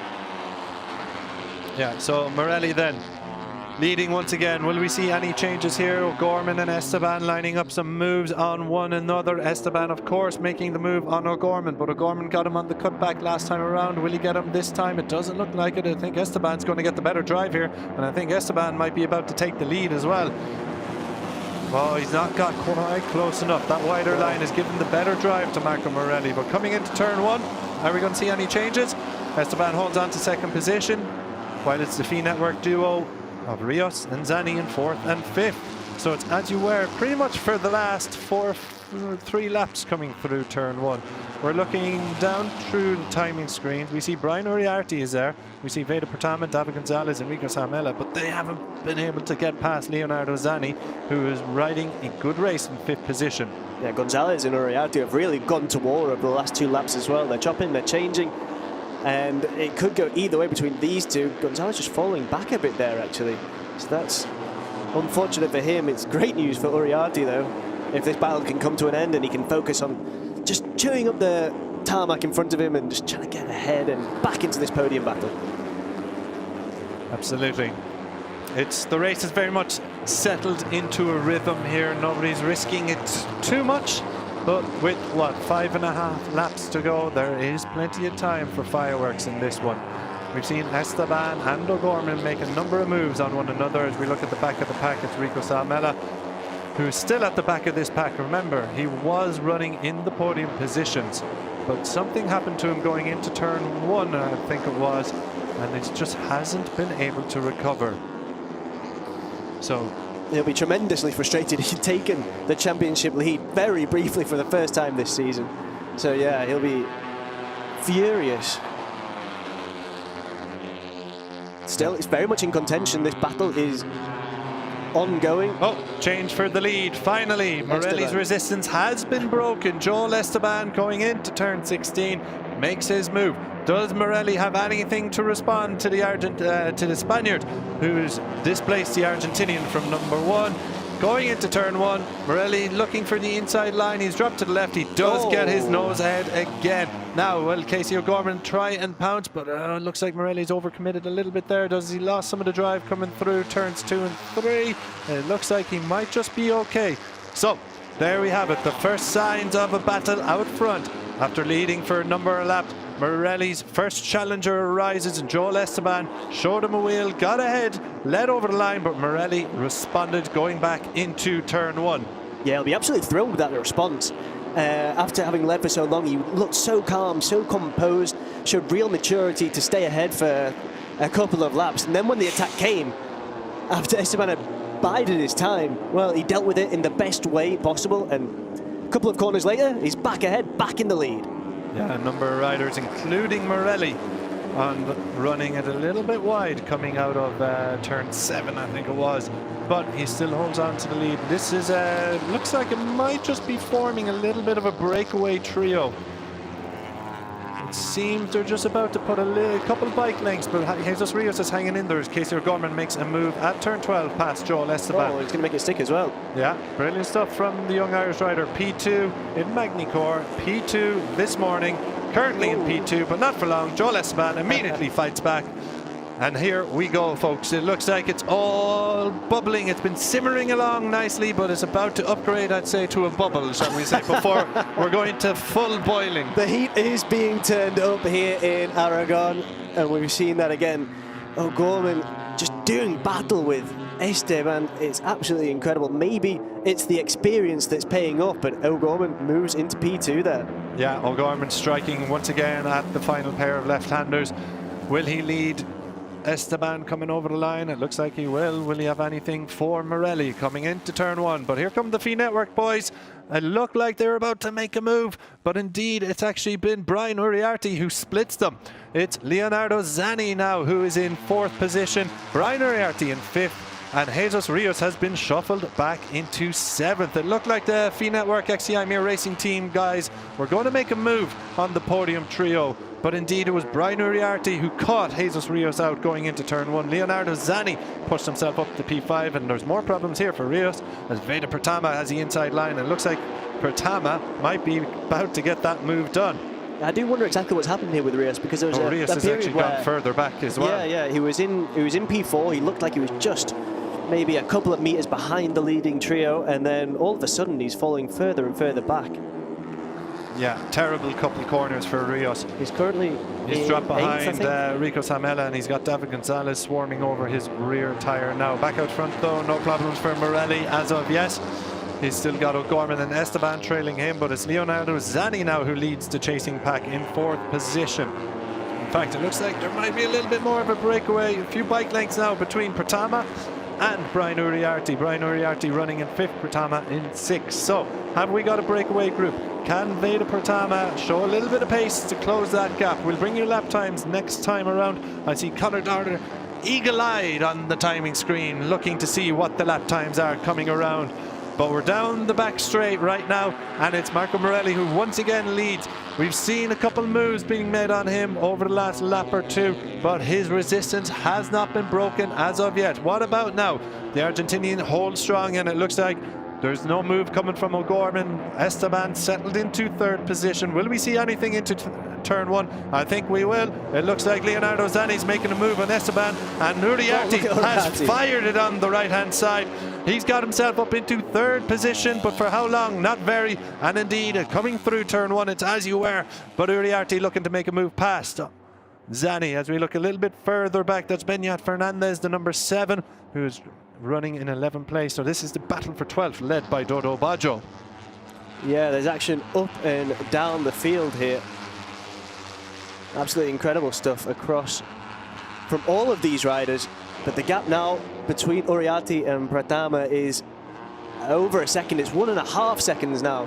So this leading group of 5 ahead here is really breaking away. And it's still Morelli who's leading.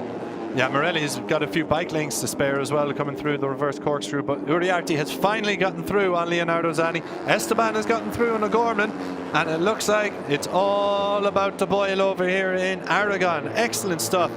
But it's Morelli now who's really put the hammer down. He's pulling the pin. He's got a couple tenths to Casey O'Gorman and Joel Esteban, and Casey O'Gorman is now out of the podium places. As Brian Uriarte, has he timed this to perfection? It was a tough start to the race for Brian Uriarte. He's looking to bounce back from disappointment in race 1, and he's doing so in style. He's now gotten up the inside. He is on the charge here, Brian Uriarte. He sees Marco Morelli opening up a gap. Uriarte wasting no time. He's battling his way past Joel Esteban. Esteban putting up a good fight, but I don't think it's going to be enough. As we see, we lose one of the riders further back. That's Lucas Brown, unfortunately, who has recorded DNF. But back out front, it's Morelli, Uriarte, Esteban, but O'Gorman now up the inside of Esteban and takes the podium position off him. Who will have it coming through the line? Esteban has managed to fight back at the latter half of that sweeping left double left-hander. This comeback from Uriarte is absolutely sensational. It's completely unexpected, and now he's going, and there we can see his team just cheering on Marco Morelli as he leads, but the action is unfolding behind him. He does have a good amount of gap there. It's just under 0.4 of a second, but this is really heating up here. Oh, we've had a crash there for David Gonzalez. Disappointment for Gonzalez. He was putting in a good show, but it's going to be 0 points earned from his efforts today. Let's have a look at what is happening at the front. Marco Morelli still brilliantly leading this race. Brilliant stuff from the Argentinian rookie of the MLAV Racing squad. But Brian Uriarte is on the charge. He didn't have the best of starts, the pole sitter, but now he is coming into his own with what, a lap and a half remaining. He is applying the pressure. He was running in 6th, 7th, 8th position for the majority of this race, but over the last 2 laps, he has cut his way through the pack. Casey O'Gorman in 3rd position. He has Joel Esteban, Leonardo Zanni, Rico Salmela, and Jesus Rios chasing him down. Jesus Rios, though, looks a little bit detached from the group. But back out front, we have to keep an eye on Marco Morelli and Brian Uriarte. The gap is coming down. It's 0.3 of a second as we come into the final sector. Just over a lap remaining then, Connor. Which way is this going to go? Oh, it's impossible to tell. A word there for Rico Salmela, who we saw had some kind of incident earlier, fell down to P10 at one point, and now he's ploughing through the field. He's on the end of this leading group in P6, and there is Uriarte. What a move, and where's it coming once again at turn 16? Yeah, that 72 Artbox machine is a rocket down the back straight. We saw him pin it on the outside to get himself into podium places, and now he leads for the first time in this race, the pole sitter. It's Brian Uriarte, the championship leader, with Marco Morelli. What does Morelli have in response for the 51? Casey O'Gorman, on the other hand, is looking at P3, but is he going to get himself into P2? Rico Salmela is not been off the podium in 2025. He's running in 4th position, and he's just posted a 1:57.1, the fastest lap of the race, and by far the quickest rider of the top 4. Morelli takes the lead back on the last lap, Connor. Oh, brilliant stuff from the Argentinian. We've got a surprise and a real battle on our hands here. It's Morelli who leads over Uriarte. O'Gorman and Salmela are going to battle for that last podium position. Yeah, this could go either way. Those two Estrella Galicia machines battling it out for that last spot, but they could easily find their way further forward. O'Gorman just looking back, seeing where his teammate Salmela is, because everyone involved here could finish up on the podium and maybe even on the top step. This battle at the front is still Morelli for the time being as we come down the corkscrew. Yeah, brilliant stuff all around in the Junior GP category. So this is it. Race 2. We enter the all-important back end of the Aragon circuit. It's Morelli who leads Uriarte. Then it's O'Gorman. Then it's Salmela. All 4 in chance with victory. We've also got Joel Estabano and Leonardo Zanni who'll be there to mop up the pieces of any potential mistakes. Through 14 we go. Flick it right, then left. Rios has really dropped off here as well. He'll be frustrated not to be forming part of this leading group. But on the back straight, it is Morelli for the time being. Yeah, Morelli then. Will he lead? He's done it so well all race. He's leading coming into the final pair of left-handers. But look at that rocket that is Brian Uriarte. And Uriarte's taken a really, really tight line there. Uriarte does take the lead. And O'Gorman's moved into second. And Morelli is now in third. Salmela's going to take the last podium position off him, is he? He's going to look for the cutback. But Uriarte's got the win sewn up. Unless O'Gorman had something special over the line. It's Uriarte. It's O'Gorman. Then Morelli.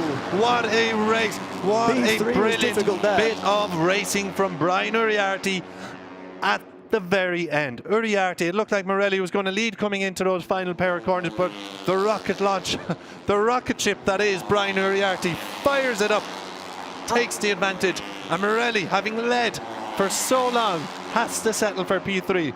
He will be happy with that, a first podium in the class for the Argentinian, but it could have been more. It could have been more, and that will be hard to take for the MLab Racing rider. But Uriarte, what happened? He just clicked at one point. Look at him there with the wheelie, and suddenly decided, right, I'm going to win this race. And that is exactly what he did. He opened the throttle and just tore apart the opposition. I mean, what a battle we had on our hands over the last couple of laps there once Uriarte decided that he was going to try and go for it.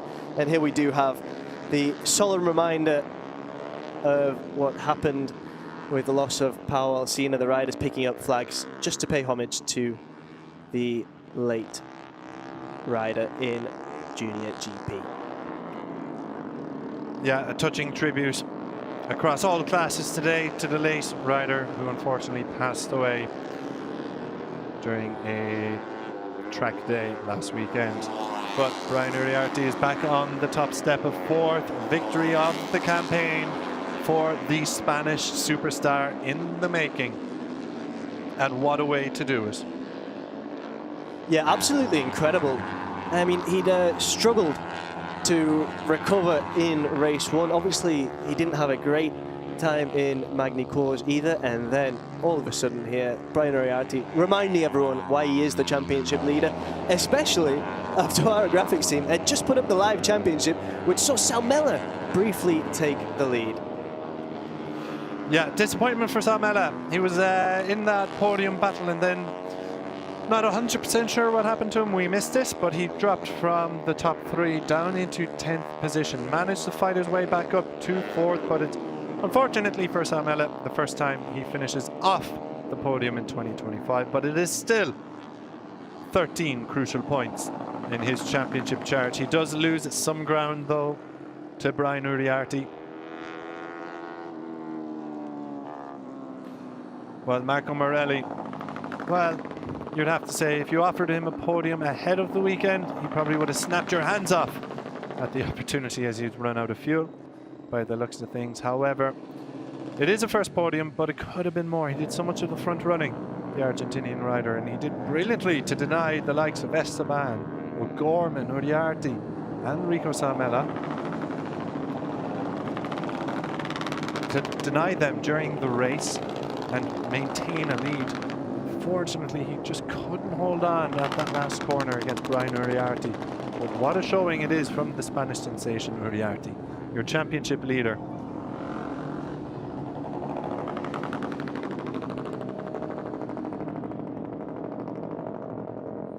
He'll wheel his way around towards Parc Fermé in pit lane now. Big celebrations, of course, for the UAX 72 Artbox team.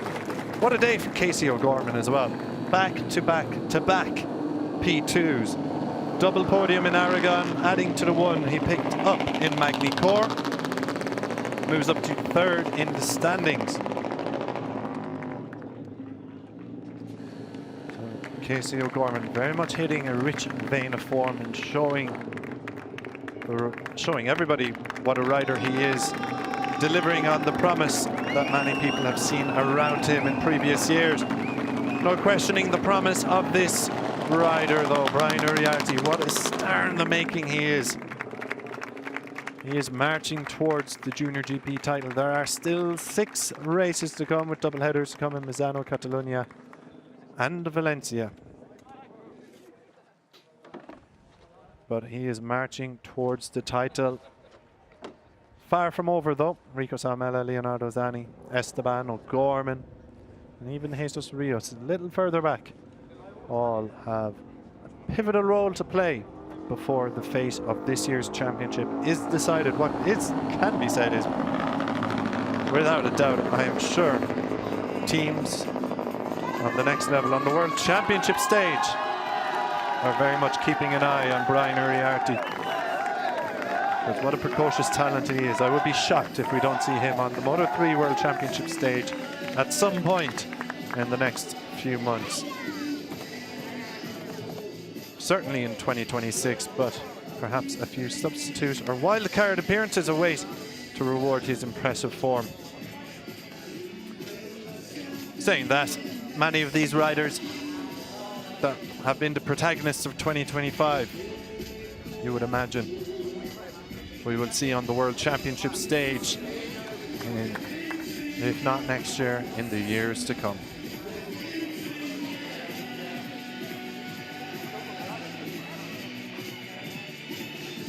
Casey O'Gorman just having a chat with his team, the Estrella Galicia 00 team. A double podium for O'Gorman today.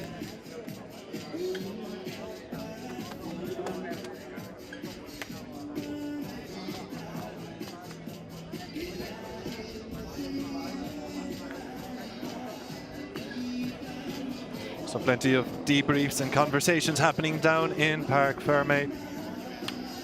We will, of course, hear from Brian very shortly, amid some more muted celebrations than perhaps we would normally have. But yeah, so delight for MLab Racing as Marco Morelli picks up a first ever podium. Very, very well deserved. Rookie in the class is Marco, but he has been very impressive indeed. Second in last year's European Talent Cup. He has translated that form into the Junior GP category as he embraces Travis Borg, the Maltese rider, one of the riders to take his place in the European Talent Cup team with the Grid MLab team. So let's take a look at some of the key moments from the race.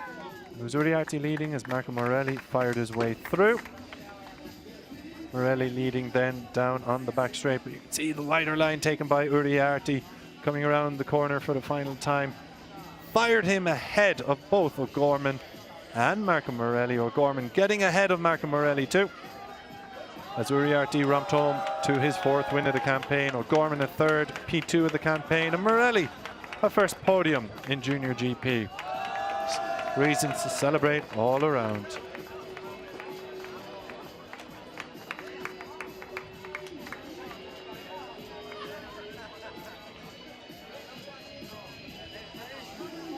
So Brian Uriarte, another brilliant win for the rising Spanish sensation. He's down in Park Ferme with Conor Darn. That's right, Chris, and with Brian Uriarte, after a fantastic ride, it was such an exciting race. It looked like maybe it would be difficult for you after struggling to get away from pole, but then suddenly you just clicked and went for it, and what a race you delivered for us. How are you feeling?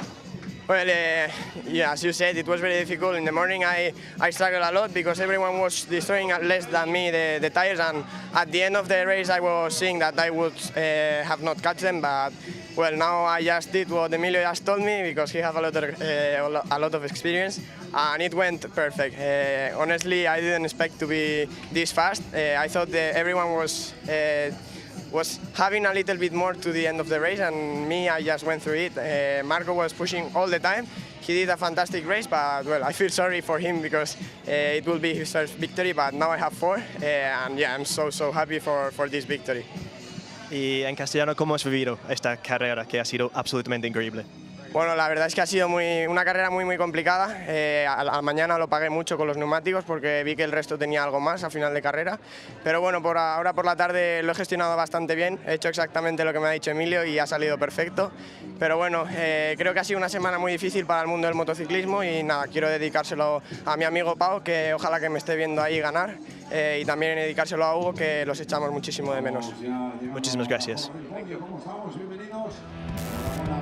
Brian Uriarte is a star in the making, and he started on pole position in race 2 in Aragon, but he did not have it his own way at the beginning, as the likes of Jesus Rios, Enrico Salmela, Leonardo Zanni, Casey O'Gorman all fired their way past the number 51, as did Marco Morelli, who rocket launch off the line saw him take an early lead.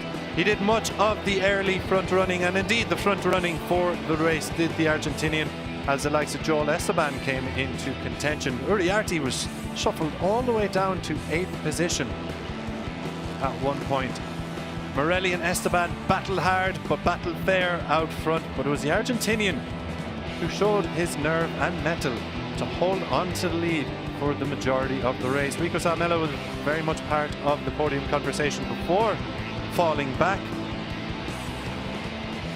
Then Hakim Danish encountered some technical problems, saw him retire from a promising position. Joel Esteban then once again regained the lead ahead of Morelli, but Morelli immediately fought back to take the lead and initiative once again, as Casey O'Gorman sat in 3rd position ahead of Rios and Zanni.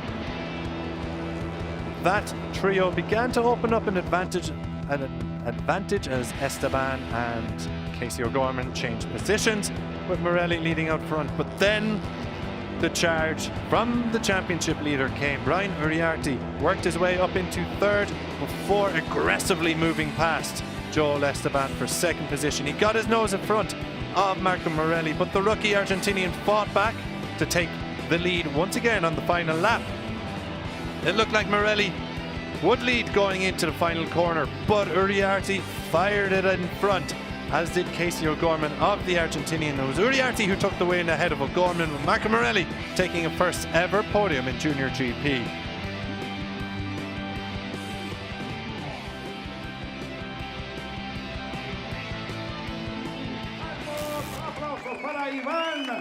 Time for the podium celebrations then, as Brian Uriarte takes another win. The UAX 72 Art Box representative out on the podium as well. Big celebrations for Marco Morelli, who takes his first ever podium in Junior GP. Perhaps could have been somewhat more today, but he should be happy and will be happy after taking a deserved top 3 finish. Casey O'Gorman, P2 once again, as he strikes a rich vein of form in Aragon, following up on his podium in Magny Cours. Brian Uriarte returns to the podium with a victory, having missed out in the last 2 races. He takes his 4th win in 7. It's time for the Spanish national anthem once we have all the prizes handed out. Yeah, P3 trophy going the way of Marco Morelli, a moment he will surely treasure forever.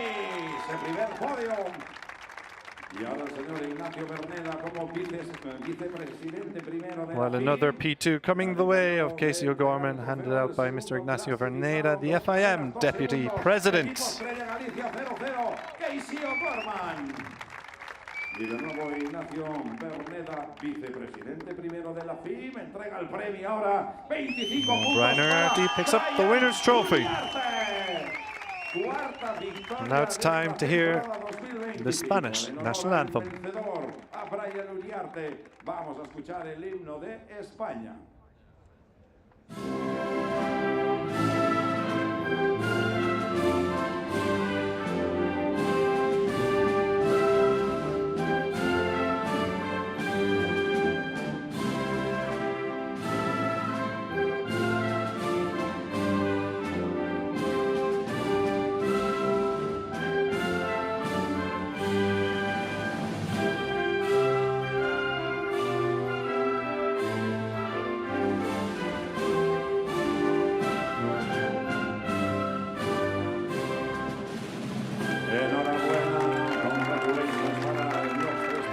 There we have it then, the Spanish national anthem after a phenomenal performance from Brian Uriarte, who returns to the top step of the podium after two disappointing races, race 2 in Magny-Cours and race 1 here in Aragon. Well, he's put any doubters, if there were any, of course, right to bed. Absolutely sensational. He just decided that he was going to win that, and he did so in style.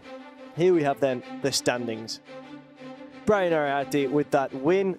He was followed by Casey O'Gorman and Marco Morelli on the podium. Behind them, Rico Salmela off the podium for just the first time this season. Joel Esteban in 5th, Zani in 6th, Jesus Rios in 7th, Veda Pratama in 8th, and Zemmetani in 9th.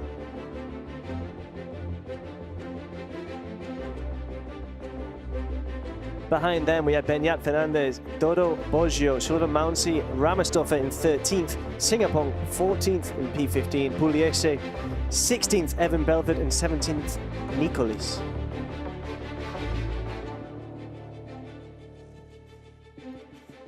In 18th, Farkas, 19th, Agostinelli, P20 went the way of Enzo Bellon, Eric Michielon in 21st, Leonardo Abruzzo 22nd, Monignani 23rd, Uchiumi 24th, and 25th, Fomera.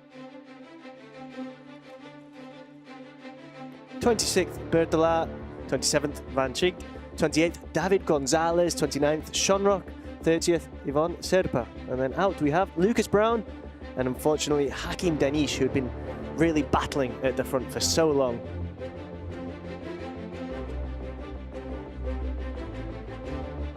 But the conclusion of race 2 here means that the Riders' Championship looks like this. 114 points for Brian Uriarte, who's leading. Rico Salmela, 17 points behind now in 2nd. Casey O'Gorman moves up 2 spots to 3rd. Leonardo Zani in 4th. Joel Esteban in 5th. Morelli up to 6th. Hakim Danish down to 7th. Jesus Rios up 1 place to 8th. David Gonzalez now in 9th.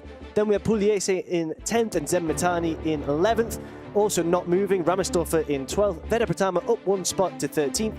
Fernandez up 3 places to 14th. Paulzina, of course, no longer with us. May he rest in peace. Now in 15th on the standings. We had Evan Belford there as well. In 18th, Sullivan Mounsey, Doroboggio up 1 spot to 19th. Singapong in 20th. And then 21st, Bellon, 22nd, Michielon, 23rd, Nicolis, 24th, Fomera, and 25th, Lucas Brown. 26th, Farkas, and 27th, Monignani.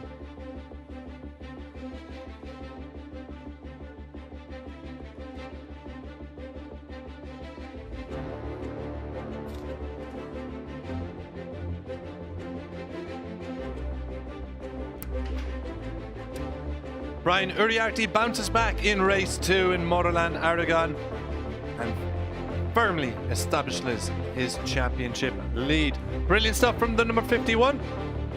We'll see the Junior GP class back in action in Misano. Can anyone catch Uriarte?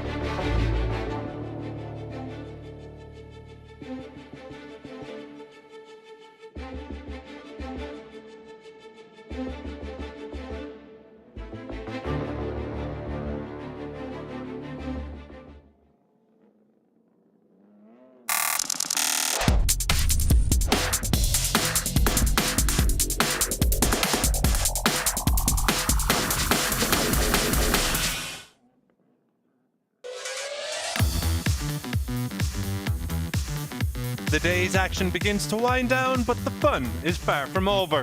The Moto2 class returned to Aragon's MotorLand circuit for a second time on Sunday as riders vie for glory.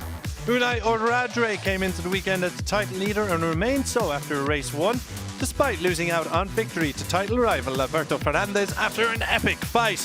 Race 2 offers a chance for more drama, more points and more glory. Strap in, because it's time to go racing once again at MotorLand.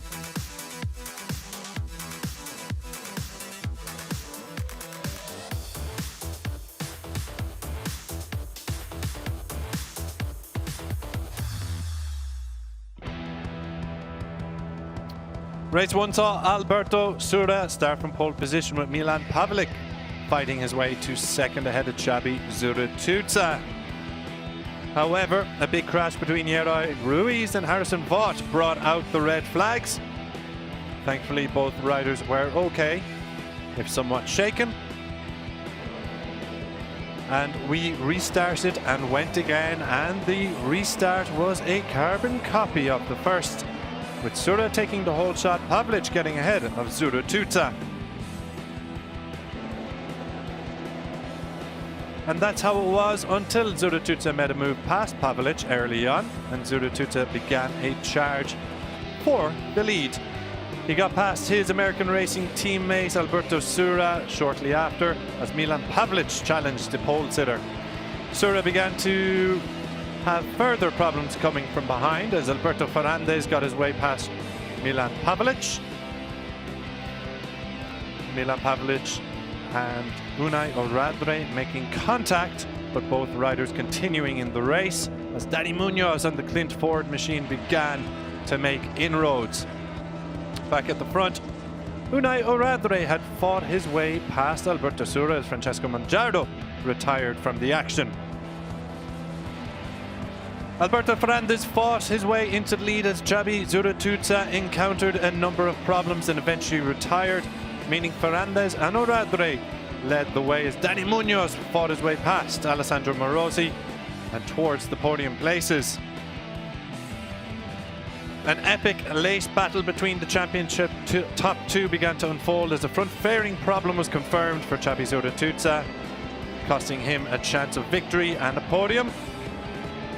While out front, Fernandez held off the challenge of Oradre, and Danny Munoz took P3 after charging from 10th on the grid.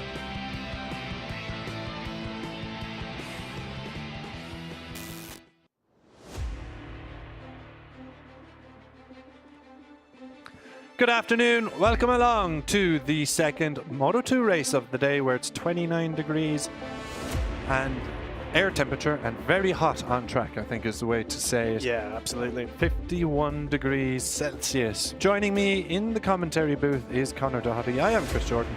Big welcome along to you as we are located just outside the historic racing city of Alcaniz at the famed MotorLand Aragón circuit. A brilliant, brilliant opening race of the day in Moto2. Hopefully we will have more of the same. You may notice we're running a little bit behind schedule. We've had a couple red flags in some of the previous races. Thankfully though, riders are okay, particularly in the European Talent Cup where we had a lengthy delay, and Miroslavov, the rider who picked up the injury, is okay. So great news to hear all around, and thankfully we took the teams below and the marshals and the race direction all took the proper precautions to ensure everybody's safety. So we are ready to go racing for Moto2 again. As you can see, it's quite hot out there. People trying to cool off, coming up with inventive ways to do so. Connor, would you have one of them in your back pocket if it's a little too hot? Nope. I feel like here in the heart of Aragon, it could be a very useful investment. Although, as I've said previously, it's not as warm as maybe we might have expected. And some people there clearly making the trip from very far away. That's a Valencia shirt there. So, well, it's not too far actually. We're not too far from Valencia. Maybe we're in some kind of Spanish motorcycling triangle with MotorLand Aragón and then obviously the Valencia circuit as well. Keen fans nonetheless. They couldn't wait until November when, of course, the Junior GP season comes to a close down at Cheste, which will be an incredible event, of course. Everyone very excited to be here. And it's great to see the fans with such enthusiasm. It's only around 2 hours, I think, to Valencia from here as well. So, yeah, why not make the trip? Absolutely. And it goes the same the other way around. Everyone in Aragon, obviously huge motorsport fans, well, maybe they should be heading to Valencia as well for the finale of the Junior GP World Championship. Alberto Sura then starting on pole position. Will he be a Junior GP Championship contender, or Moto2 European Championship contender, I should say? Sura picked up P4 from pole earlier, very much did a bit of front running, was in those podium places, just missed out, but he did win a race, of course, down in Magny-Cours when we visited France. He has won races in 2024, sitting in the bronze medal position currently in the championship standings, and has a little bit of ground to make up. 24 points, I think he is behind Unai Radre. Milan Pavlic next on the grid. The AGR team racing rider started P3 but has been promoted to second on the grid. Yeah, he's definitely one to watch. He's been a real surprise package. We've said it from the beginning of his campaign this year as he's jumped up to Moto2 in this European Championship. He's delivered when maybe at the beginning we didn't expect him to deliver quite so quickly. Alessandro Morosi promoted to the front rows. Xabi Zuratuza, of course, has been demoted to the back of the grid. The American racing rider, tough day for Zuratuza. It has to be said, he was 1.7 seconds I think ahead so, yeah. in P1 this morning before he had a front fairing issue, which basically cost him the race. I saw him retire, call it a day. Unai Radre picked up P2. Hopefully we see a little bit more of the same of what we saw towards the end of the opening race this morning. Or Radre, the championship leader, versus Ferrandez, the rider second in the championship. The two of them really went wheel to wheel. It was a fantastic watch, and it was Ferrandez who won out in the end. Ferrandez building some great momentum. I think for the riders as well, it was absolutely fantastic, because when I was down in Parc Fermé, after that incredible battle, they both embraced each other. Like, well done.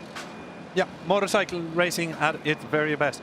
We love to watch it. They love to be a part of it. They love to provide the show, I suppose, for lack of a better phrase. The phrase is fine. But yeah, they give the fans a show, and that's what everyone here is to watch. And fair play. It was good, hard, but fair racing. Yep. And this is what we love about this sport and this class. Yeah, just a few points between them. 9 points between them now. Radre came in 14 points. As we see, just a general fan of motorsport there, of course. Keeping cool as we can and staying in the shade. Aston Martin hats. Francesco Mangiardo retired from race 1. 2 podiums in Estoril to kick off the season. Hasn't hit those heights yet. He was on pole in Estoril as well. Hasn't quite managed to match that level of performance across recent rounds in Jerez and Magny-Cours. He'll be retired in race 1 as well, so he'll be hoping for at least to see the checkered flag. Yeah, it's a great thing about having this second race. It's a champ's redemption, and we've obviously seen what he's capable of. We saw it in Estoril, as you rightly said, so now he just has to try and return to that form that he had there and really push on. But yeah, as you say, he'll be very pleased to see the checkered flag and get points on the board there. We're looking at his... Marco Tapia we saw there, the number 8. 4th season in the Moto2 European Championship, his best result at P4. 2025 perhaps not going the way he would like. P14 in the championship, picked up P6 on opening day in Estoril in race 1, but then there's been that was matched with a DNF. Jerez a DNF, Magny-Cours a P8 matched with a DNF. So disappointment for Marco Tapia, well, not disappointment, but inconsistency for Marco Tapia sees him down in P14. Aragon race 1 saw him pick up some more points, P12. Top 10 finish on the cards, hopefully, for Tapia. He's starting 7th, so I think it's a feasible ambition. A lot of love in this sport. That there is. So, Danny Munoz, charged from 10th on the grid to pick up a first podium of the campaign, which sees him rise to 6th in the standings. Another strong result. He's got Chabi Zuratuta ahead of him in the standings, a strong result, and take advantage of Zuratuta starting at the back of the grid. Could see him rise even further. Milan Pavelic also within range, but 17 points behind Pavelic in 5th. Danny Munoz, we said perhaps we're maybe underwhelmed with, didn't quite see the best of him across the opening rounds, but we definitely saw the best of him in race 1 and be hoping to carry that form over. And it's great to see Harrison Voigt taking his place on the grid. He was caught up in the nasty incident, it has to be said. Separate crashes, no rider's fault.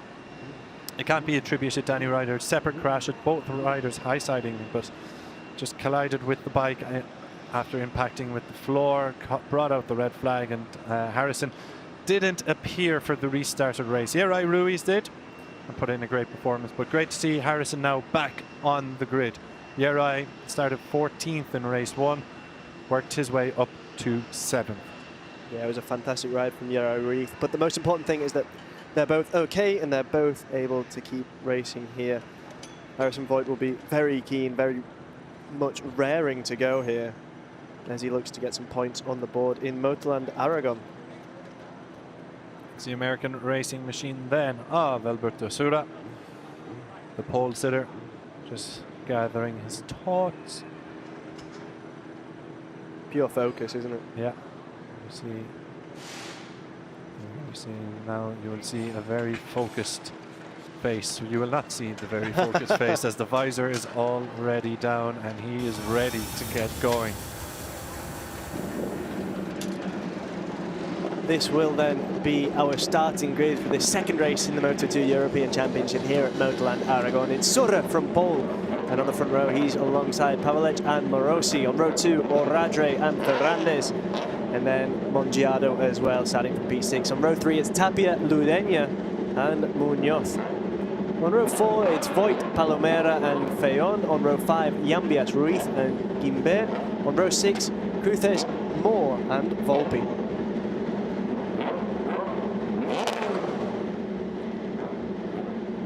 Behind them on row 7 it's Watley, Jimenez and Lolly. On row 8 Kresavan, Alcubaisi and Uriostegui. Row 9 Emmanuel, Eisenkol and Kim. And at the back of the grid on row 10 we've got Gutierrez and Zuratuta. Yeah, Chabi Zuratuta qualifying on the front row, but as we mentioned he had some technical issues in the opening race of the day with his front fairing, and unfortunately for him he's at the back of the grid this time around because he ignored the black flag with the orange circle earlier. So he was to be withdrawn as the marshals had spotted his indiscretion and his front fairing. So having ignored that, he has been handed a back of the grid penalty. Very frustrating for a rider of his experience as well to have failed to comply there. He'll be kicking himself. And starting from P29, well, it's not ideal at all, especially after such a fantastic opening race here in Aragon. Yeah. Keep an eye on the number 85 though. He is a big talent. He's alongside the number 99 of Oscar Gutierrez, who you may recognize from the Moto2 World Championship. Oscar has also appeared in a couple of Moto2 races this year in the World Championship stage. So both of those talented riders starting at the back of the grid. Let's see if they can work their way through to the point scoring positions and perhaps something even more. So around we come. The final couple of left-handers, the final right-hander and then a left-hander before we get to the last pair of left-handers after this long front straight. The championship standing sees Unai Oradre hold a 9-point advantage over Alberto Ferrandez. Alberto Sura sitting in third ahead of Milan Pavelic, a little further off the pace, but one bad day for Oradre or Ferrandez matched with one good race for Sura or Pavelic could see the landscape of the championship shake up. Absolutely, that's one of the reasons why this is so exciting. Racing in the Moto2 European Championship, just a swing one way or the other could mean so much to the championship, and we could well see it here today in race 2 in Moto2 at MotorLand Aragón. with the battle that we enjoyed in race 1 between Oradre and Fernandez, well, there's nothing in it between them now. Looks like we are set to go. Danny Munoz, one of the riders, pulling up last to his grid position, but it looks like we're almost ready to go. Turn around, young girl, because the action is on the other side. It's Moto2, Race 2 from MotorLand Aragón, coming to you live, and we're just about ready to go. As the eyes on the lights, there seems to be a slight delay. It's Alberto Sura starting from pole position. The focus is intense. The safety car is here. The red flag is gone. The lights are about to turn on, and we are about to go racing. Alberto Sura is off from pole position. It looks like Milan Pavlic, though, has had the better launch from the line. He's got the inside line, but Sura does take the whole shot indeed. But who's that hanging around the outside? Is that Francesco Mongiardo? He's pushed himself up into the 4th position behind Unai Oradre. Yeah, absolutely excellent there. And Unai Oradre getting away well as well. He'd struggled previously, and this time around, at this time of asking well, he's delivered. Oh, and there's a big crash there as well, further back. Yeah, we have a rider down at the back. It's one of the FIM 55 racers. I'm not sure. I think it could be either Marco Tapia or Francesco Mongiardo. Yellow flag is out. Yeah, yellow flag is out at turn 3, but we continue racing back out front. Alberto Sura over Milan Pavlic. Alberto Fernandez has worked his way into 3rd position with Unai Oradre in 4th. Alessandro Morosi started on the front row, but he's dropped 2 positions. He's running in 5th. Marco Tapia and Mongiardo are both still there. I think it was Abdullah Al-Kabasi who's actually crashed out on the FIM 55 machine. So my apologies to both Tapia and Mongiardo. It's Mattia Volpi and Abdullah Al-Kabasi. Both riders have gone down. Disappointment for both of them. Yeah, absolutely. Hopefully they're both okay, of course. And their safety and security is the most important thing. So, away we go on the first lap, coming towards the turn 15 through the final right-hander of the circuit here. At turn 14, left through 15, the long back straight then, and look at this gap that Alberto Sura has opened up already, half a second at least back to Milan Pavlic. Alberto Fernandez then in close attention to the Polish rider Pavlic, who sticks his leg up in the air, runs it wide. There's a reason. Oh, it's a red flag. Okay, so safety paramount first. Absolutely. We have both riders down. Mattia Volpi and Abdullah Al-Kabasi, I think, were the 2 riders involved in an early incident. Red flag has waved, as it did on race 1. Hopefully this is just precautionary, as it has been throughout the day, and all riders are okay. Absolutely. As we mentioned, that is, of course, the most important thing. So we'll see exactly how we proceed here and see how long it takes until we get things back underway. Hopefully, of course, the riders are okay. So we see the bike of Unai Oradre, our current Moto2 European Championship leader. The team's just working to make sure everything is still working and that everything's ready for when we get things restarted here in Aragon. Yeah, so we should have a quick restart procedure. We'll bring you an update once we know ourselves of when the pit lane will open and of how many laps the race will be. Whoa, my word, that is a massive, massive crash. Oh, Mattia Volpi has... Oof, that is a nasty, nasty crash. So there must have been some separate incidents there as well, because we had 2 riders down in terms of Volpi and Al-Kubaisi. Yeah, well, that Mattia Volpi, who's sent flinging from his Boscoscuro machine, and no wonder he needed a moment to get up. That is a nasty, nasty crash. But hopefully he is okay, and this is just giving us giving the medical team the opportunity to attend to him as necessary. It's also really interesting to have this opportunity to see him within the box, see everyone working as hard as they can. You can hear the machinery working there. I'm not sure if that's some kind of power drill or what it is, but the team working desperately to get everything it's to keep up the to heat speed, and the airflow going through the bike of Ines Kursneva, the teammate of Unai Oradre. So it looks like we're going to have, I won't speak too soon as our timing screens have changed, but I'm still awaiting confirmation, but it looks like we will have a restarted race and a shortened race distance. frustration, you would have to say, perhaps, for Alberto Sura, who had built up a huge advantage. He had nearly 0.6 of a second, I think, coming around the final pair of left-handers here in Aragon by the end of the opening lap, and was looking good. Now, of course, there was still a long way to go, but Sura will need to get a good start again. Yeah, he'll really be hoping to get away well from pole position. He did so well in qualifying to claim it, and now he's got to make it count this time around. He wasn't able to do so at the first time of asking. Here we see the Andefer American Racing machines. Xavi Zurikuza and Alberto Sura. Oh, Paul Sitter there, just having a quick word. Just a quick debrief of the action so far. Xabi Zurikuza. I had a quick look at the timing screens before they reset. From the back of the grid, he had worked his way up very towards just outside the point scoring positions. I think he was running in 17th or 18th. So Zurikuza will be looking for a strong start again. Yeah, absolutely. And he's got the experience that he needs to be able to do that. He's just got to try and deliver once we get things underway once again. Great work, though, the Andefer American Racing team are doing in this European. Johan Gimber, 7 fans. Oh, wonderful. Excellent. The Johan Gimber support fan club have come down. It's quite a novel way as well to have a banner. Good to see the fans enjoying themselves here on a splendid day in Alcaniz, just outside Alcaniz. And there is Johan Gimber as well. I hope he was watching. Yeah, it looks like he he's certainly got his fans. We're not too far, of course, from France either, so it's not an enormous trip to make. I mean, what have you got to just cross the wonderful rugged Pyrenees in the north of Spain, in Catalonia, Aragon and Navarre?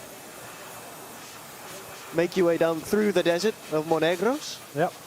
Yeah, and then you'll find yourself at, where else? MotorLand Aragón. Geography lessons with Connor Doherty. So, speaking of Johan Gimber's achievements today, moving swiftly on. It was a start of P15, but a solid race actually from Gimber, the French rider. Got himself into the top 10 earlier this morning. So he's sitting 12th in the championship. Second best result of the campaign, because at his home event in Magny-Cours, race 2, saw him take a top 6 finish. So, information coming through. Quick restart procedure. Pit lane will be open at 3:45 for 60 seconds. 9 laps race with the original grid. So it will be a 9-lap race. Riders will take their original grid position, similar to what you can see here. Yeah, we can just see the Sura getting away so well. The pressure was put on by Milan Pavelic, but he wasn't able to make his initial start count, and then Sura just breaks away so well. Yeah, have a look at Xabi Zurikuza at the back there as well. Takes that wide left line, and this was key to him picking up some strong positions. Oh yeah. Picks up a couple of positions there, so a little bit later, I guess, he really made a count. Danny Munoz once again wheeling off the line. Did that during race 1 as well. At the start of race 2. Ferrandis on the 54 machine as well got away very well.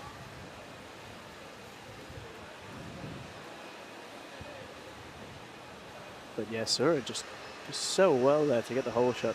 Yeah, you can see Ferrandis and Oradre going wheel to wheel there at the first corner, but Pavelic and Sura, you would say, the best starts of the day, and it was Oradre who ran it very wide. Yeah, I'll hope not to repeat that once we get things underway in just over 5 minutes' time.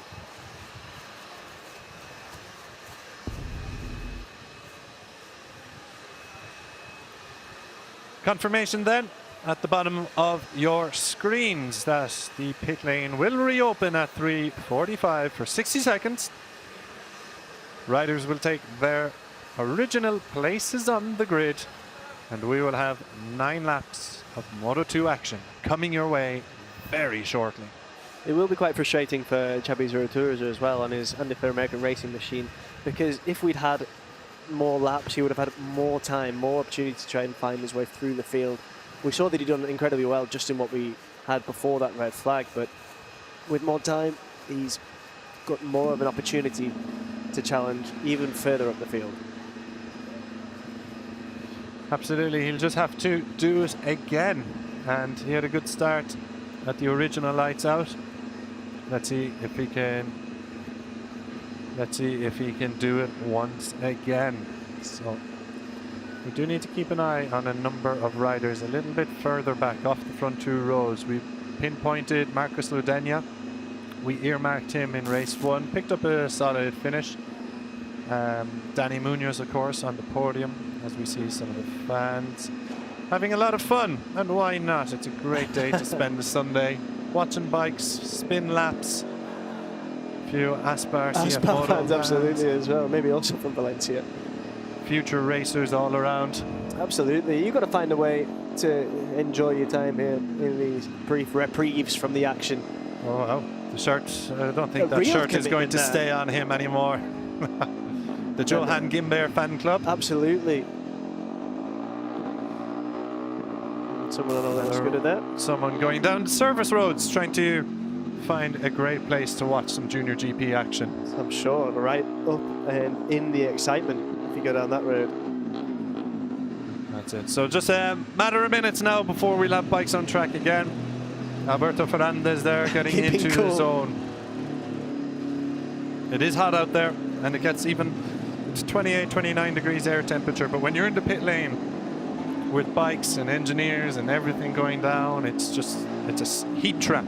Absolutely, and you've got to find a way to keep cool as well. Any way you can, but he's getting his focus. I suppose it gives us a good chance to talk about Alberto Fernandez and his achievements this year. You know, he's picked up a couple of wins. There is a little bit of a few wins. He's picked up a third win this morning, but second in the championship. But we've seen him in years gone by in the Junior GP category in the Moto2 European Championship, constantly challenging for those podiums and a front runner. This year it seems he's really matured into one of the leading lights, but you would have to say, like, if you're on the Moto3, Moto2 World Championship scene, he's one of the riders who's potentially catching the eye here. Of course, there's the likes of Sura and Unai Uradri. Milan Pavlic has done a brilliant job. Danny Munoz we've seen on the World Championship stage already, but Fernandez, you feel, has the ability and the style of riding to make it work at the highest level. I think you're right there. I think it's just a matter of time. You talk about keeping an eye on what's going on here in the Junior GP paddock. I think it's not just an eye, I think it's a microscope, because everything that happens here is being assessed by teams on the World Championship stage. They're looking to bring talent through, and talent is something that this paddock has in absolute abundance. Talent from all over the world, and that's why we get treated to such incredible racing in the FIM Junior GP World Championship. Fernandez, I wouldn't be surprised to see very, very soon on the World Championship stage, and he's a rider that arguably, if he keeps up performing like this, deserves to be there as well. Yeah, it truly is a breeding ground for talent, the Junior GP World Championship as a whole, between the Junior GP category to the Moto2 category, and of course European Talent Cup and Stock 600s. It's a breeding ground for talent. We've seen riders, of course, come through the ranks of European Talent Cup to Junior GP to Moto3 to Moto2 to MotoGP. Some riders come the path less trodden that go Moto2 European Championship, skip the Moto3 bikes because perhaps they just don't suit that type of bike. They prefer the bigger bike. You know, you look at Fermin Aldeguer, immediately springs to mind. Alonso Lopez, Senna Aegis, all have come through the Moto2 European Championship. Yep. Fermin Aldeguer was even in the Stock European Championship. Eric Fernandez now a full-time rider in the Moto2 European Championship. Danny Munoz doing his very best to become a full-time rider, Stock European champion a couple of years ago, and a regular now on the World Championship stage. So it's great to see that here on the junior categories, there is such a clear route for many of these riders, and there are riders of enormous potential and talent here, and that the World Championship teams are paying attention, of course. Absolutely. I think the key there is that there's a variety of routes. It's not necessarily from a bottom-down perspective. There are loads of different ways that you can get into that top level, which is the MotoGP World Championship, where all these riders dream of being. And beyond just being a breeding ground, the talent is fomented here. The talent is given life here in this paddock. This is where riders learn their craft, and that craft is something then they apply not just here, but wherever they're racing in the future. Fermin Aldeguer is a fantastic example, going through stock Moto2 and now excelling, getting podiums in MotoGP. Yeah, Fermin, obviously one of the hottest properties and hottest talents to come through the age grade categories and the junior categories. Now, of course, with Corsini Racing partnering Alex Marquez and the MotoGP podium finisher. So in that battle with Ayagura for Rookie of the Year in the MotoGP Championship. It is a mouth-watering battle as well, because if you think what we're going to be expecting in the races to come, especially when we're in Asia, and what we saw in Thailand in the season opener, Ayagura was absolutely electric. And if you can repeat that kind of form on circuits where maybe he's a little bit more comfortable in the heat, well, I think we've got a real battle on our hands for that Rookie of the Year. For sure. And when you're watching riders of the standard of Ayagura, Fermin Aldeguer, these are riders who can act as a brilliant inspiration for the next generation, because of course we mentioned Firmino's already come through the Junior GP categories in Moto2. Is an Asia Talent Cup champion. Absolutely, yeah. And in some of the other classes here that have been racing here in Aragon, we've seen that talent from the Asia Talent Cup on display. Yeah, and of course through the Red Bull Rookies Cup was in not the Junior GP World Championship, but the championship which predated it, the FIM CV Moto3 Junior World Championship. Picking up a few wins back in 2017 and 2018. So there is a route there to the very top. Absolutely. Just being well fed, we have to say. It's being very well fed. The talent that we're seeing here is absolutely incredible. Yeah, without a doubt. Of course, we are in Spain, where there's just this endless conveyor belt of motorcycle racing talent. Every time you hear of the new Marc Marquez, the new Pedro Acosta, every time on the Moto3 Junior GP circuit, a new rider comes and just wants to have their name said in the same breath of some of not just Spanish legends, but motorcycle racing legends. Okay then, so ready to go once again in Moto2. Quick start procedure is underway. We'll have a warm-up lap and have another spin around MotorLand Aragón. Yeah, it's an absolute pleasure to be here in MotorLand and bear witness to races of this caliber, and particularly with you, Chris. My word. The pleasure and privilege is all mine. So, warm-up lap underway. We saw Alberto Sura, just as a reminder of what happened if you're just joining us now. Alberto Sura started on pole position, got the whole shot as Milan Pavlic and Alberto Ferrandez filtered in behind the pole sitter. However, Mattia Volpi suffered a large high side and big crash at turn 3 just shortly after lights out, before we completed one lap, and the red flag was waved, and rightly so, as Mattia was tended to. But we are ready to go racing again. As it gets warmer and warmer, 29 degrees now the air, 51 degrees the track. So yeah, it's becoming quite a balmy, as you say, evening. Yeah. Or late afternoon, really. We're not in the evening yet, are we? Yeah, absolutely. 51 degrees track temperature. It's almost too, you could nearly say too hot. It's going to have an effect on tyre wear, absolutely, as the laps progress on. It's going to have an effect on the riders. It's been a long day for the riders too. Fatigue certainly will come into play. Absolutely, but then with 2 races, these are the kind of things that riders have to learn to manage. It's part of racecraft, managing those tyres. It's an incredibly useful talent for them to build experience with and to use to their advantage. We've seen races with the likes of Enea Bastianini, for example, who have late race pace because they're capable of managing those tyres so well. Yeah, absolutely. Tyre management will be crucial with such hot temperatures below and a scorching heat above, as we see the backdrop to MotorLand Aragón, the rugged terrain. Taking a look around, following some of the riders around as we go and roll up to our grid positions. The red flag just out in front of the grid, as it always is, signaling for them to stop.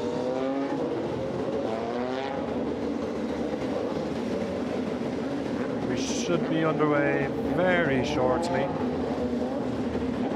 This is some of the officials just doing some final checks before giving it the go-ahead. Sura starts on pole position with Pavlic in second, Alessandro Morosi on the outside of the front row. Then it's Unai Urradre, Alberto Ferrandez and Francesco Mangiardo on row 2. We're ready to go racing once again here in Aragon. The safety car wheeling up. We just had one late arrival towards the back of the grid. I think it was Abdullah Al-Kabasi. Revs are rising, eyes in the lights, and we are go for race 2 here in the Moto2 European Championship from Aragon, and it's Milan Pavlic who gets the dream start from second on the grid. Alberto Sura has shuffled into second position, and Pavlic, the Polish rider, takes the whole shot. Unai Urradre has pushed himself into third position with Alberto Ferrandez in close pursuit. Yeah, absolutely incredible from Pavlic to get the whole shot there. It didn't look like it was possible, but now already Alberto Sura is ahead. What a battle we're seeing develop here at the front. Unai Urradre got away really well as well. He failed to do so in the first race here in Aragon. This time around, he's managed to do exactly that, and he's got Alberto Ferrandez just behind him. What a battle we saw in race 1 between those two, and we're certainly likely to see it unfold again. Yeah, just a little further back, one of the riders being stood up. I'm not sure who it was. I think it was Marco Tapia. But you can also see Dani Munoz has cut his way through a couple of riders and getting himself into contention, the number 17. And Yeray Ruiz has fired himself up into 6th position. Brilliant Fantastic stuff. Yeah, wow. He's down, he's in 6th, yeah, on the MDR competition machine. Brilliant stuff. So, out front, we have got our Milan Pavlic leading over Alberto Sura, unless there's been a change. We haven't seen the front for quite a while, but there Francesco Mangiardo following Adrian Cruces. Cruces had an excellent result in race 1, picking up a top 5 finish. So Sura is actually now leading once again. We missed the overtake from Sura back on Pavlic. It's Unai Urradre ahead of Ferrandez, and then I think it's Dani Munoz who has fired himself in towards the top 7 with Morosi and Yeray Ruiz just ahead of him. Yeah. Chabi Suratuta, sorry, Connor, just to point out, has already worked his way up into 19th position, while Facundo Yambias of Estrella Galicia 00, podium finisher in Magni Corps, is out of the race. Yeah, that's very frustrating, but excellent work, of course, from Xavi Zuritusa, now in 18th. Yeah, so on that American racing machine, he's getting the job done after starting from the back of the grid after being penalised. Double long lap penalty then coming the way of Abdullah Al-Kabasi. We can now begin to serve that. Yeah, I wonder where that'll leave him as well, because it's very tight here in Moto2. He's already running in a P21, so I expect him to find himself towards the back, if not at the back of the field. Yeah, back out front then. Sura over Pavlic, Urradre and Ferrandez. Oh, is that Morosi who's gone wide? It's Dani Munoz, sorry. It's Dani Munoz who's gone wide. Oh, that's a huge disappointment. He's running in 7th position. Very costly. That is going to drop him right down the pecking order and perhaps blow any opportunity he had for another podium. And it's put him down in 13th position, just ahead of Marcos Ledeno, who has also dropped quite a few positions. Ledeno. Francisco Palomera, though, has pushed himself towards the top of that, just 11th position, towards the strong point scoring positions, having started a little further down. Yeah, Yambias appears to have stopped as well. Yambias has stopped at turn 11 and looks to be out of the race as we look to lose another rider in the background. Oh, it's an attritional race so far today. Dani Munoz falling down the timesheets. Tumbling down the timesheets. What has gone wrong for Dani Munoz? Yellow flag at turn 15. I think it was Enej Kurseven who is out of the, went into the gravel. But back at the front then, let's focus on the fight for victory. It's Alberto Sura managing to stave off the challenge of Milan Pavlic, and indeed it is Enes Kurseven who is out of the race, running it wide. He was running towards the back of the field. He's frustrated there, isn't he? You can just see it in his body action. He's not happy at all to have had to give up here. Unai Oradre has closed up on the lead too, it has to be said. Oradre looking to have some decent pace of 1:52 last time around. He was quicker than the two riders ahead, but not as quick as the rider behind him, the number 19 of Alessandro Morosi. As you just saw there, a 1:52 flat from the Italian. So this is your lead for Morosi, chasing a podium for the first time in the Moto2 European Championship, having stepped up from Junior GP last year. Yeah, he looks very, very keen. He's crawling all on the back tyre of our current championship leader, Unai Oradre, really taking the battle to him, and he's going to make it very, very difficult for the Spaniard. Alberto Ferrandez then has dropped off the pace, and he is now in a battle with Yeray Ruiz. Yeray Ruiz is having a heck of a race here, climbing up the field, having started, I think, 13th on the grid, and he has gotten the better of Alberto Ferrandez, but Ferrandez fights back at the reverse corkscrew, but it will be Ruiz who holds 5th position from the championship hopeful. Yeah, an absolutely wonderful move there from Ruiz, who looks to be in incredible form here in Aragon, but he's not managed to hold it for long as Ferrandez makes his move again at turn 16 and into the final left-hand here as we go onto the start-finish straight. It looks like, for the time being, in this duel between Ferrandez and Ruiz, it is Ferrandez who's still ahead. Yeah, there's plenty of legs left in that one. Ruiz, has to be said, excellent race. He's 14th on the grid. He started in this one when he picked up a strong finish as well in race 1 earlier today. P7, equal best result of the season for Ruiz. Yeah, absolutely great work as well there from Adrian Cruces, both in race 1 and here, really managing to get through the pack, showing real intelligence as well. Now he's currently battling for 10th, occupying P10 himself, and he's got a job on his hands here with Palomera trying to get ahead. Yeah, Cruces has been a little bit of a strange one, I think it's fair to say, this year. Stepping up from the Junior GP category, he was a huge talent in that and always fought at the front, and he has still been a huge talent. We've had the pleasure of commentating on races of Cruces where he has come from deep on the grid to get himself into strong point scoring positions. But in Estoril, it happened twice that he retired. P21 then in Jerez, not exactly the result he would have been looking for, but then a P5 in DNF did not start in Jerez, and a P21 in Magny-Cours before he finally got points on the board with a P5 in race 2 Magny-Cours. Backed that up with another P5 this morning.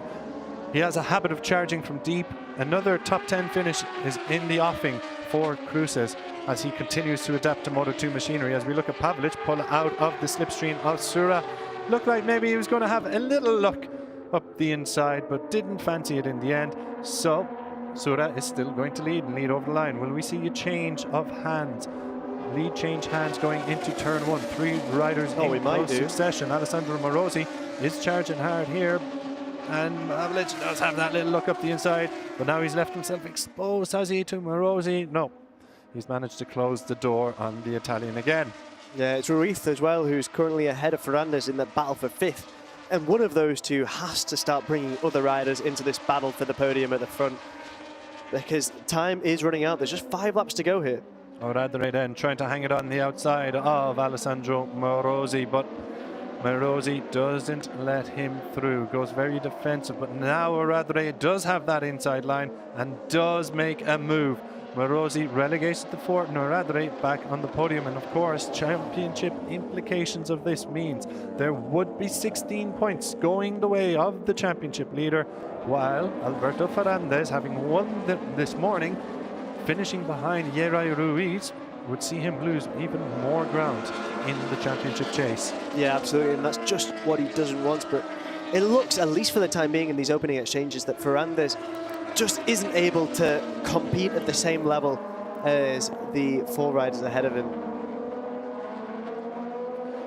So your front four are led by Alberto Sura, but it's a question of how long, because Pavlic has now shown the wheel to him on a number of occasions on this lap. Does he fancy a move up the inside at the back end of the back straight at turn 16 through 17? Will Pavlic get close enough to make a move for the lead? He pulls out of the slipstream, but he's not going to be close enough, and he might have problems coming from behind of Unai Oradre. But no, it's as you are, 1, 2, 3, and then it's Morosi in fourth with a 1.3 second gap back to Alberto Ferrandez, who seems to have gotten ahead once again to Yera Ruiz. There's the number 85, Xavi Zuratutsa. He is now inside the top 10, having started at the back of the grid. So brilliant recovery ride from Xavi Zuratutsa. Yeah, the Basque rider doing absolutely incredibly there to go from the back of the grid up to P10. You do wonder what the limit is with a rider of his experience and his caliber. Oh, is he going to be able to move forward any further? There's Oradre trying to go for it on the inside there, but just Pavlic too strong in P2, managed to keep hold of it, but this battle for first is showing no signs of abating.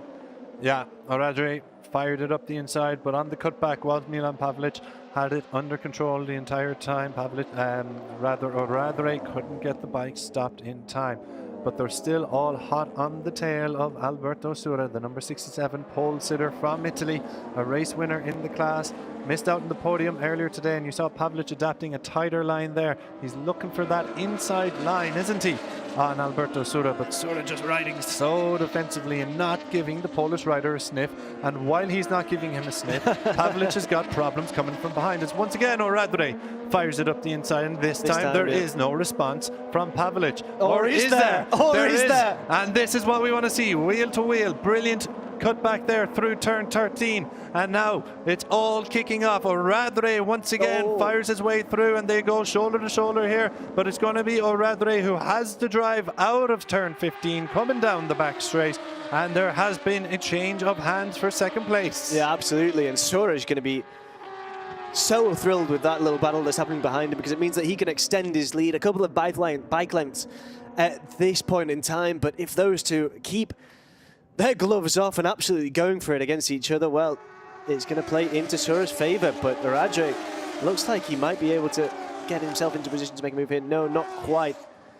And Pavlic needs to be careful as well, because Morosi has been exceptional so far and will just be biding his time as well. Yeah, Pavlic has got some problems coming from behind in the form of Alessandro Morosi, who started from the front row. But it looks like he has just made his way ahead as well. There it is. But Pavlic does bite back again. We saw this last lap as well. Pavlic will not go down without a fight, but Oradre got the better of him last time around. Will Morosi get the better of the Polish rider with, what, 2.5 laps remaining? Yeah, absolutely. These four leading riders are delivering an absolute exhibition. And just behind them, the person that's got the best seat to the show. Oh, there it is. Yep, into the reverse corkscrew. Oradre takes the lead. As he lost a little bit of drive coming out of that. He does have a twitch, but he holds on to the lead ahead of Alberto Sura. Well, then it is Milan Pavlic, but you could throw a blanket over them. They are that close. Now that Oradre has the lead, he was a little bit quicker than the riders behind him last lap around. Let's check the lap times when they come around this time. Will he be able to open up a gap? Unai Oradre now leading the race, chasing yet another victory in 2025. It would be his third. He'd go level on victories with Alberto Ferrandez, but more importantly, he would open up a larger gap to his title rival. Only 9 points separate them now. If Oradre wins this and Ferrandez stays in sixth, that's quite a margin being opened up. But Pavlic is coming through. Sura's got a problem. Has Sura got a problem? Well, it is Alessandro Morosi's the problem for Sura. From first to fourth in no time whatsoever for the pole sitter. Yeah, he'll be so frustrated with that. I mean, all eyes were really on this battle at the front between Unai Oradre and Milan Pavlic. And meanwhile, Alessandro Morosi, on his Eagle 1 machine, just gets the job done and finds himself now on the podium. And Alberto Sura, he'll be so frustrated now, down in P4. Yeah, well, it's a disastrous lap, it has to be said. 2 laps to go, but the third last lap proved disastrous for Alberto Sura, and it's going to get worse for him. Yeah, Yera Ruiz is going to pick him off here, and Sura looks like he is just a sitting duck at this point. So It's about holding on and picking up the points for Sura, who sits third in the championship, but for how long? Alberto Ferrandez, the next rider to go through on him. Will Sura pick up any points at all from this? There's 5 riders in quick succession going past him. He must be thinking, what on earth is going Pavlic on? has got the lead again now over Oradre. He's got a bit of a distance Pavlic there. has opened up a gap. We said, would Unai Oradre open up a gap? Indeed, he did not, because Milan Pavlic is flying. The Polish rider, with a lap and a half to go, has got what? 5 bike lengths to the championship leader. And the championship leader, Unai Oradre, has got problems behind him because Alessandro Morosi is motoring nearly past him. He looked it up the inside a little bit there at turn 13. But nothing going for Morosi there. He's still on the podium, but it's far from over yet, that battle for P2, P3. Is the battle for P1 over though, Connor? Absolutely not, Chris. Although there is quite a significant distance there. Unai Oradre, there's a reason why he's our championship leader, and he's more than capable of making that up if things go his way. But just while we're concerned with what was happening at the front, we did see Sura, things for him going from bad to worse. Ferrandez is now ahead of him and into P5. Sura in P6. Last lap then here in race 2, Moto 2 Aragon. 44, Milan Pavlic has got a 9/10 of a second advantage over the championship leader, Unai Oradre. Oradre looked like he was cruising, but Pavlic struck when he least expected it, and Pavlic now is chasing a maiden win. He got his first podium in Moto 2, back in race 1 in Magny-Cours. Now he wants the big prize. This would be huge for Pavlic and perhaps for the championship. Pavlic is what? 38 points behind Unai Oradre. This would close the gap ever so slightly to Oradre, but more so to Alberto Ferrandez and Alberto Sura. Sura, who was leading this race just a couple laps ago, is now down in 7th position. Oradre, though, he's got problems behind him. Will Alessandro Morosi fancy a move at one of the next corners? Let's see what happens next. It's Yeray Ruiz holding off Alberto Ferrandez in the battle for 4th. Yeah, you'd have to say if it's not coming in sector 3 at turns 12 or maybe turns 13, how many times have we seen at turn 16 a rider making a move? But Pavlic, absolutely sensational. He's going to be so focused right now. He can't let the enormity of what that win would mean get to his head. He's got to keep it down and focused on proceedings here on track. Here we go then into the final sector. Pavlic navigates the last right-hander and third last left-hander without any problems. Long run to the line as Morosi now 2nd position. Can he hold off the challenge of Unai Oradre in the battle for P2, the championship leader? Precious points on offer. Pavlic has got it covered. What about 2nd place? Oradre fires it up the inside. Can Morosi get him on the comeback? He absolutely can. Oradre doesn't get it stopped on the brakes. Pavlic is going to win. Morosi's going to take his first podium, beating the championship leader to 2nd. Oradre in 3rd. Ruiz 4th. Ferrandez 5th. Brilliant, brilliant race. What a performance for Milan Pavlic. He got his nose in front and he bolted. Absolutely. Take a bow, Milan Pavlic. Conversely, though, Alberto Sura will be so frustrated after dropping down there. He actually crossed the line in P8, so just dropping there over the course of maybe 2.5 laps, 7 positions, because he was leading and doing so well. And then we can just see Alberto Ferrandez there with a wheelie there, celebrating his P5. Yeah, 8 points come in the way of Alberto Sura, but it's not enough to keep him 3rd in the championship after Pavlic's win. Pavlic should move up to 3rd position with Oradre picking up a podium and extending his advantage over Alberto Ferrandez to, what will he extend it to? To about 15 points, I think. So back to where we began the day, more or less. Trading blows. So, as there have been tributes all day to the late Pau Alsina, it's been an emotional day with plenty of touching tributes from riders across all categories. The number 19 of Alessandro Morosi bears one of the flags and he picks up his first ever podium in the Moto 2 European Championship. Super stuff from Morosi. Started on the front row, qualified 4th, but with Xabi Zurututsa's penalty for race 2 was promoted onto the outside of the front row and very much made it count. P2. for the Italian, his first podium in the class.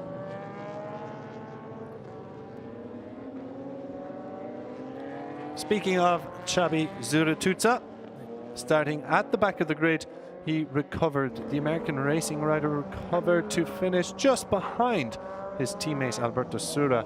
Sura in 8th, Zuratutza in 9th. Unai Oradre remains on top in the championship standings then.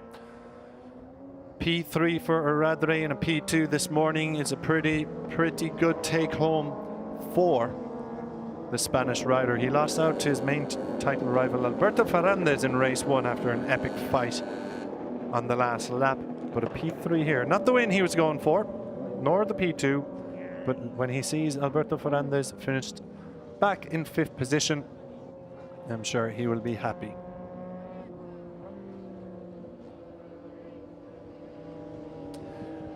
Well, no doubting the joy Milan Pavelic will be experiencing. A first ever win, and we'd be lying if we said we didn't think it was coming. It has been coming. He's been there and thereabouts. Pre-weekend form throughout the year. He's always been towards the top, particularly in Jerez, starting on pole position.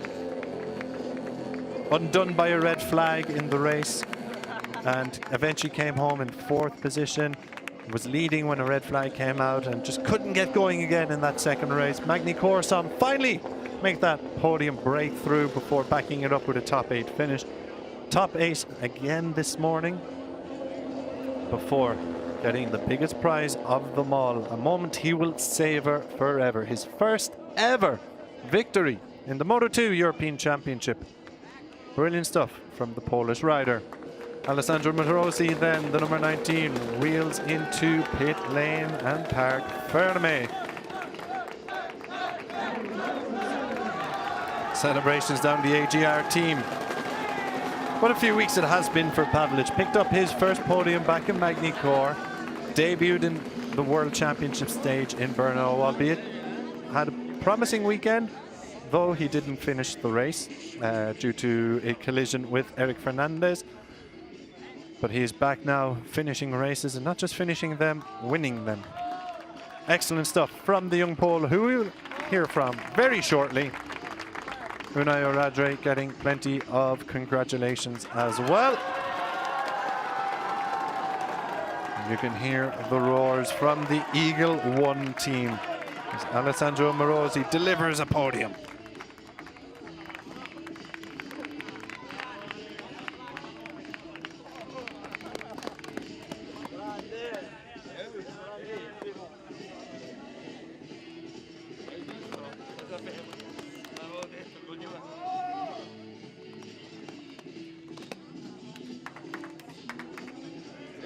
Hugs all around on the team, and very well deserved.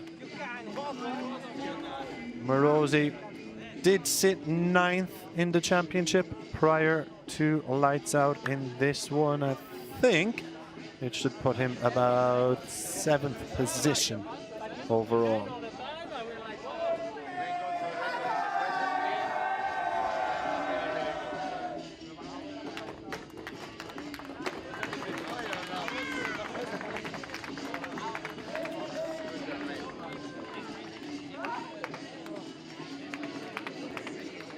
So that is your race winner, Milan Pavelic. And this is how he did it. Unai Oradre leading. Pavelic getting past the championship leader. Just in front of the iconic Aragon wall at turn 12. From there, he opened up a gap, and there was no stopping him. A 1.9 second advantage in the end to Morosi. The number 44 with a moment he will savor forever.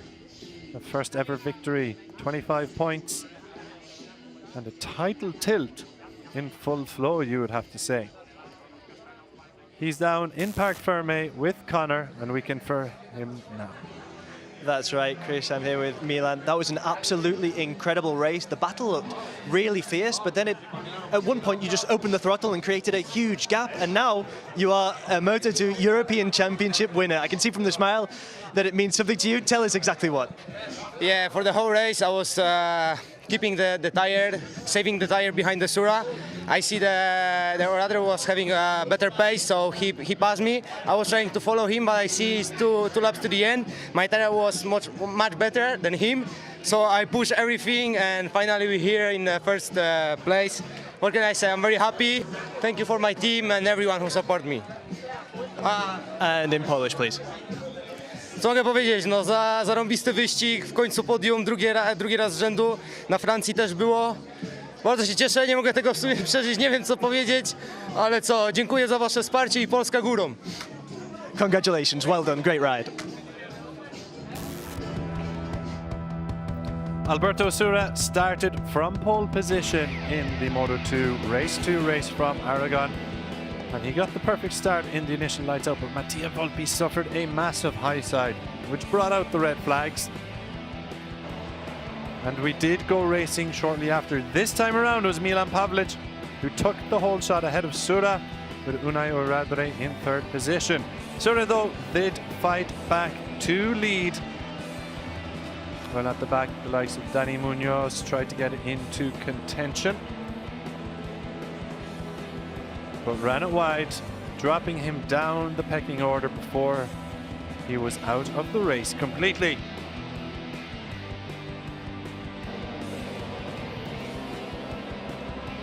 Change of lead for P4. Yeray Ruiz put in a brilliant performance to get ahead of Alberto Ferrandez. Further back then you have like Adrian Cruces leading the charge for the battle for 11th.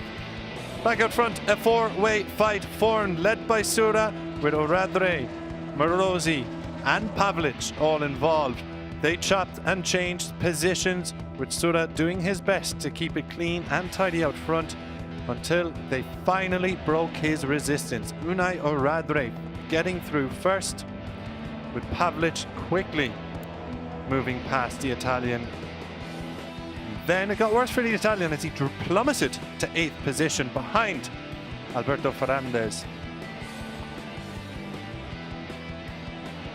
Milan Pavlic passed Unai Oradre on the penultimate lap and opened up an unassailable lead. While the battle for P2 and P3 raged on, Oradre did his best to fend off Alessandro Morosi. And while Pavlic took a comfortable win in the end, Morosi fired his way past the championship leader Oradre for his first podium in P2, Oradre in P3. Vámonos con ese tercer puesto. Ahí está el líder del campeonato, es Unai Oradre. The tributes continue, of course, for the late Pau Alsina as we race in his honor this weekend. Unai Oradre is the first rider out on the podium, followed by Alessandro Morosi.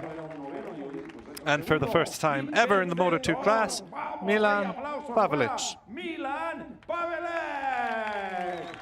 stands on the top step.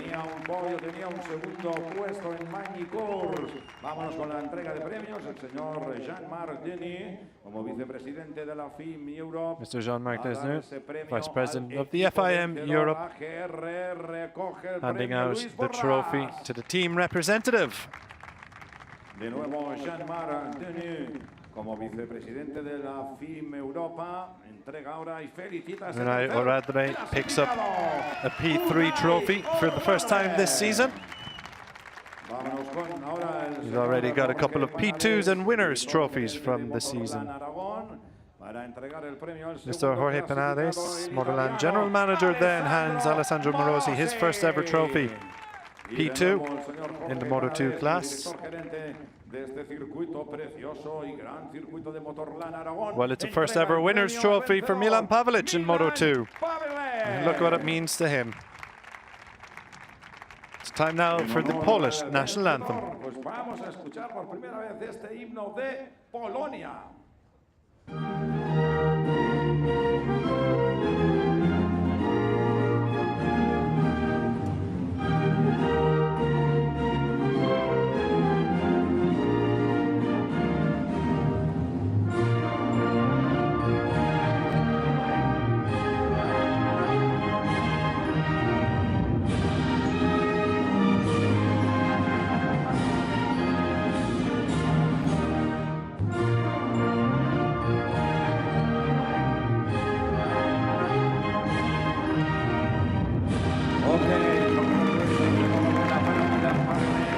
Absolutely fantastic to hear the Polish national anthem ring out here in MotorLand Aragón. What a podium there. Poland, Spain and Italy.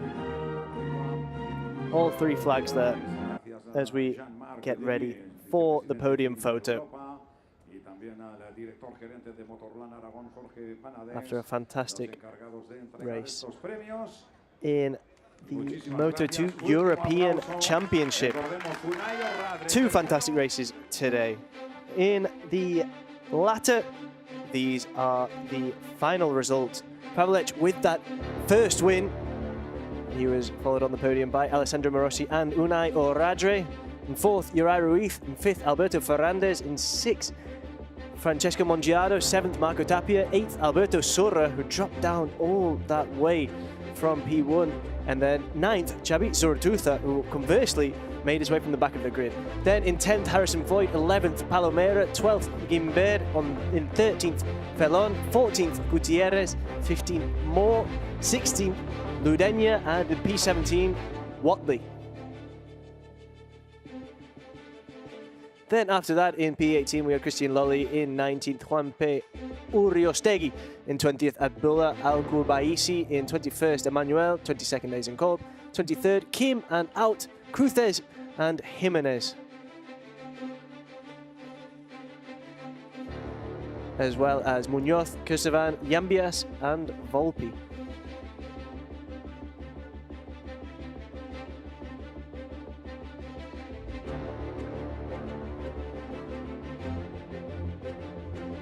That means that today's Moto2 MotorLand Aragón action sees the Riders' Championship shaping up like this. Unai Oradre extends his lead. Ferrandez 14 points behind. Pavlic up into third. Sorra down to fourth. Zurtuza still fifth. Mongiardo up to sixth. Morossi up 2 positions to seventh. Daniel Munoz down 2 positions to eighth. Yarawi Ruiz down to ninth. Then we have Facundo Yambias, as you were, in P10. Marco Tapia up 3 spots to 11th. Fernandez down to 12th, Gimbert down to 13th, Cruces down to 14th, Moore up a position to 15th, Garcia in 16th, Gutierrez in 17th, just as he was previously. Palomera up 3 spots to 18th, Feon up to 19th, Watley down 2 spots to 20th, Kursavan down 2 spots as well, he's now in 21st, Voigt up 3 spots to 22nd, Volpi down, Jimenez down, and Ludenia down as well after his exploit in the opening race here. Lolly in 26th and Somariva propping up the standings in 27th.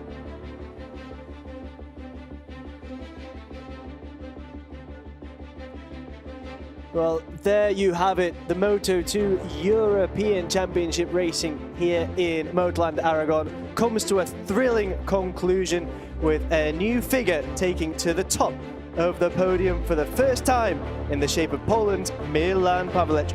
We've still got racing in stock for you to come, so make sure you don't go anywhere.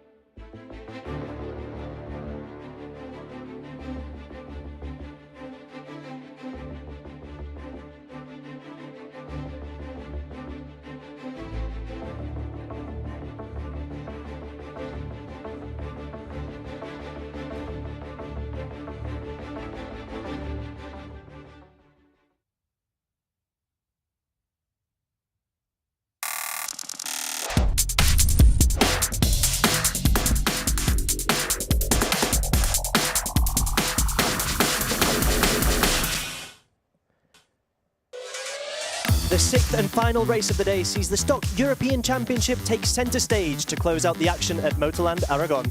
Riders will face 13 intense laps around the 5-kilometre 17-turn circuit, a technical and demanding layout nestled in the heart of Spain's Aragon province. With the rugged Pyrenees rising to the north and the Ebro River winding through the region, it's a setting as dramatic as the racing it hosts. The circuit, designed by Herman Tilke and opened in 2009, is famed for its mix of high-speed straights, sweeping corners and elevation changes, a layout that tests precision, patience and outright pace. Last time out in Magny Cours, it was Pier Francesco Venturini who emerged as the class's newest race winner, fighting off fierce competition to take his first victory of the season. As the stock class rolls into Aragon, they continue to race in honour of Borja Gomez. Last time out in the Stock European Championship, the riders demonstrated tremendous heart given the tragedy of Gomez's passing the previous Thursday and went racing in his honour in Magny Cours. It was Iker Garcia who started on pole, but he failed to get away well with a lot of wheel spin, allowing an opportunity for other riders to take advantage of. The conditions were difficult and we saw the race red flagged on lap 2. Garcia got away better the second time of asking, with Venturini again getting a great start from P5. It was still tricky out there with Fran Ruiz high-siding and Emmanuel Brinton doing fantastically to stay on his bike further back with an incredible save from the Brit. Varga battled with Venturini going on the inside to move into the podium positions with Foligny leading, but as the pressure mounted, he crashed as well out of P1 with a gap of 1.3 seconds, much to his frustration. We then saw another red flag, and that meant the proceedings came to an end with half points awarded, as less than 50% of race distance had been completed, with Venturini claiming his first stop win, joined on the podium by Varga and Garcia. We are here in MotorLand Aragón for the last race of round 4 of the FIM JuniorGP World Championship. We are set to be treated to the stock class here at MotorLand. I'm Conor Doty, I'm joined by Chris Jordan, and it's an absolute pleasure to be here with you, Chris, on this sunny afternoon. Pleasure to be alongside you as once again as we have a look at the lovely town of Alcañiz, the Marc Marquez monument, of course, here in MotorLand Aragón, and looking forward to what has been a treat at the end of every race day so far in 2025. There's always been plenty of drama in the Stock European Championship, and I'm hoping for a little bit more today. Yeah, absolutely. It's going to be very interesting to see how things develop here in the last race of our time here in MotorLand Aragón. Just a single race in the stock class as ever, but always delivering excitement. Yeah, absolutely. Over the last year and a half, or 2 seasons, let's say, of the stock, we've seen some brilliant races, last lap battles, last lap drama. I think it was popping into my head in Jerez. We saw Jacopo Cortado in the fight for victory and crashing in the final corner. We've seen Tibor Varga finally break through and get that first podium. And then, of course, last time out with Venturini, Pier Francesco Venturini, taking that maiden win amid difficult circumstances both on and off the track. Yeah, absolutely. The tragic passing of Borja Gomez, I think, is not something that's ever going to be forgotten in this paddock, and obviously we were racing for him in Magny Cours, and I'm sure the riders out there will be racing for him again. Of course, one of our 3 race winners here in the 2025 edition of the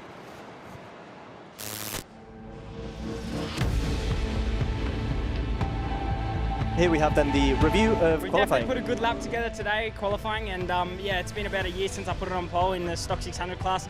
Yeah, completely grateful to the team. We've got mechanics putting in 100% and more, and it's something we deserve for sure. We've got a race tomorrow, which is way more important than today, but I'm happy to be starting from the front and yeah, see how the race goes. Anything can happen like it always does, but I'm over the moon. The team's put in everything, and I'm yeah, so happy to be here. Thank you, everyone. Of course, any points will do, but yeah, if I'm more up the front, it will be much more helpful. But at the moment, Borja's leading. This qualifying is definitely for Borja and Power themselves. I am dedicated this pole to them, and hopefully I can do more for them in the race.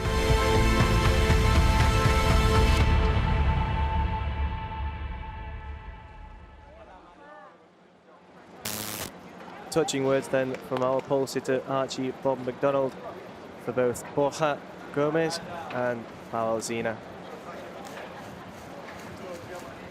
Yeah, Archie Bob on pole position, a race winner already in Stock European Championship that came in the Algarve last season.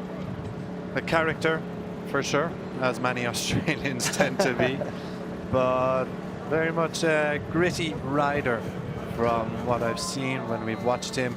He's very elbows out, won't give you an inch. He won't expect an inch in return. He's happy to get the elbows out and fight for every position on this in this Stock European Championship. Absolutely, and there's nothing wrong with that. When you're racing, it's okay to be aggressive within the limits of the laws. And starting from pole position, well, with a gap of just 11 points to the top of the standings, well, you have to say that he's very much a contender in the future, as is Iker Garcia, who has been absolutely sensational. That opening win in Estoril. Great performance in both Jerez and Magny-Cours as well. So we'll see if we can replicate that form here in Aragon. Yeah. Archie Bob, has to be said, just touching back on him, he's been, I think, pretty much top of every session this weekend.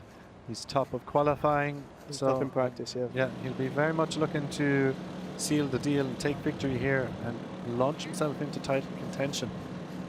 You also have Iker Garcia, a race winner, pole sitter, who's an enormous talent as well. Jacopo Curtaro, he's had a breakthrough campaign as well in 2025. Second in Estoril. Sorry, he wasn't second in Estoril. He was pole in Jerez. P3 in Estoril, but P14 in Jerez. But of course, he was battling for the victory and crashed out at the final Dani Pedrosa corner. Did rejoin, picked up a couple of points for his efforts at the very least. And then a top 8 finish in Magny-Cours. Tibor Varga, Hungarian rider. Again, a rider we've seen just on the edge of podium success in the opening couple of rounds in his rookie season. But he finally broke through then to the podium places in Magny-Cours with an excellent performance. Of course, half points were awarded, but it is a little bit of a monkey off his back to get that, having so many near misses, to finally get it on record. Yeah, absolutely, and a nice touching message there, that sticker for Borja Gomez on his helmet that he was so keen to show us. Well, on the grid here we have Alvaro Fuertes, who's going to be starting from P5. 10 points so far in the championship. So we'll see what he's capable of here in his native Spain. Yeah, last time he was in Spain, he picked up a top 6 finish. So absolutely, yeah. Maybe being at home will suit Fuertes. Certainly has so far. Would it be a strong point? Top 5. Pardon? Would it be a strong point? Being on home soil. Alvaro Fuertes, strong. Oh, of course. my apologies. I thought you were putting me on the spot. No, I was just trying to make another cheap joke. Very cheap. Now, Ruben Romero, talented rider in his own right, on the outside of the second row, Connor. He's a race winner already. Podium finisher already in stock class, but hasn't quite hit those heights of 2024 yet in 2025. Couple decent point scoring finishes in Magny-Cours and in Estoril, along with a DNF in Jerez. Yeah, you'd have to say that it's just a matter of time until we see him performing at the level we would maybe have expected for him. That was Emmanuel Brinton's fan club there, bearing the number for the 43. This is the 6th race of the day, it must be said. So we've seen plenty of fans in attendance and fans having a good time, and plenty of fan clubs.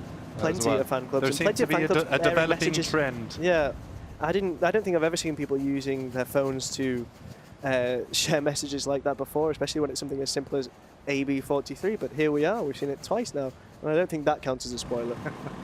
Do you think that gentleman there on his phone was about to share his Iker Garcia 11 message? Almost certainly.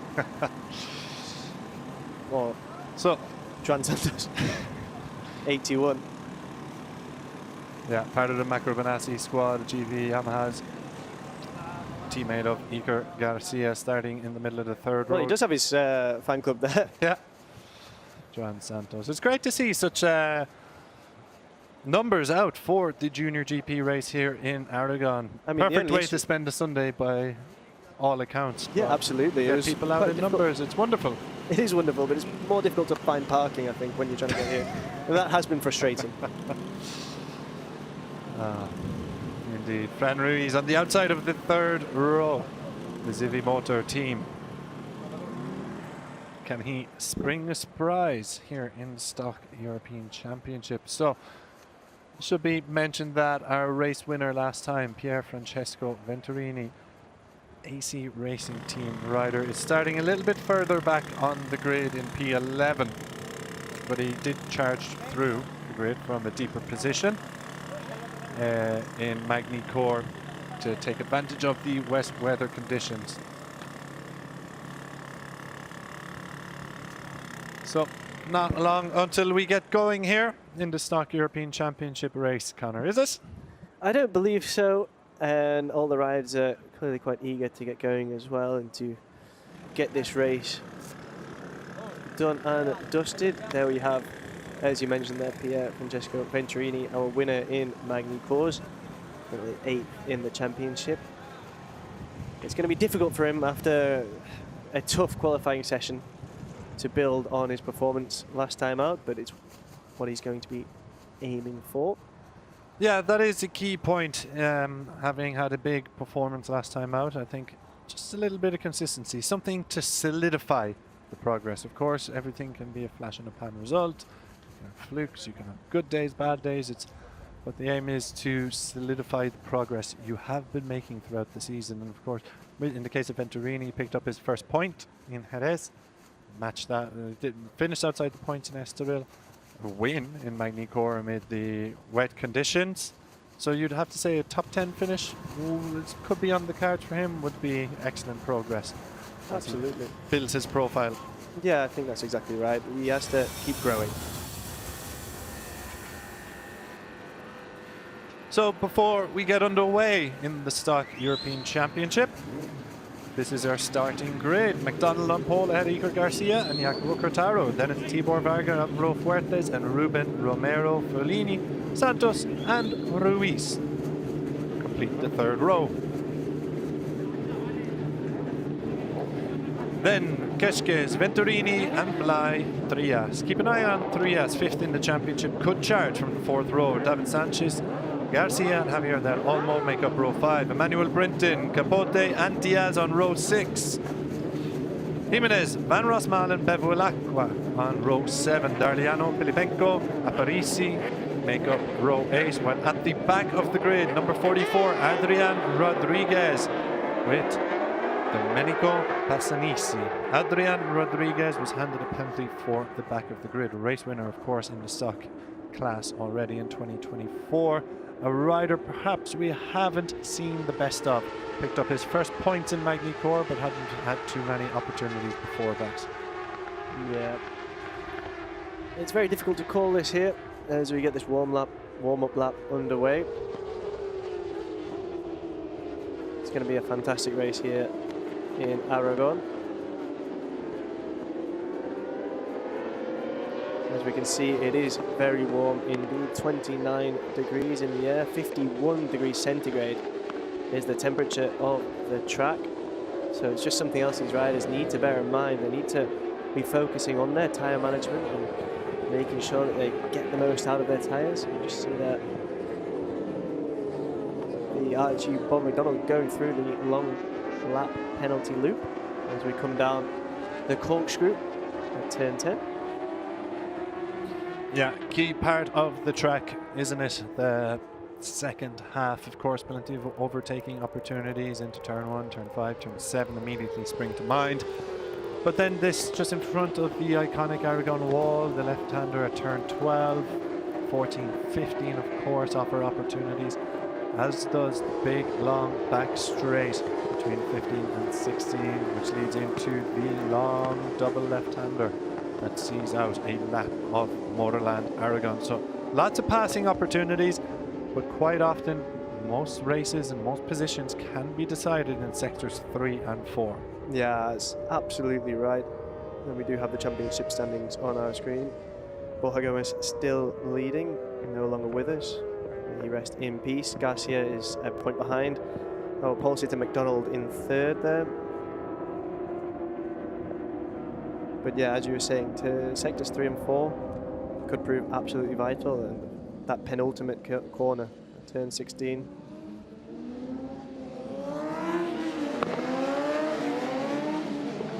As the riders take their position on the grid, the red flag at the front, indicating that they need to stop as we get ready to go for this Stock European Championship race. Archibald McDonald on pole in a striking blue and pink helmet. Contrasts beautifully with his luminous yellow shoulder pads. A rainbow of colour.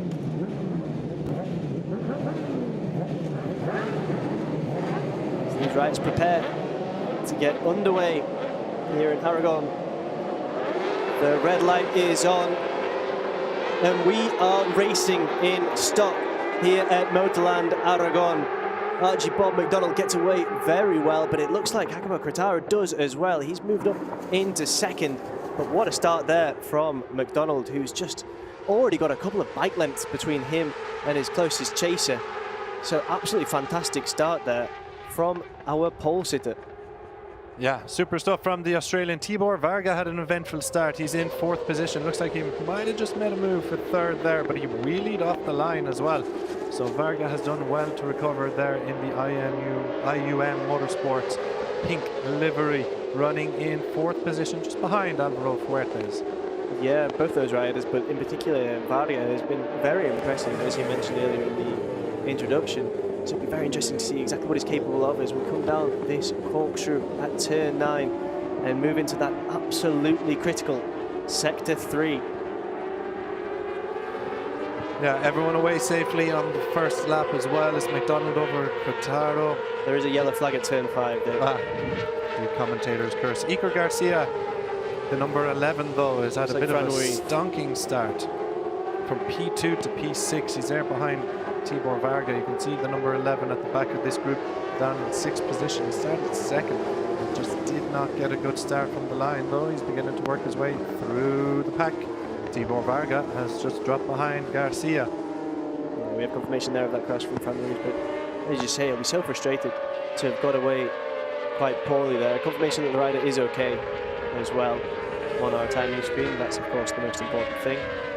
As we go into turn 16, Kratara thinking about a move there, but just not quite close enough. Oh, and there's a big crash for Archibald McDonald there, who is leading. Yeah, the He's race getting leader. up very quickly though. He's just frustrated with himself. Well, that is hugely disappointing for McDonald, you have to say, and you can see he's just so frustrated, taking it out on the bike. Yeah. Oh my word. Leading the race was the Australian down at turn 17, just as they were about to come out the final corner and over the line. Here we will get a better look at it. He's leading there under a little bit of pressure from Jacopo Kratara, but not too much, you would have to say. And it's just the rear loses grip, doesn't it? It almost looks like there was a bit of contact as well right at the end for Kratara, who did well just to keep out of the way of that. But yeah, important that he's okay after what was a fairly big crash. Yeah, not hiding his feelings towards his bike, is he? But all that means Alvaro Fuertes has now taken the lead. Kratara momentarily in P1, but Fuertes has struck, as has Tibor Varga on Ruben Romero. But Ruben Romero's about to fight back here, I think, Connor. And they're going elbow to elbow, and it's exactly what we came to see here in the Stock European Championship. Yeah, really fierce competition. We've seen that time and time again. There is Kratara making his move on Alvaro Fuertes, who's going to look and try and pull it back, and does respond absolutely immediately. Still Kratara who leads though. Yeah, this is going to be an interesting one. Kratara, of course, still waiting for that first win. Picked up a podium back in Estoril, missed out on the one in Jerez before Magny-Cours didn't prove his day. The number 16 of Alvaro Fuertes as well, looking for his first podium. Fuertes, the top 6 finish, the best he has had to offer in 2025. So both these riders chasing a career best result, as are the two riders behind them, Ruben Romero and Tibor Varga, both podium finishers in races gone by, but neither a race winner. The only race winner in this top 5 is Iker Garcia, because I was going to say top 6, but Pier Francesco Venturini has worked his way up into the top 6. brilliant stuff from Venturini, and he was our race winner in Magny Core. So we said a top 10 finish for Venturini would be a sign of good progress. Well, I think he wants a little bit more, Connor. Yeah, absolutely. He's done fantastically to move up from P11, so wonderful. And then Iker Garcia, and then Trias with the best race lap, a 155.962. So he's going to be looking to try and keep us up as well. But this leading group has very little to separate it for the time being. Obviously, we can see a couple of bike lengths maybe between the riders, but it's not that much at all when it comes down to it. And it's still Cretaro who's leading ahead of Fuertes. Yeah, superb stuff. As we kind of have a little look around the position progressions, and we mentioned Adrian Rodriguez started at the back of the grid. He has now worked his way into P15, the final point scoring position. So Rodriguez is on the march, has collected 11 places, I think, by my count. Probably wrong, my counting is very rarely right, but I think it's 11. Oh, it's a big crash. It's a big crash. And it's the number 81, Juan Santos, who crashes out of 7th position. And the bike has been left on circuit, so you would imagine the red flag here is going to wave very shortly. But Juan Santos, thankfully, he looks hurt, but walking away from the incident. Again, you'll have to hope that it's just his pride that's more wounded than anything else. We can take another look at it there. It's, a bit of a high side there. Yeah, we've seen a number of high sides without giving anything away in the previous races. We've seen a number of high sides throughout the day. So conditions it's very grippy, but clearly part of the track where the rear wheel is just losing that grip and just snatching it again, sending riders flying through the air of their machines.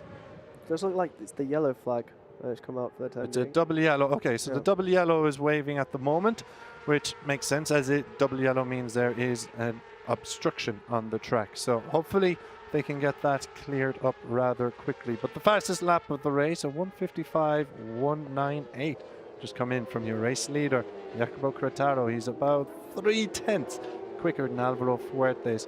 And those two riders are into the 155s, as is Tibor Varga. So a good pace being set out front, but Cretaro comfortably quickest. Yeah, he's got just around 0.2 of a second there in the last lap faster. So Cretaro doing incredibly well, and this is bad news for everyone else, because Cretaro isn't going to be involved necessarily in any of these battles behind him. He can just focus on opening that throttle and getting as far away from those fighting behind him as possible. Absolutely, Cretaro has opened up a 1 second advantage almost to Alvaro Fuertes. So Cretaro is chasing that first ever win. He has been in this position before.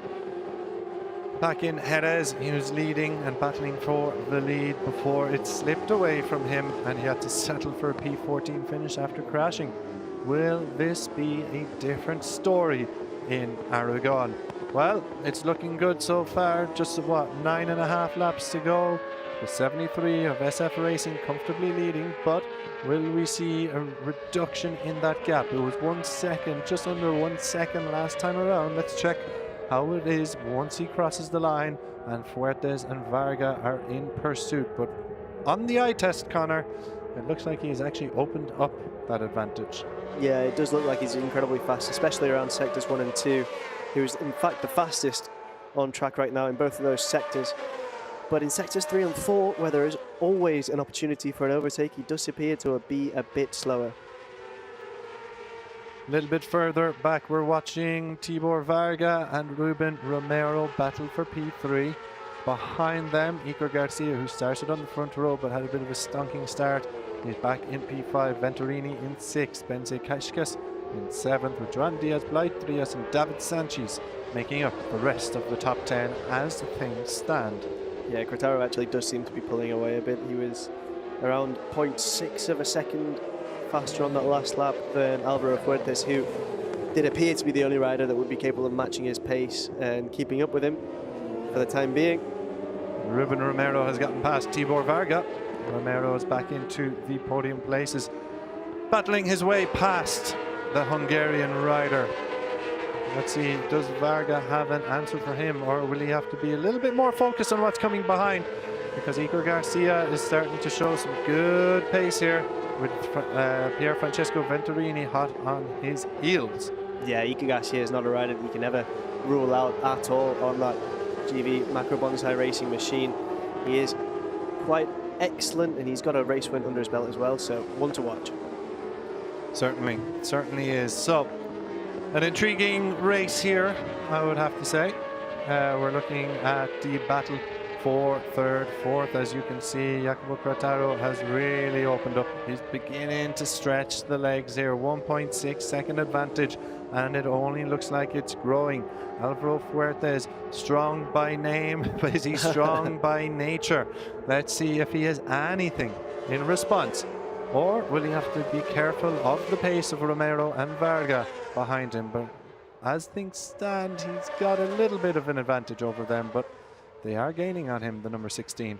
Yeah, and this group that we've got here between 2 and 6, well, anything can happen between them. They are really close, and it did look like that Kekskes, who's currently racing really by himself, he's capable of catching up with this group. Well, I think he might well be able to do so. There he is, just coming into the back of our screens there. Indeed, Ruben Romero has gotten ahead of Alvaro Fuertes. He just doesn't have the pace to go with them. So now is Tibor Varga seeing the opportunity. Are his eyes lighting up at the potential of taking the number 16 for P3? Well, actually, it looks like the number 16 has a little bit in response for the number 71 of Ruben Romero. So Fuertes momentarily took second back off Romero, but not for long, as Romero responds almost instantaneously. Yeah, this battle between this pack of 5 is really quite enthralling. It's interesting to see what happens. There goes Tibor Varga coming now on the inside, but on the cutback, he's going to be able to keep it. Yeah, it looks like it just about is. And then there's someone else that's down as well. Like Trias maybe, who has gone very wide. Could well be. Well, we'll see confirmation of that soon enough. No, it's Ben Sikic. He was doing so well as well to get back into contention. That'll be deeply unfortunate for him. Look at that though. No stopping Jacopo Quartararo. 2.5 seconds advantage. Brilliant stuff. It's growing and growing as well. SF Racing 1-2. Ruben Romero flying as well. Tibor Varga has gotten the better of Alvaro Fuertes. So our top 3 is now Quartararo, Romero, Varga. Fuertes has dropped to 4th position, and he's got the likes of Venturini and Garcia waiting behind. This is the battle for 7th, currently led by Joan Diaz, but David Sanchez just having a little look around the number 96, but it is Joan Diaz who is holding on to 7th position for the time being. For the time being, it did look that Sanchez was going to make his move there, and you feel like it is coming, and there it is. There he goes through and into P7. An excellent bit of riding there. Yeah, 9 points on offer now for the winner of this battle. You would have to imagine, Connor, that they're probably just a little bit too far off the pace of the top 6. 5 seconds is going to be it's going to be too much to reel in. So that is the best those riders could hope for, unless of course there are maybe a couple of mistakes up above, which drops a rider into their clutches and offers up a couple of positions. Yeah. Never say never in the stock class, isn't that right? Absolutely not, and any points can prove valuable come the end of the season. Of course, stock doesn't have as many races as some of the other classes that form part of the FIM JuniorGP World Championship, so every point counts even more. Yeah, every point is crucial, particularly with the previous round not completing full race distance. Half points on offer just means there's less points there to be won. The gaps are a little bit tighter, so you're going to have to fight tooth and nail. And this is fighting tooth and nail. Look at that from Tibor Varga. Looked like he was going to be able to make it stick. But just almost a wonderful little move there. Didn't quite come off. Ruben Romero just a bit later on the brakes. Yeah, but Varga's coming back at him at turn 1. Is he going to have the inside line? Oh, he most certainly is indeed. Brilliant stuff from Varga, but can he make it stick this time? Romero is a tricky customer to make a move stick past, and he's proven just why he has that reputation. The number 71, 2 attempts made for P2, but the number 71 responds twice to keep hold of his position. Yeah, this is a fantastic battle between these two. really excellent races, and we're seeing and being given a real treat of a battle between these two. They're going to have to make their move at the exact right time. Where that's going to be, well, there are several spots, especially as we come down the corkscrew now. And then we'll go into Sector 3, where we've got a few spots. Yeah, the corkscrew. Well, the corkscrew looks like a spot in and of itself for the battle between these two. Hanging it on the outside, that's brilliant to watch, isn't it? The guys' eyes glued to the screen inside the box of the SF Racing team, Yeah. because their rider is in a heck of a battle with Tibor Varga, and that is Venturini's just got a bit wide, yeah. Pushed out a little bit wide there as he looked to make a move on Varga for P3. So this podium battle far from done, Connor. No, not at all. And Iker Garcia, always a threat there. He's ever present at the back of this group. He's one as well that I would think might be trying to conserve his tyres until the right moment, because there's a real battle going on ahead of him. He's not too far behind. He can definitely catch up, and he can definitely find himself on the podium come the end of this race. Very much so. So a reminder, this isn't a battle for the lead, it's the battle for second place, led by Ruben Romero. Jacopo Cretero, the SF Racing rider, is #1 and got a 4.2 second advantage out front. Ruben Romero, his teammate, holds on to second position, but for how long? Because they're huffing and they are puffing. 3 wolves are at the door, but are they about to finally blow the house down? Tibor Varga does take P2 off of Ruben Romero, but for how long? Can the little piggies build the house back up, Connor? It was a fantastic overtake there. Little piggies, he's in pink as well, so very apt, very apt. Well, this battle is he's the wolf in this analogy, surely. Well, for the time being. I think they're changing skins here. Yeah, absolutely. Huffing and puffing has got the job done for Tibor Varga. He's looking to follow up his podium in Magny-Cours with a dry race podium here, which would be perhaps a truer mark of his progress in the Stock European Championship. We've seen Tibor Varga, of course, competing at the front end of the Northern Talent Cup on the smaller bikes, but this Stock 600s are a much bigger machine. So quite impressive. Yeah, quite impressive for Varga to adapt as quickly as he has, with a top 4 on debut. Oh, maybe not debut, but on the season opener. Jerez top 10, podium Magny-Cours, and he's looking good for another podium here. So Varga is stringing together a very tidy run of form with 4 rounds, including this race, to go. After this, of course, we go to Misano, Catalunya, and Valencia circuits. And an incredibly tight title fight with 3 races left after this. It's impossible to predict. Yeah, it looks like it's going to be very, very interesting to see how it comes out on top. And on top in this race, quite remarkably, is Jacopo Cretero. That gap with these riders behind is just growing and growing. It's currently at 4.6 seconds. And it's just going to grow bigger and bigger as these chasing 5 battle between themselves as they try and seal a place on the podium, and a place on the podium as high as possible. As you said, Varga doing incredibly well to hold off Ruben Romero for the time being. And talking about Magny-Cours as well, and how different the conditions were, well, it's great to have that ability in your locker as well. But there we go on the inside. Is that the move for Romero? Indeed, it's Romero has gone through, as has Fuertes. Tibor Varga dropping down to 4th, but for how long? It looks like he's going to fight it back on the inside. It's really elbows out racing here, isn't it? In the Stock European Championship, they do not give one another an inch. No, they do not, and we've seen that from start to finish here as we come down the reverse corkscrew. And any of these riders would be in an excellent position to claim a place on that podium. And Cretero's lead, just to keep you updated there, as you can see on the screen, is 5.7 seconds now. This Huge. Chasing pack, yeah. Huge lead. Oh, Fuertes has gone wide there. And that can prove costly. Coughed up the podium position for Tibor Varga. Varga doesn't need to be asked again. Snaps up the opportunity, and there we see the live championship. It's Iker Garcia, Cretero, and Tibor Varga 1, 2, and 4, and Borja Gomez in 3rd. as we continue to race in Gomez's honor. But on the track, Quartaro is romping home to victory.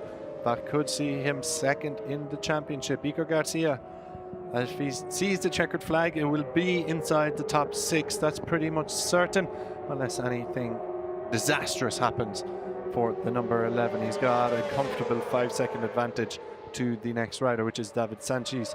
Now, here we go. We see a few different options and lines being taken here, but no changes in the pecking order just yet. Fuertes just outside the podium trio.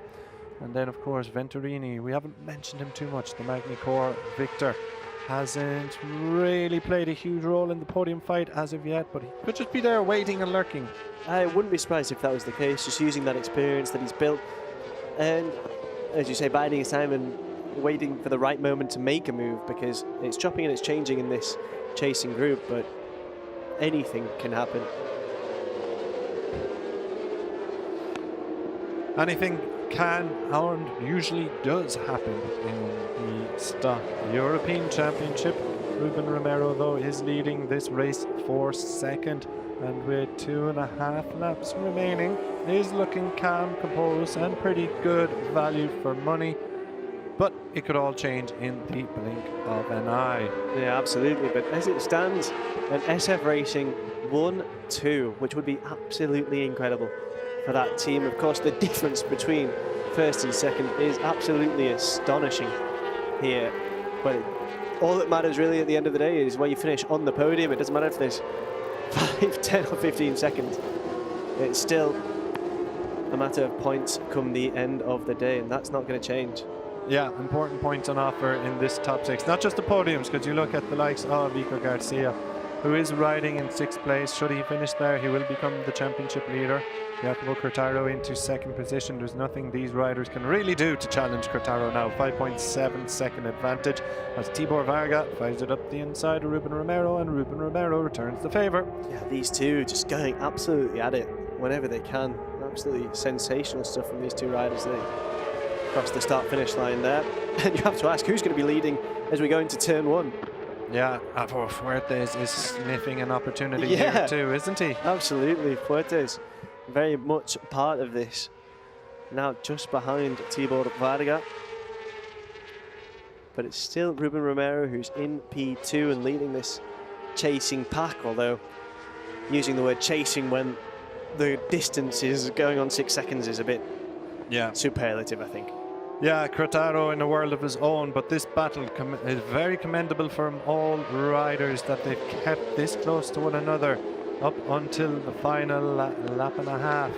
It is Romero and Varga who look to have the advantage, but Alvaro Fuertes did run inside the podium places for a while, sitting in 4th. Doesn't look like he thinks his opportunity is over. Venturini and Garcia yet to fire a shot off in this podium battle, but we still have time. Have they bided their time to perfection?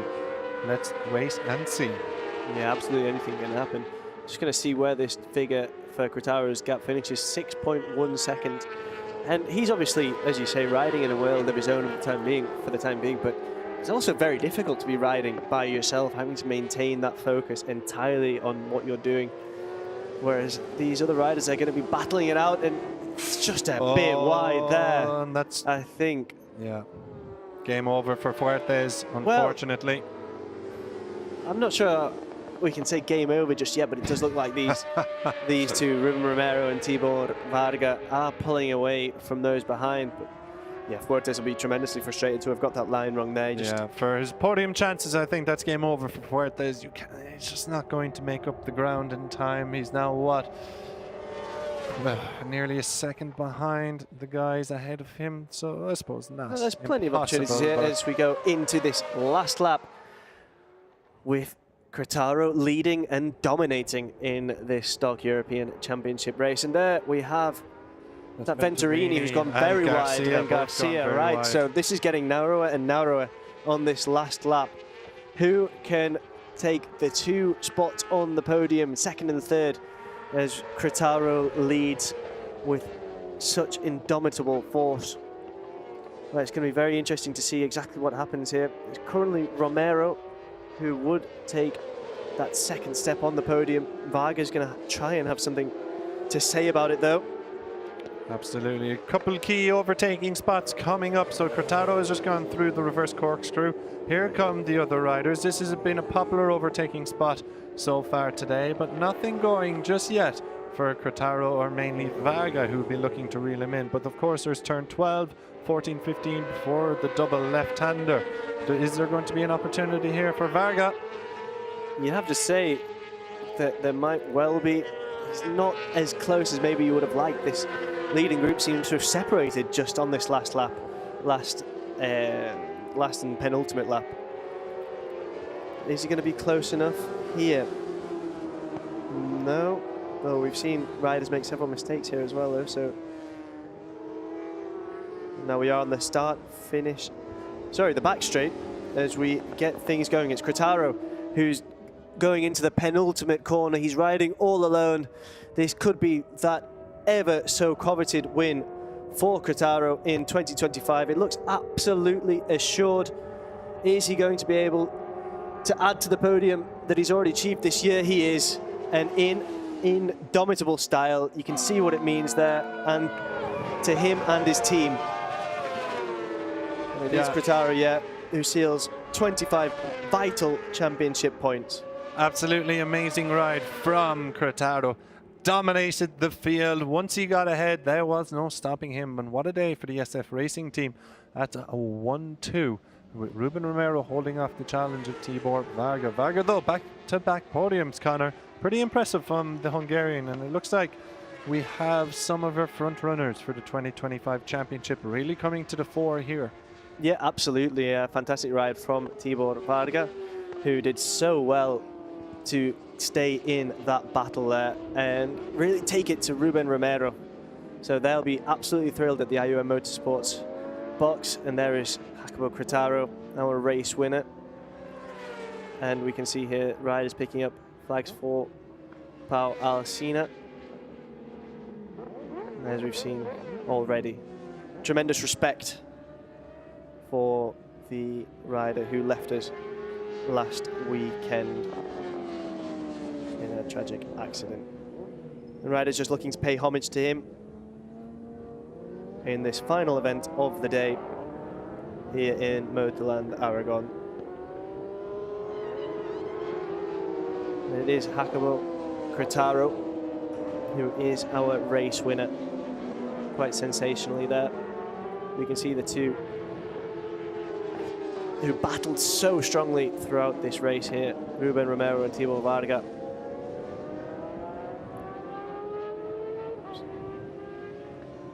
There you see it, just this is for you, I think is the message that he's trying to convey.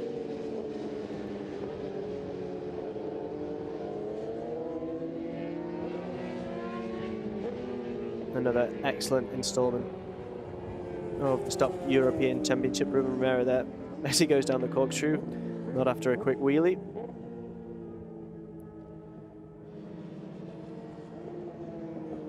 Now with Tibor Varga up to 4th in the standings, 45 points.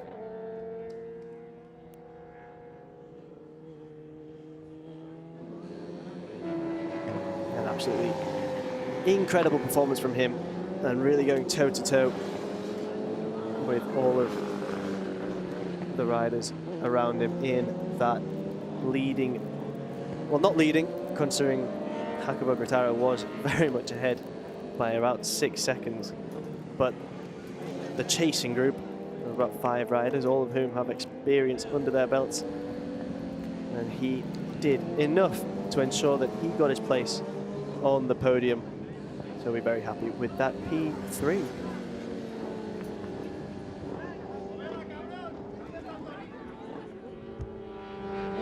There we can see our race winner, Jacopo Curtado,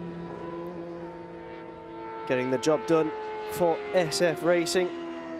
He'll be absolutely thrilled with that. First win of the year, and very much a contender now for our Stock European Championship title. You can just see Joan Diaz there behind him on his MDR competition machine,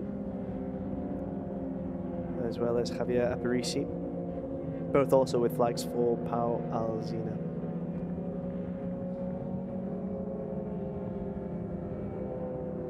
Well, it was a tremendous race, but it was a race dominated in spectacular fashion by Jacopo Cretaro.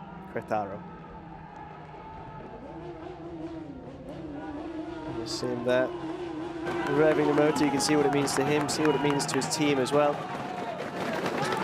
Two SF Racing machines next to each other, a double podium for them, and those screams are screams of delight.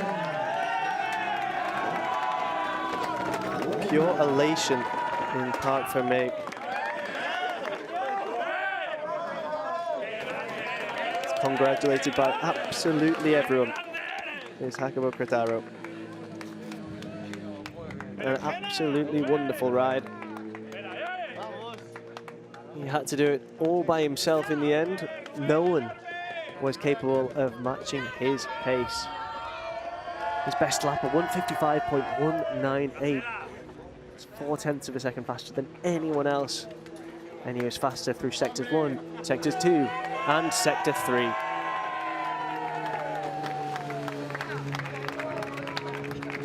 And there we have Tibor Varga and his team.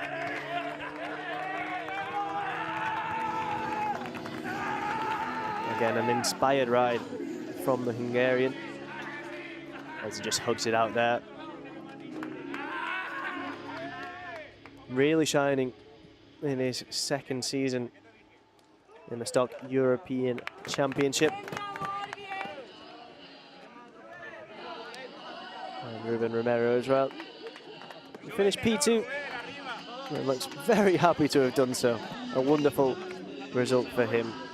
Really getting his season underway in earnest, I think we can say.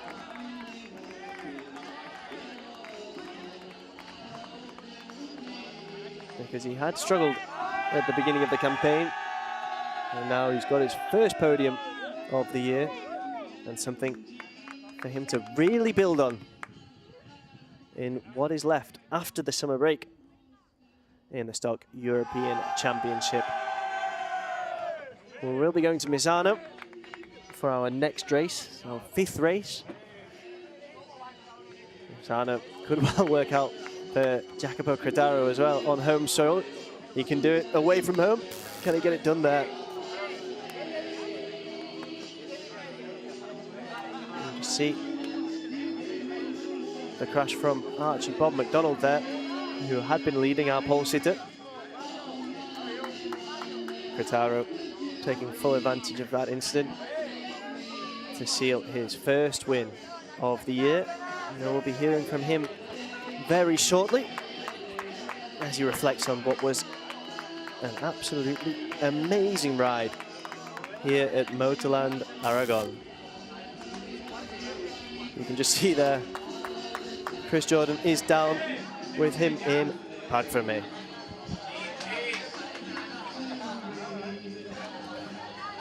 Jacopo, a very special day for SF Racing and a very special day for you. A 1-2 for the team and your first ever win in the Stock European Championship. Once you got out in front, there was no stopping you. Talk to us about your day and how you're feeling. The race was really nice, but really hard, because when you are alone, it's always more difficult to make the pace. But we work all the weekend on the race pace, so for sure. I want to dedicate and want to thanks to all the team, all the staff, and for sure dedicate to all the family, to Pau Alsina, and see you in Misano. A lovely tribute as well. And for your fans in Italy, if you could tell them in Italian, please. La gara è stata bella ma lunga, perché quando sei da solo è sempre un po' più difficile prendere il tuo passo, il ritmo gara, però abbiamo lavorato tutto il weekend con il team nel ritmo gara e appunto è uscita una bella gara.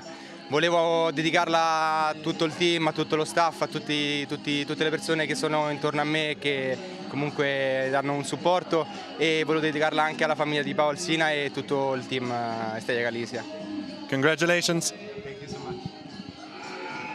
Well done.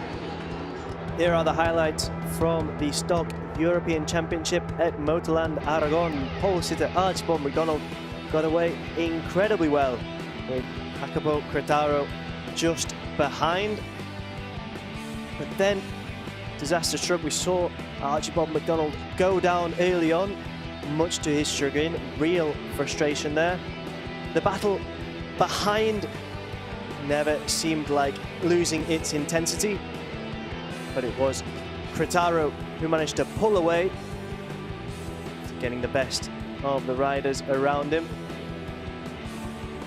We come down the corkscrew here. Another crash there for Joan Santos.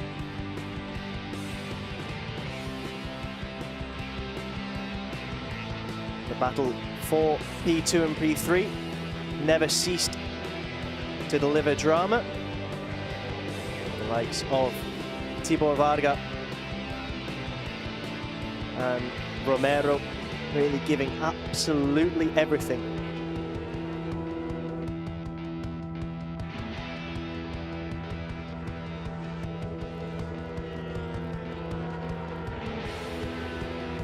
Very intense affair with overtakes coming thick and fast, especially between Romero and the Hungarian Varga. See Varga getting ahead there at turn 1, but Romero would just bide his time and make the move at the right time. Varga made it a bit more difficult for himself there. Of course, Iker Garcia dropping down and really failing to challenge at the end as Romero made it through into P2, but it was Jacopo Cretaro who sealed a first win of 2025 in the Stock European Championship. Here we have then our podium celebrations. Tibor Varga, who takes P3.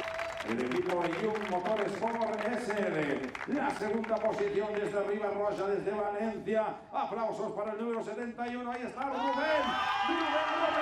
Ruben Romero with P2. Y el vencedor desde la Italia, número 73, Jacopo Cretaro. And Jacopo Cretaro, who takes the top spot here, bearing the flag for Palestina as we prepare for the Italian national anthem. Jorge Paredes presenting the podium trophies, the MotorLand general manager.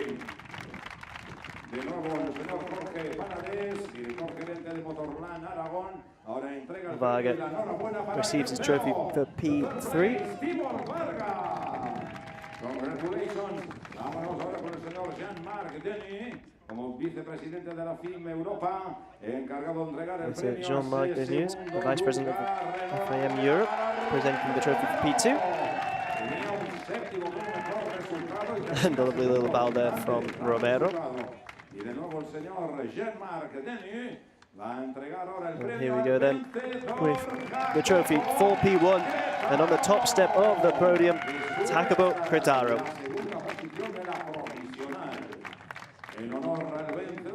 We will now hear the national anthem of Italy.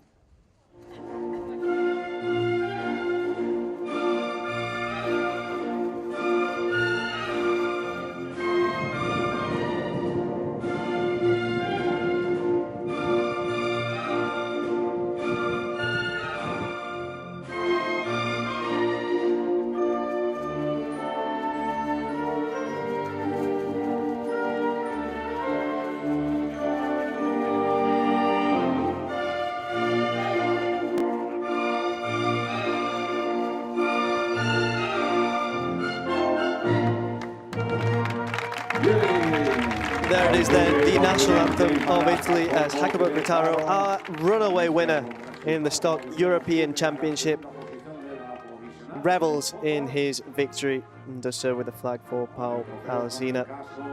Stock delivered once again an absolutely fantastic race. Thrilling, of course, not just for our winner there. Ran away with it in the end, a gap of, I think, around 6 seconds. Here we then have the results.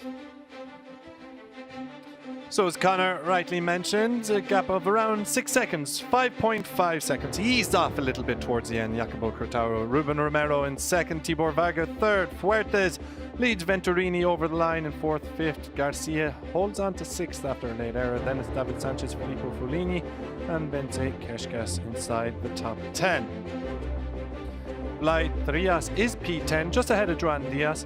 Then it's Emmanuel Brinton, Alberto Garcia, Declan Van Rosmalen and David Jimenez complete the point scorers. Adrian Rodriguez, who started at the back of the grid, just misses out on the point places, as does Pilipenko, Darliano, Aparici, the rest of her finishers, while Bevuelacqua, Fran Ruiz, Joan Santos, Gonzalo Capote, Archie Bob McDonald, the pole sitter, and Javier Del Olmo, all crashing out.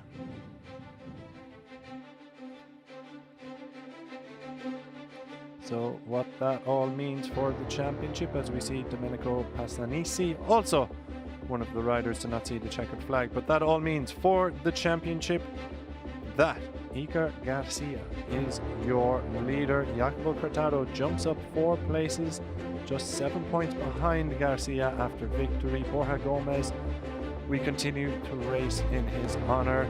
He's in third. Tibor Varga then over Archie Bob McDonald in fourth and fifth.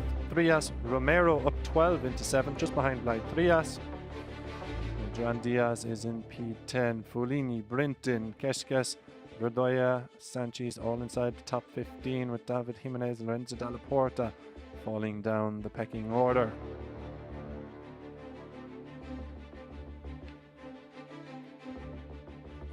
So the rest of the point scorers from 2025: Alberto Garcia, Joan Santos, Adrian Rodriguez, Marco Gaggi, Gonzalo Capote, Declan Van Rosmalen, Fran Ruiz, Marcos Ludenia all have scored points in 2025.